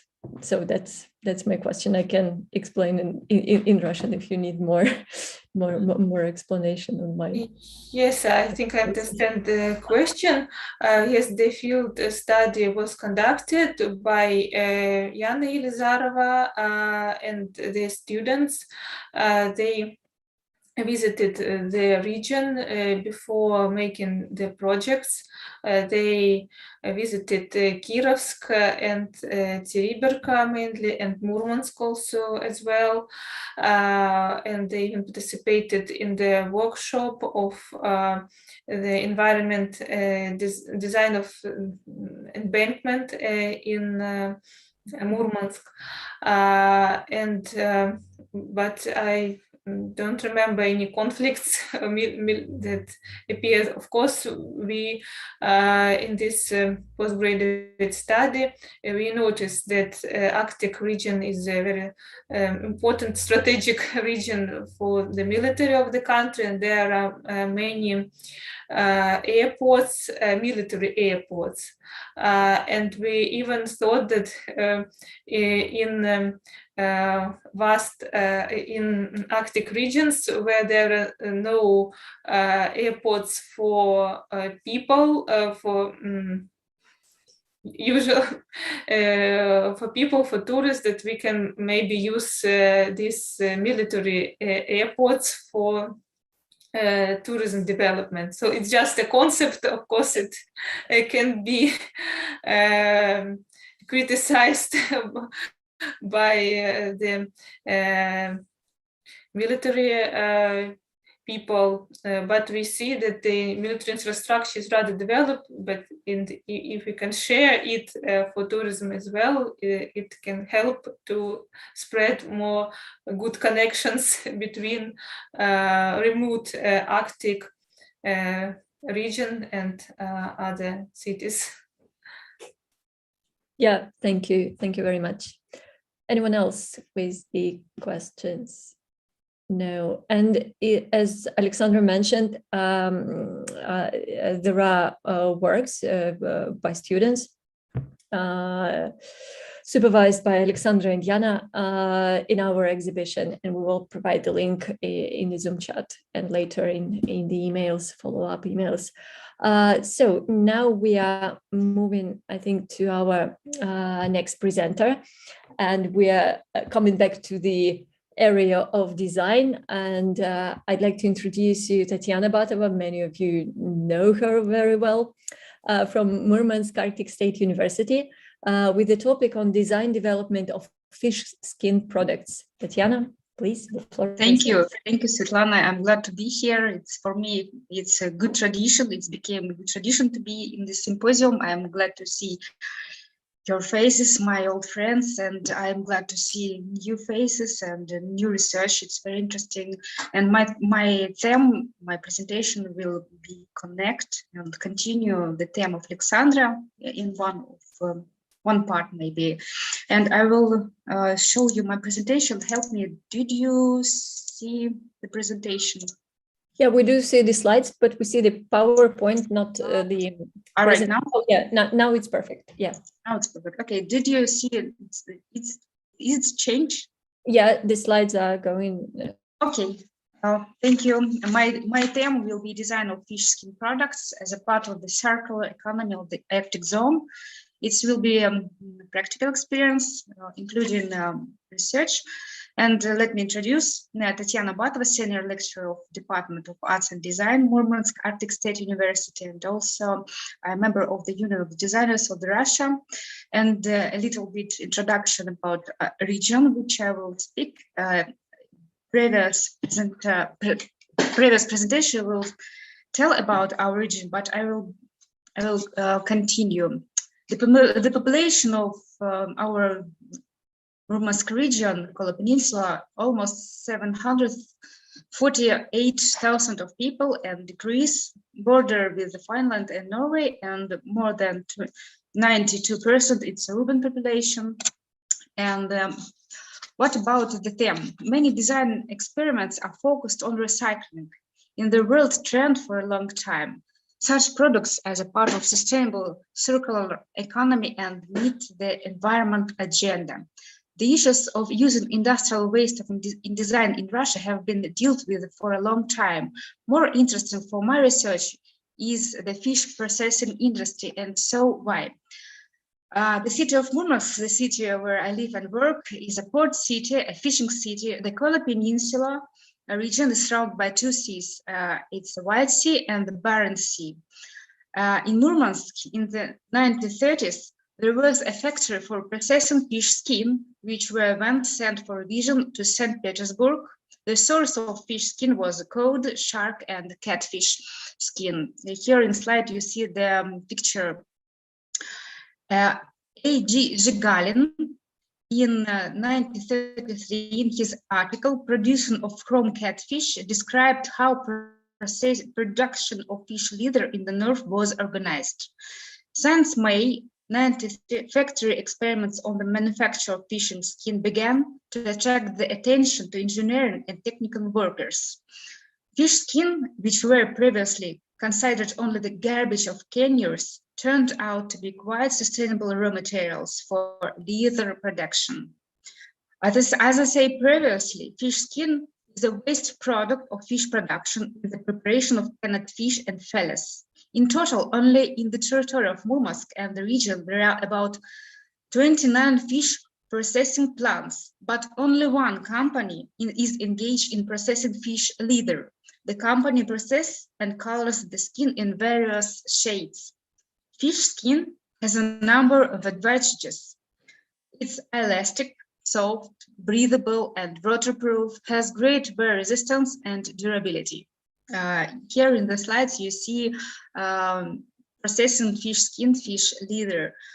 And to continue, fish skin is eco-friendly material. In addition, there is known virus that is transmitted from fish to humans, as opposite to the skin of pigs and cows. Today, indigenous people in the territory of Siberia in the Far East traditionally engaged in sewing clothes and shoes from fish skin. Here you see the Nanai men's fish skin suit. And today, one of the closest regions were engaged in manufacture and tailoring of fish skin products is Yakutia and Ingushetia. And this region are not a port city, not fish city and region. The Museum of History of the Komi Sami in the village of Plavozero, Murmansk region, said that the indigenous people of the north, Sami and Pomors, since ancient times were engaged in processing and dressing fish skins, making them practical clothes and shoes, boots, raincoats, and mittens. And here in slide you see Sami fish skin bags. It's modern bags, modern bag, and the Nenes fish skin bag. Traditionally, Nenes didn't they don't use fish skin in their products, but in modern time they sew new bags and others. In Murmansk region, craftsmen and designers have not worked with fish leather. They believe that products will smell like fish. For this reason, it was decided to start the process of popularization of fish skin on the territory of the Murmansk region, since this is the raw materials of our region. So project was called On Fish 4 was born, which would tell in detail about fish skin products, combinations with other materials, and demonstrate fish skin products. The project was supported by the Arctic Development Project and entered the active phase in spring of 2021. Of course, on Fish 4, it's a joke. In the north, we say that about the things that do not warm. And the project is aimed at updating the raw materials of the Murmansk region, processed fish skin by designing prototypes, and after combine all research in a methodological manual for working with the fish skin, analysis of color combinations, shapes, interaction with other materials, as well as samples of work in the form of designers' accessories. Fish skin and design items created from it are part of the circular economy of our region. Here you see in slide bracelets, fish skin bracelets. And next, in the process of working on the project was involved Alexandra Dzyuba, a craftsman in the field of tailoring leather accessories. Here you see in slides her work and my work. We are working together. During the implementation project, we found out that foreign tourists who come to Kola Peninsula for fishing have a request for souvenirs which would tell about the region.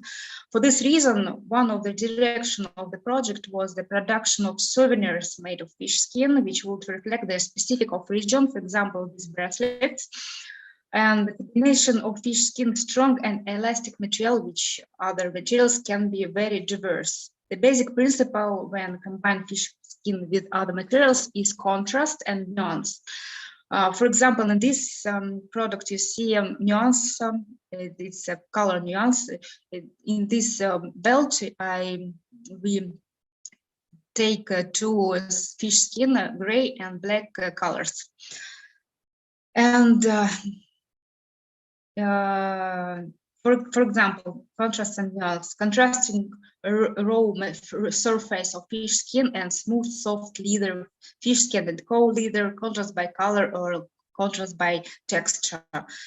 And here in slide, you see the production, it's bags. In detail, we take fish skin because fish skin is it's cost a lot, and later I will speak about in conclusion. And in the right side, you see bag with a contrast by color. It's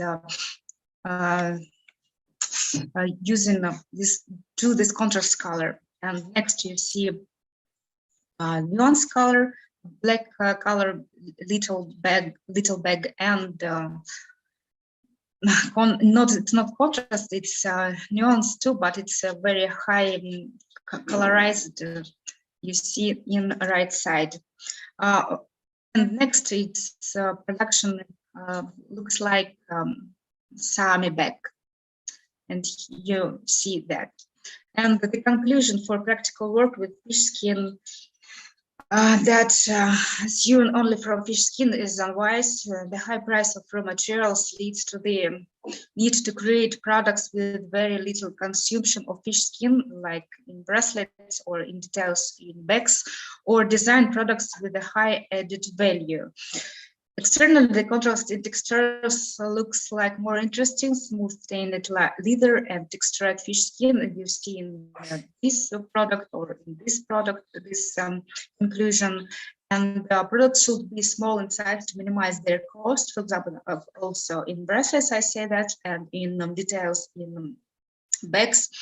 And it's necessary to combine fish skin with other skin in order to correctly place except minimize cost, improve the properties of fish skin, because when we work with the fish skin, we see that many defects in this skin, but I think that it's problem of the factory, not all the fish skin, but factory products of this factory, which give us the fish skin. And now we're still in the process of branding products made by fish leather. Here you see maybe our next logos, and we're thinking about price, and we're thinking about branding, and a lot of different questions about in this project for us. But it's very interesting because it's not just research; it's practical.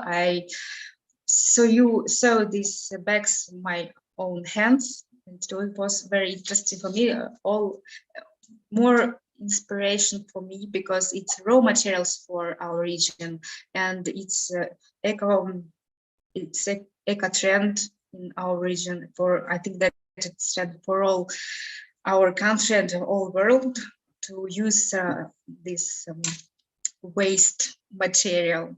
So. I finished with my contact. Hope that you understand me correctly. And if you want to see this product, you can do that. How to say? Forgot this verse. Sorry. In catalog, Relate Notes 2029. Yeah, we have some of Tatiana's work also in our exhibition, so please go and explore. And it's just prototype. We still work. We try to find more useful form and more useful maybe products for fish skin, but that's some middle result in our research. I've finished. If you have a question, you can. Yeah, thank you very much, Tatiana. Fascinating presentation indeed, and it's really nice to see the progress of your project. Following up for a while already. Thanks a lot. And yeah, if anyone has a question, please go ahead. Nothing so far. I will start with kind of small and practical. Oh, I see, Roxanne, may I ask just one small and practical one? I was interested in, have you used only colored fish skin, not something of natural fish? I understand your question. How I explain? The company which gave us fish skin, they colorized them at all. We can't. We ask them to give us natural color, but they don't. They don't produce it. Okay, yeah, they can't produce that. But yeah, I know that Sami people, which I will come to them after a month, I think, and I want to that they show me their technology to proceed natural colors and natural technology to proceed this fish skin. Yes. Oh, that would be interesting continuation also. Thank you. And Roxanne, please go ahead with your question. Yeah, oh, thank you. Thanks so much, Tanya. That was absolutely brilliant to see. I love the products and the concepts and ideas behind it. And actually, my question was about the color as well. I was wondering what kind of dyes you were using. And so it sounds like you're moving in a direction to, I guess, have more control over that, so that you can choose the kind of dyes, the ways to color, and the colors as well. I Yes, like the colors. I thought the bracelets were beautiful yes, but range of colors, but I can understand wanting to develop. yes, saturation is huge saturation for when we analyze forms and colors and ask another people to say about colors. They say that it's so high colorized, high saturation, and I understand them. But right now we can't decide this problem. Well, I quite like the colors, but I suppose I was also interested in the kind of dyes, you know, in terms of the environmental impact of that, because so much of textiles and fashion industry has a negative impact on the environment because of processes that are used, and dyes can be part of that. So that was also in my thinking behind the question. So thank you. Really interesting. Okay.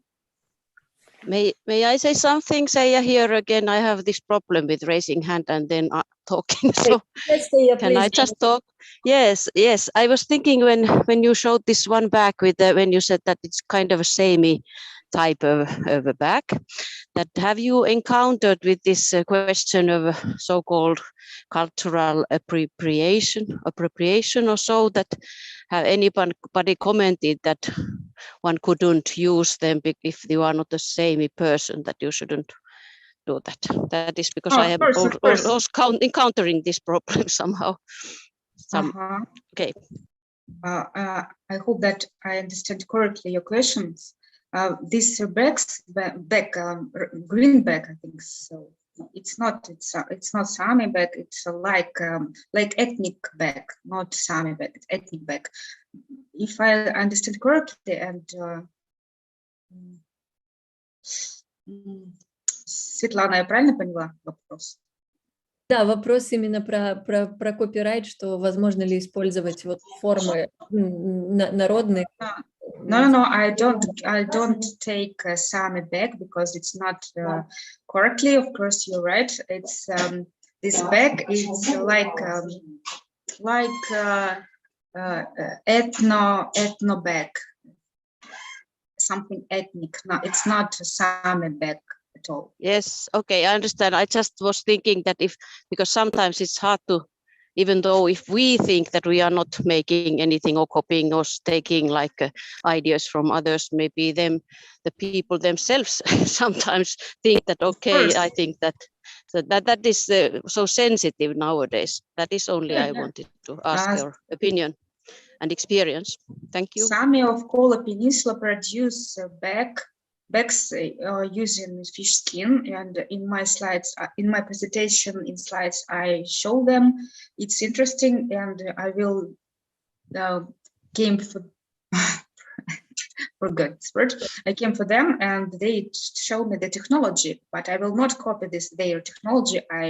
I'll just thinking and looking at that, and it will be part of my research. That's all. Interesting. Yeah. And so good luck with the continuation of your project. Very, very interesting one. So I think if there are no more questions, we're moving to the last but not least presentation for today and for the whole symposium. And this is Anna Luchagina from the Ural State University of Architecture and Art, and also from the Siberian Design Center, with a topic on fermentation cookware is designed for the North. Anna, please, the floor is yours. Thanks, Svetlana, and nice to meet you all. And so I'll just start sharing my screen. So So, so please, sorry. I just need a little bit more time. It's something like, again, something which came to my computer. Now today I will talk a little bit about the fermentation itself, because it's quite important to talk about fermentation cookware, starting from the fermentation itself, its values. Why is it so valuable when we talk about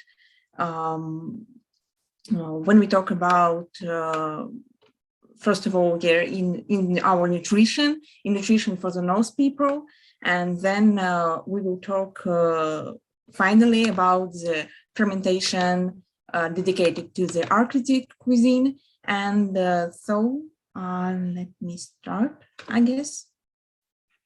Oh, yeah, nice.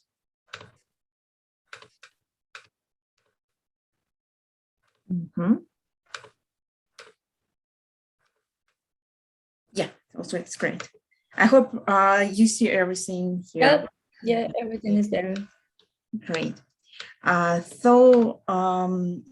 of all, it is, as I mentioned earlier, it's definitely need to start about talking about fermentation, about its values, not only as a cultural aspect, because fermentation is some kind of a cultural phenomena that shares in different cuisines, but also its values in an ecological perspective, because first of all, of course, fermentation enriches gut microbe, and it's a little bit about gut microbe biodiversity. It's about bringing new texture, taste, and digestivity in their food products, and I guess it's quite crucial when you have a little diversity of the products itself. So I think it's quite important for the Arctic region.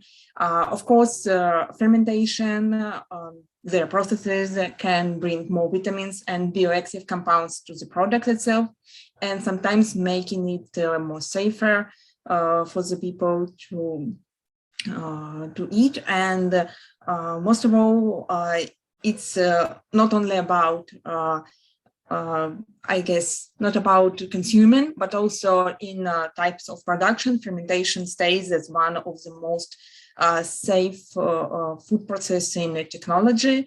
And that's why fermentation is a great food process that we can share and experiment with.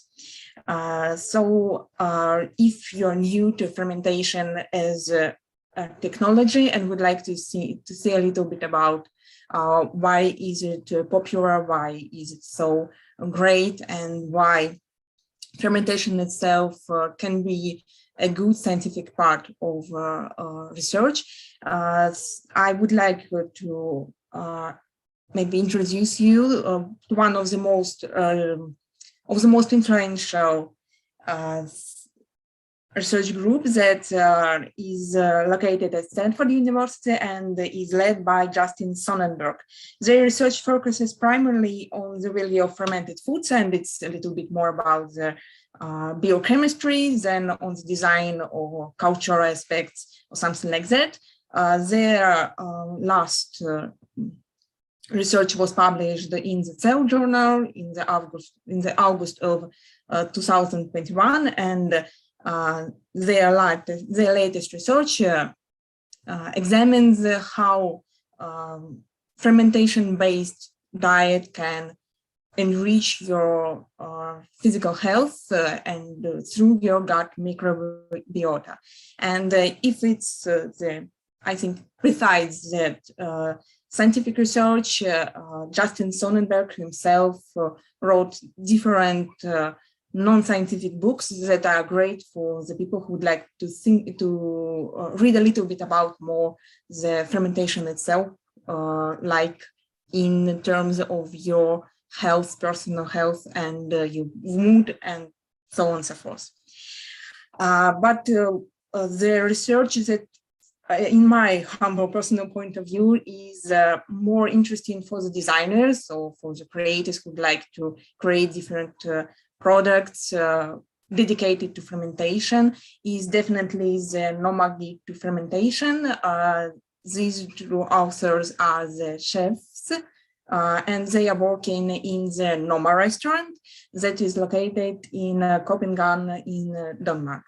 And so you may see it's quite illustrative, and it shows a lot over the processes itself, and of course about the cookware, because the Noma tries to, first of all, to describe what the cookware itself, what are the environments that you should have to make the fermentation great and to not rotten everything that you have prepared for the fermentation. About the starter culture, about the packaging, about the temperature, and so on and so forth. And it's even great when it comes to designing your own products based on the fermentation.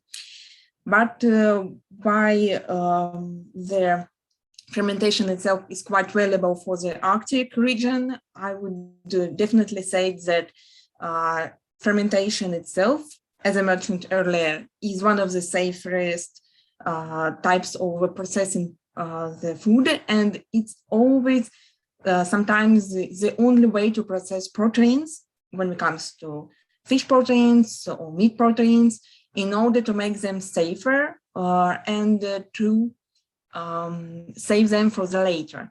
The main fermented foods that are made in the Arctic region traditionally were made to save some more food for the last time that you have in the future. And despite stewing or any other like roasting, it's more typical for most southern countries, like in the Europe. The stewing and other hot-based types of processing proteins is much more popular. And when it comes to the Arctic, you don't have such environment. You don't have enough wood to produce to make that process real and to make it possible. So let's take a closer look to the traditional cuisine and what are the traditional Arctic fermented food products. And I would like to mention that really quite a lot of foods are duplicating itself. And so I have written only that type of products that do not copy itself. So it's different foods. And despite that, it's quite different. Yeah, the mainly technology stays quite the same.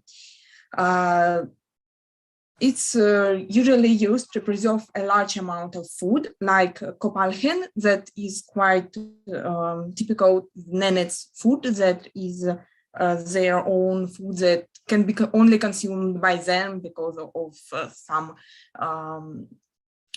different type of preservations of foods that can be sometimes poisonous for different cultures. It's cooked from the whole deer, so it's quite a lot amount of meat, and it's cooked about 4 to 6 months. Sometimes the fermentation itself is used as a way to make meat edible, like in Iceland. The shark meat itself is poisonous for the people because of the urea that contained in the meat, because of how shark is constructed as an animal. And when the shark meat is being fermented, the urea that contained in the meat flows out, so it makes shark meat edible. That's how Arctic people can use as much as they can from the food resources that they have in their culture, in their environment. So in majority, the equipment for preparing fermented foods are quite minimal and includes the environment itself and some certain tools that are quite specific and sent only for them. For a start, it should be said that during fermentation, it is very important to maintain a certain temperature and, if possible, limit the access of air to prevent rotting of the product. That's how people prefer dishes to be buried in the sand or put under the stones, and to put it under pressure in place. Like in Kivyak, you see it's definitely just a seal that has been closed, and then they put rocks on it and mark them, so the pressure limits the air and helps the fermentation goes perfectly. Shall we describe when we, I don't know, some kinds of describe this cookware system in general terms? It's definitely some kind of a plate, or I would rather say it's a pot, traditionally made from skin or from the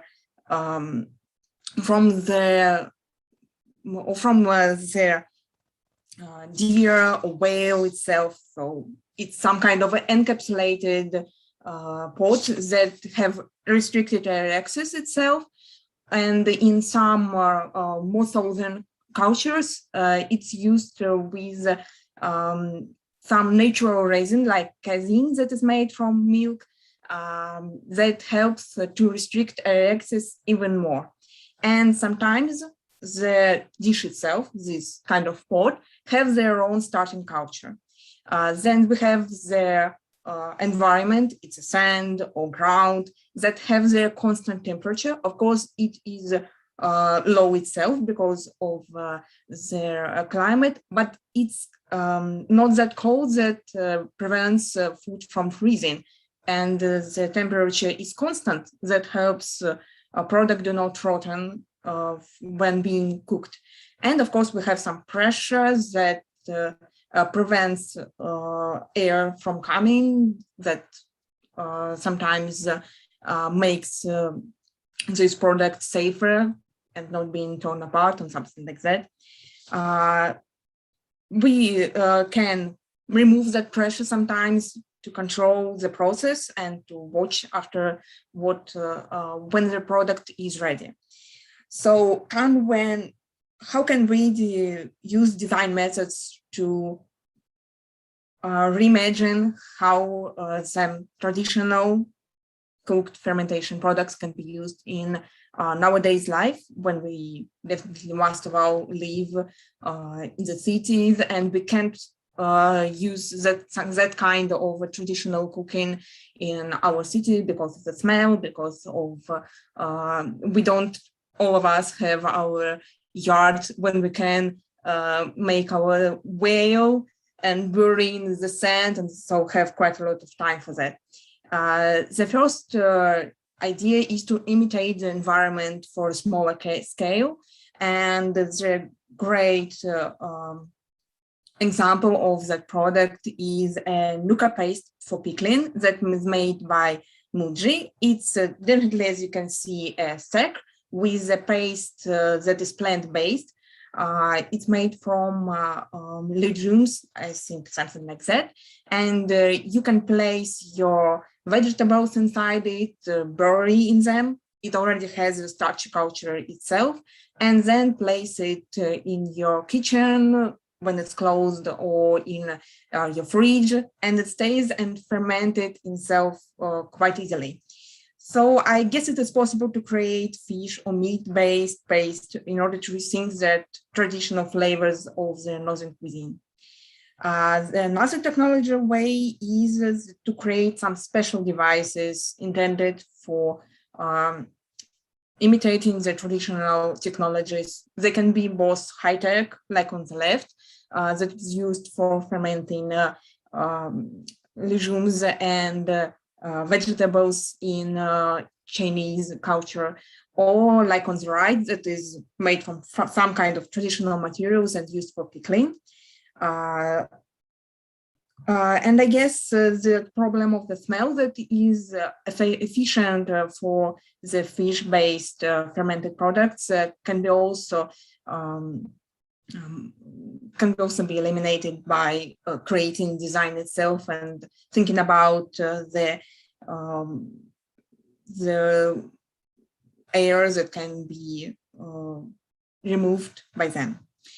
So I have written some kind of design directions that comes from that idea of how fermentation can be reimagined during our nowadays cultures. So these are fermentation jars that can be suitable for nomad lifestyle, and the Muji product itself shows quite a great example of that.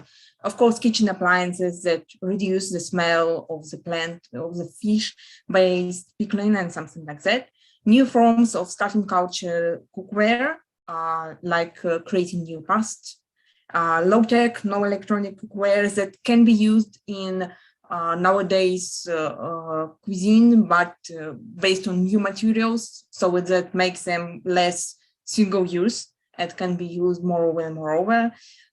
Technologies that can nurture more protein cultures based on the fermentation technologies, and reducing fermentation waste to produce new materials.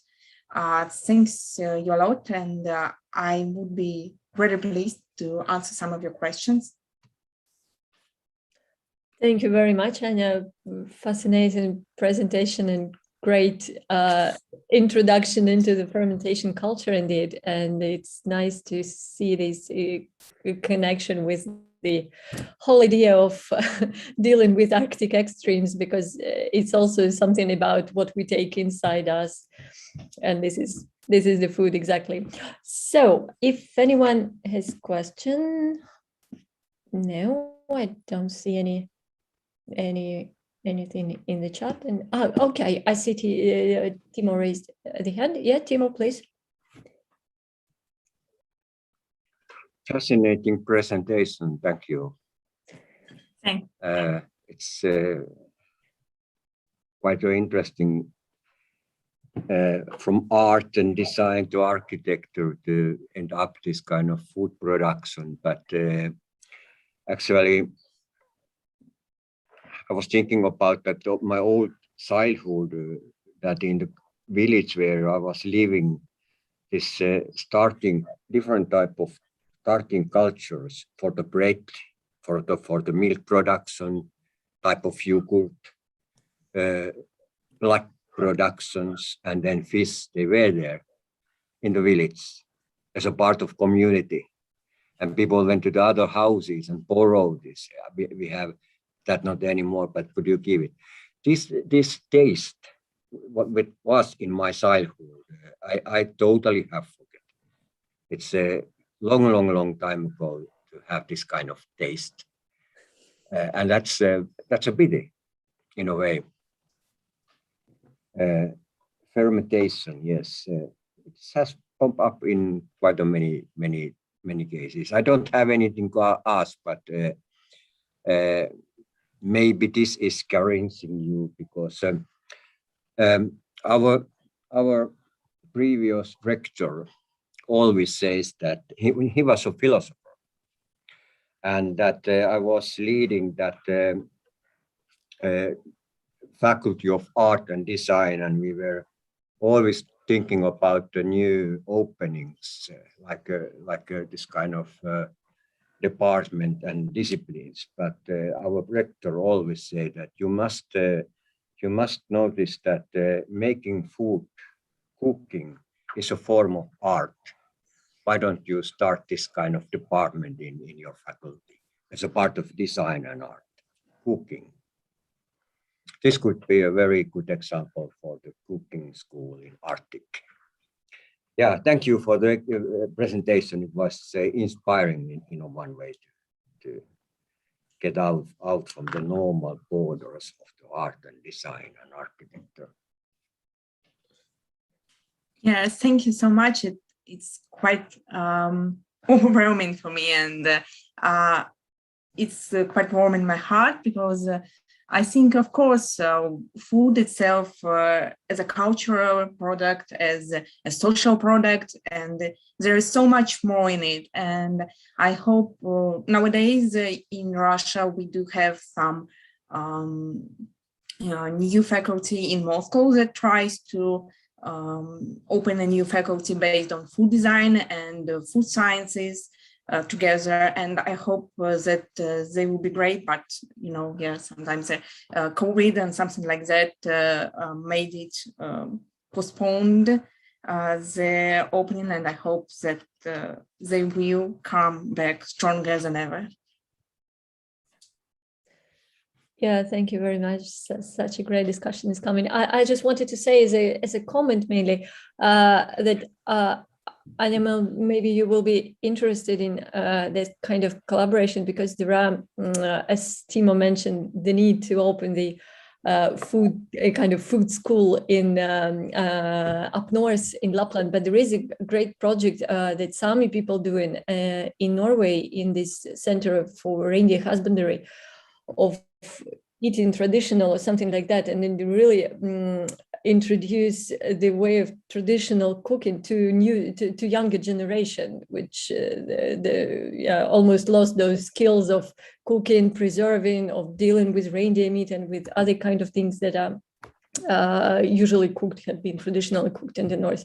And there is some kind of similar project somewhere in Yakutia or in somewhere there in let's say far east and eastern Siberia. So it's just a note to maybe you will be interested in including it somehow into your further research. Yeah. Oh, I see at least already two hands raised. Herminia, you were the first. Please go ahead.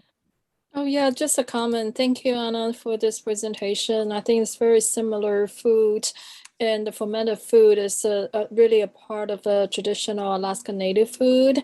And then in many of local held kind of youth cultural camps, food has been a huge introduction, how to catch the traditional food, how to prepare traditional food, and the stories that come with it. It's just amazing. That's something that I think we as art and design, I think just like Timo said, food should be a part of the art and design in that context of understanding the connection to the land and to the people and culture. So just a comment, but thank you, Anna. Thanks.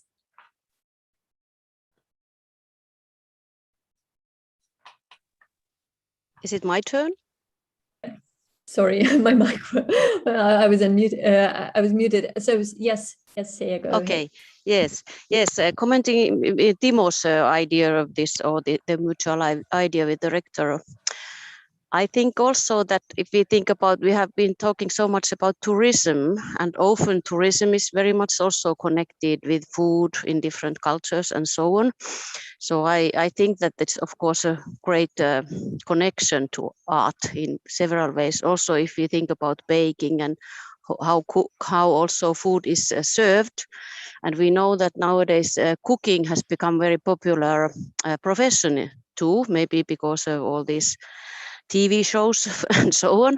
But anyway, I think the main question then would be this: that how would we be able to combine this cooking thing, if you think about taste and so on, and with the visual things, and maybe not have to make a new faculty or so, but maybe somehow connect our faculties things with those schools that offer this kind of teaching for, like, I think that even in our applied arts area, we don't have exactly cooking and so on, but it is in the other, it's like taught in other school, and I have no idea how much they pay attention there to this kind of aesthetical things. But if you go to good places to eat, then you can see that probably some people have learned this skill of serving it as a total experience. I don't know if I could explain my idea right, but just thinking if we need to have it in our faculty level, or could we somehow kind of have the cooperation with those areas that are really teaching. No, I understand that part, but I guess I just went processing my mind over that idea because I have some kind of attempts on understanding how the cooking schools or something, some food science schools talk to design, and I didn't have quite a lot of research on how it is working in the European Union, for example, except some design schools that have a food design department. But I know that in Russia, when it comes to studying culinary and cooking itself, we don't have quite a lot of department, we don't have quite a lot of research on creating the cookware itself. It's mainly about the production of food in big scale, and nothing about the kitchen appliances that we have in our home and we can use as for cooking for ourselves or for our family. And also some people use kitchen appliances that are used at home to create their own small businesses in Russia. And so nothing in terms of science is done about that. So yeah, that's quite interesting. And in terms of Russia, it isn't quite a lot of people working about this research at all. So it's, I guess it's quite an interesting and I guess prospective type of research. So that's what I like about it. It has quite a lot of definitions and ideas how can be used in the future. Yes, and I only was like kind of commenting to Timo's comment more or less. But anyway, thank you for the nice presentation and also good idea to start making all these design things to make it easier, this fermentation for all of us. Great. Yeah, thank you once again. So I think we are a little bit ahead of time. So if there are any other questions or comments, maybe on some other presentations during this session, because this session, as you noticed was quite dense for presentations and on very different topics and still around this area of Arctic design and architecture, which are very different within themselves. So if there are no comments from the audience, I would probably start slowly wrapping up our symposium, our 2 days. And first and foremost, I would like to express my huge appreciation to the speakers for their valuable contribution to this 9th symposium and exhibition, Relate North Everyday Extremes, over the last 2 days. And my deepest gratitude goes to all who also attended the symposium as listeners. That was also really nice to have you even virtually. And of course, my gratitude to our great team who helped to make this online gathering such a great, successful event, I would say, at least from my point of view. And we will send you, as I also mentioned quickly, but I repeat it, follow-up emails with the links to all the recordings, and again, repeat the links to our virtual exhibition. I'm also happy to inform you that also, although we announced the exhibition to be online up to the end of this year, the 31st of December, we now have the opportunity to keep it permanently on our website. So if anyone has any objections, please let us know via email, and we will deal with your work after this, after the end of the year. Otherwise, you are all welcome to use the direct link to your work on our website, for example, in your artistic portfolio or things like that. And with that, I'm also happy to announce the special issue of the journal of technical aesthetics and design, which is issued on 2 languages. So you and we will send this information also in the email. There is a kind of open call for papers for that you presented during this symposium, and the submissions are welcomed in both Russian and in English. So you can decide in which language you would like to submit, to publish. And yeah, with that, just again, my great thanks to the audience and to the team. My team, my working team, my dream team, I would say. And with that, I would like to pass the floor to our ASAD network representatives, Timo and Glenn. Maybe you would like to say a couple of words finally. Yeah, thank you. It's always the same situation, that the privilege and pleasure to open these kind of things, and the sad situation to close these things. But first of all, huge thanks, Svetlana, and your team. You have led these 2 days so fluently and pleasantly. And thanks for all the speakers, all of you speakers. So we have had a listen quite many thought-provoking presentation and discussion, and seen many different approaches to the symposium theme.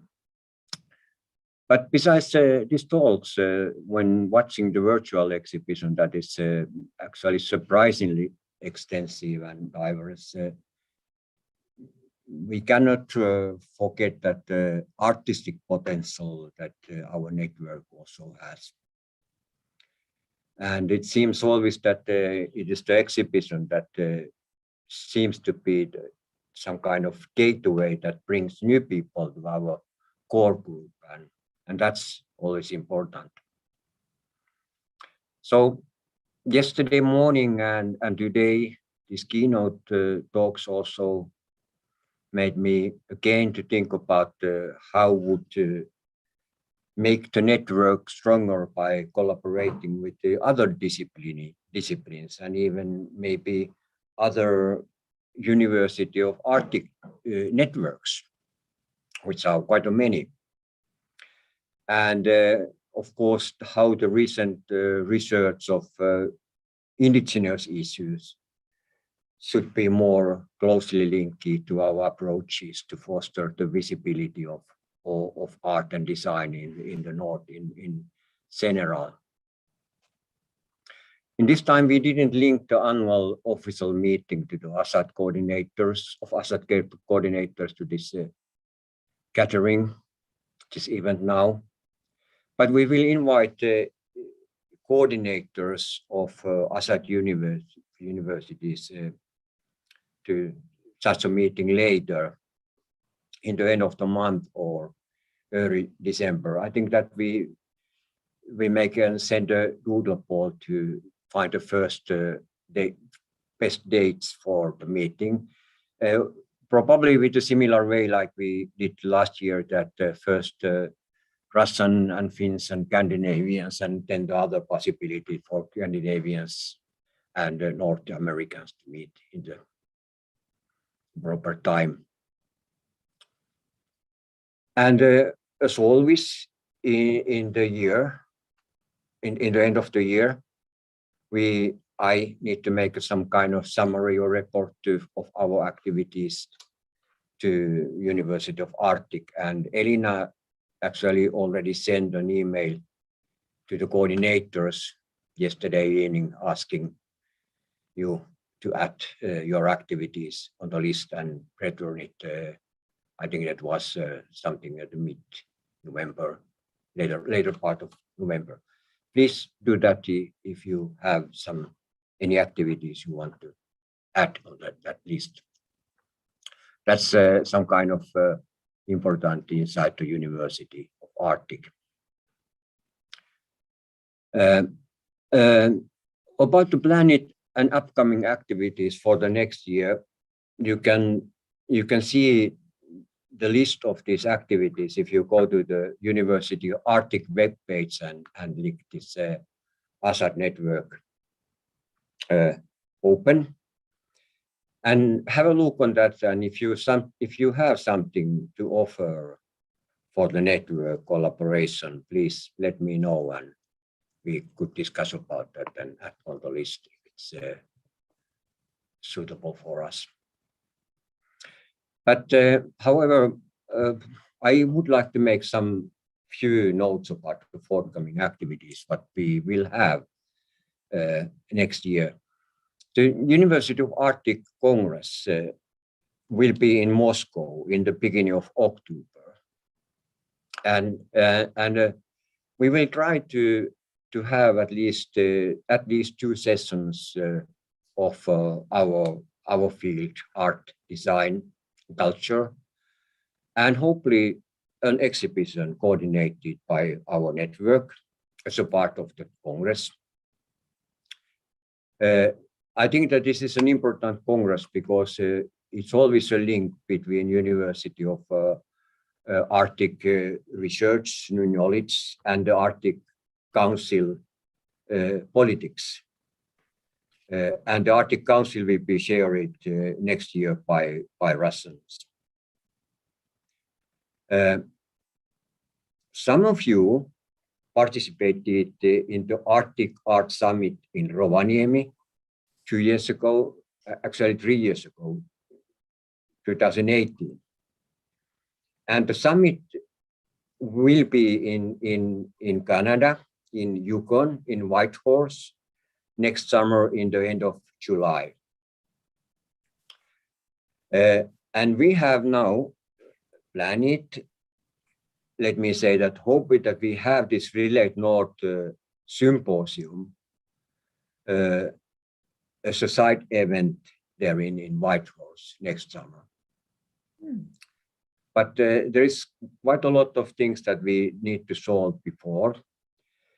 Our coordinator, Ebun from Yukon University, she is an important link with the local organization there.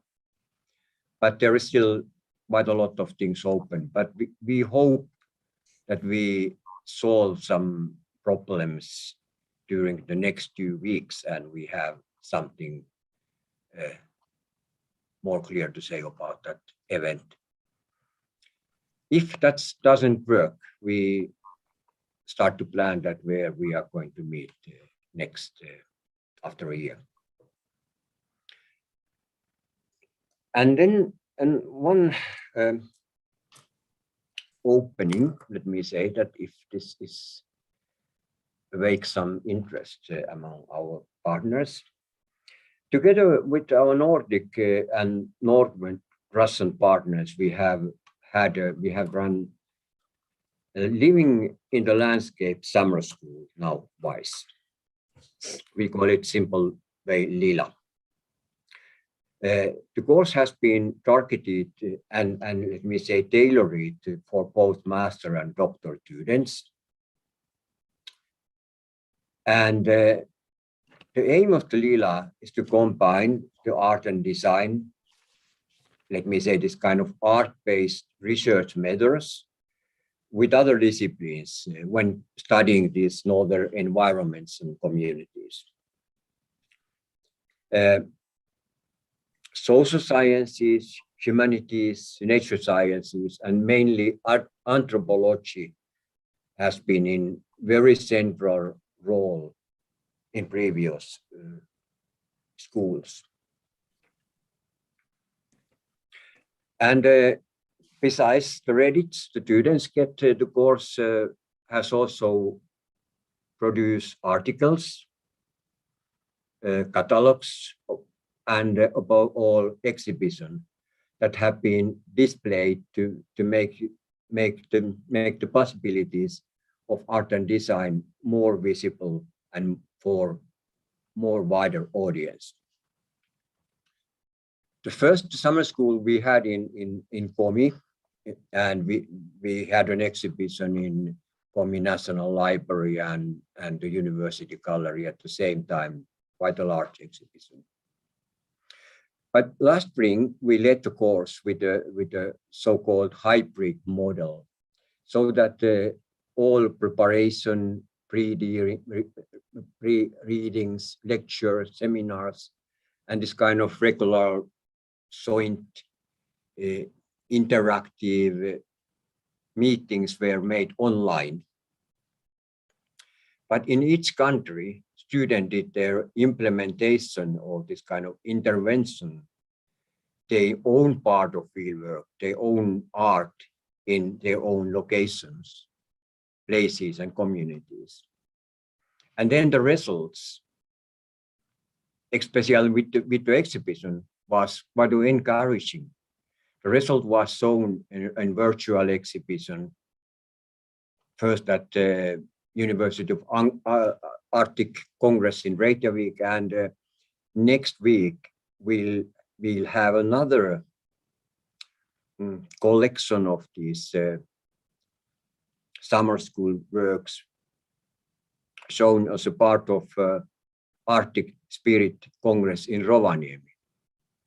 So we are pushing these things visible for our ministers and peoples like that. And we are now planning to open the course in the spring semester again, and searching the way, do we have, and we hope that we have possibilities to invite our partners to take part in that summer school. And that means, of course, from Russia, Canada, Alaska to join as an online collaboration.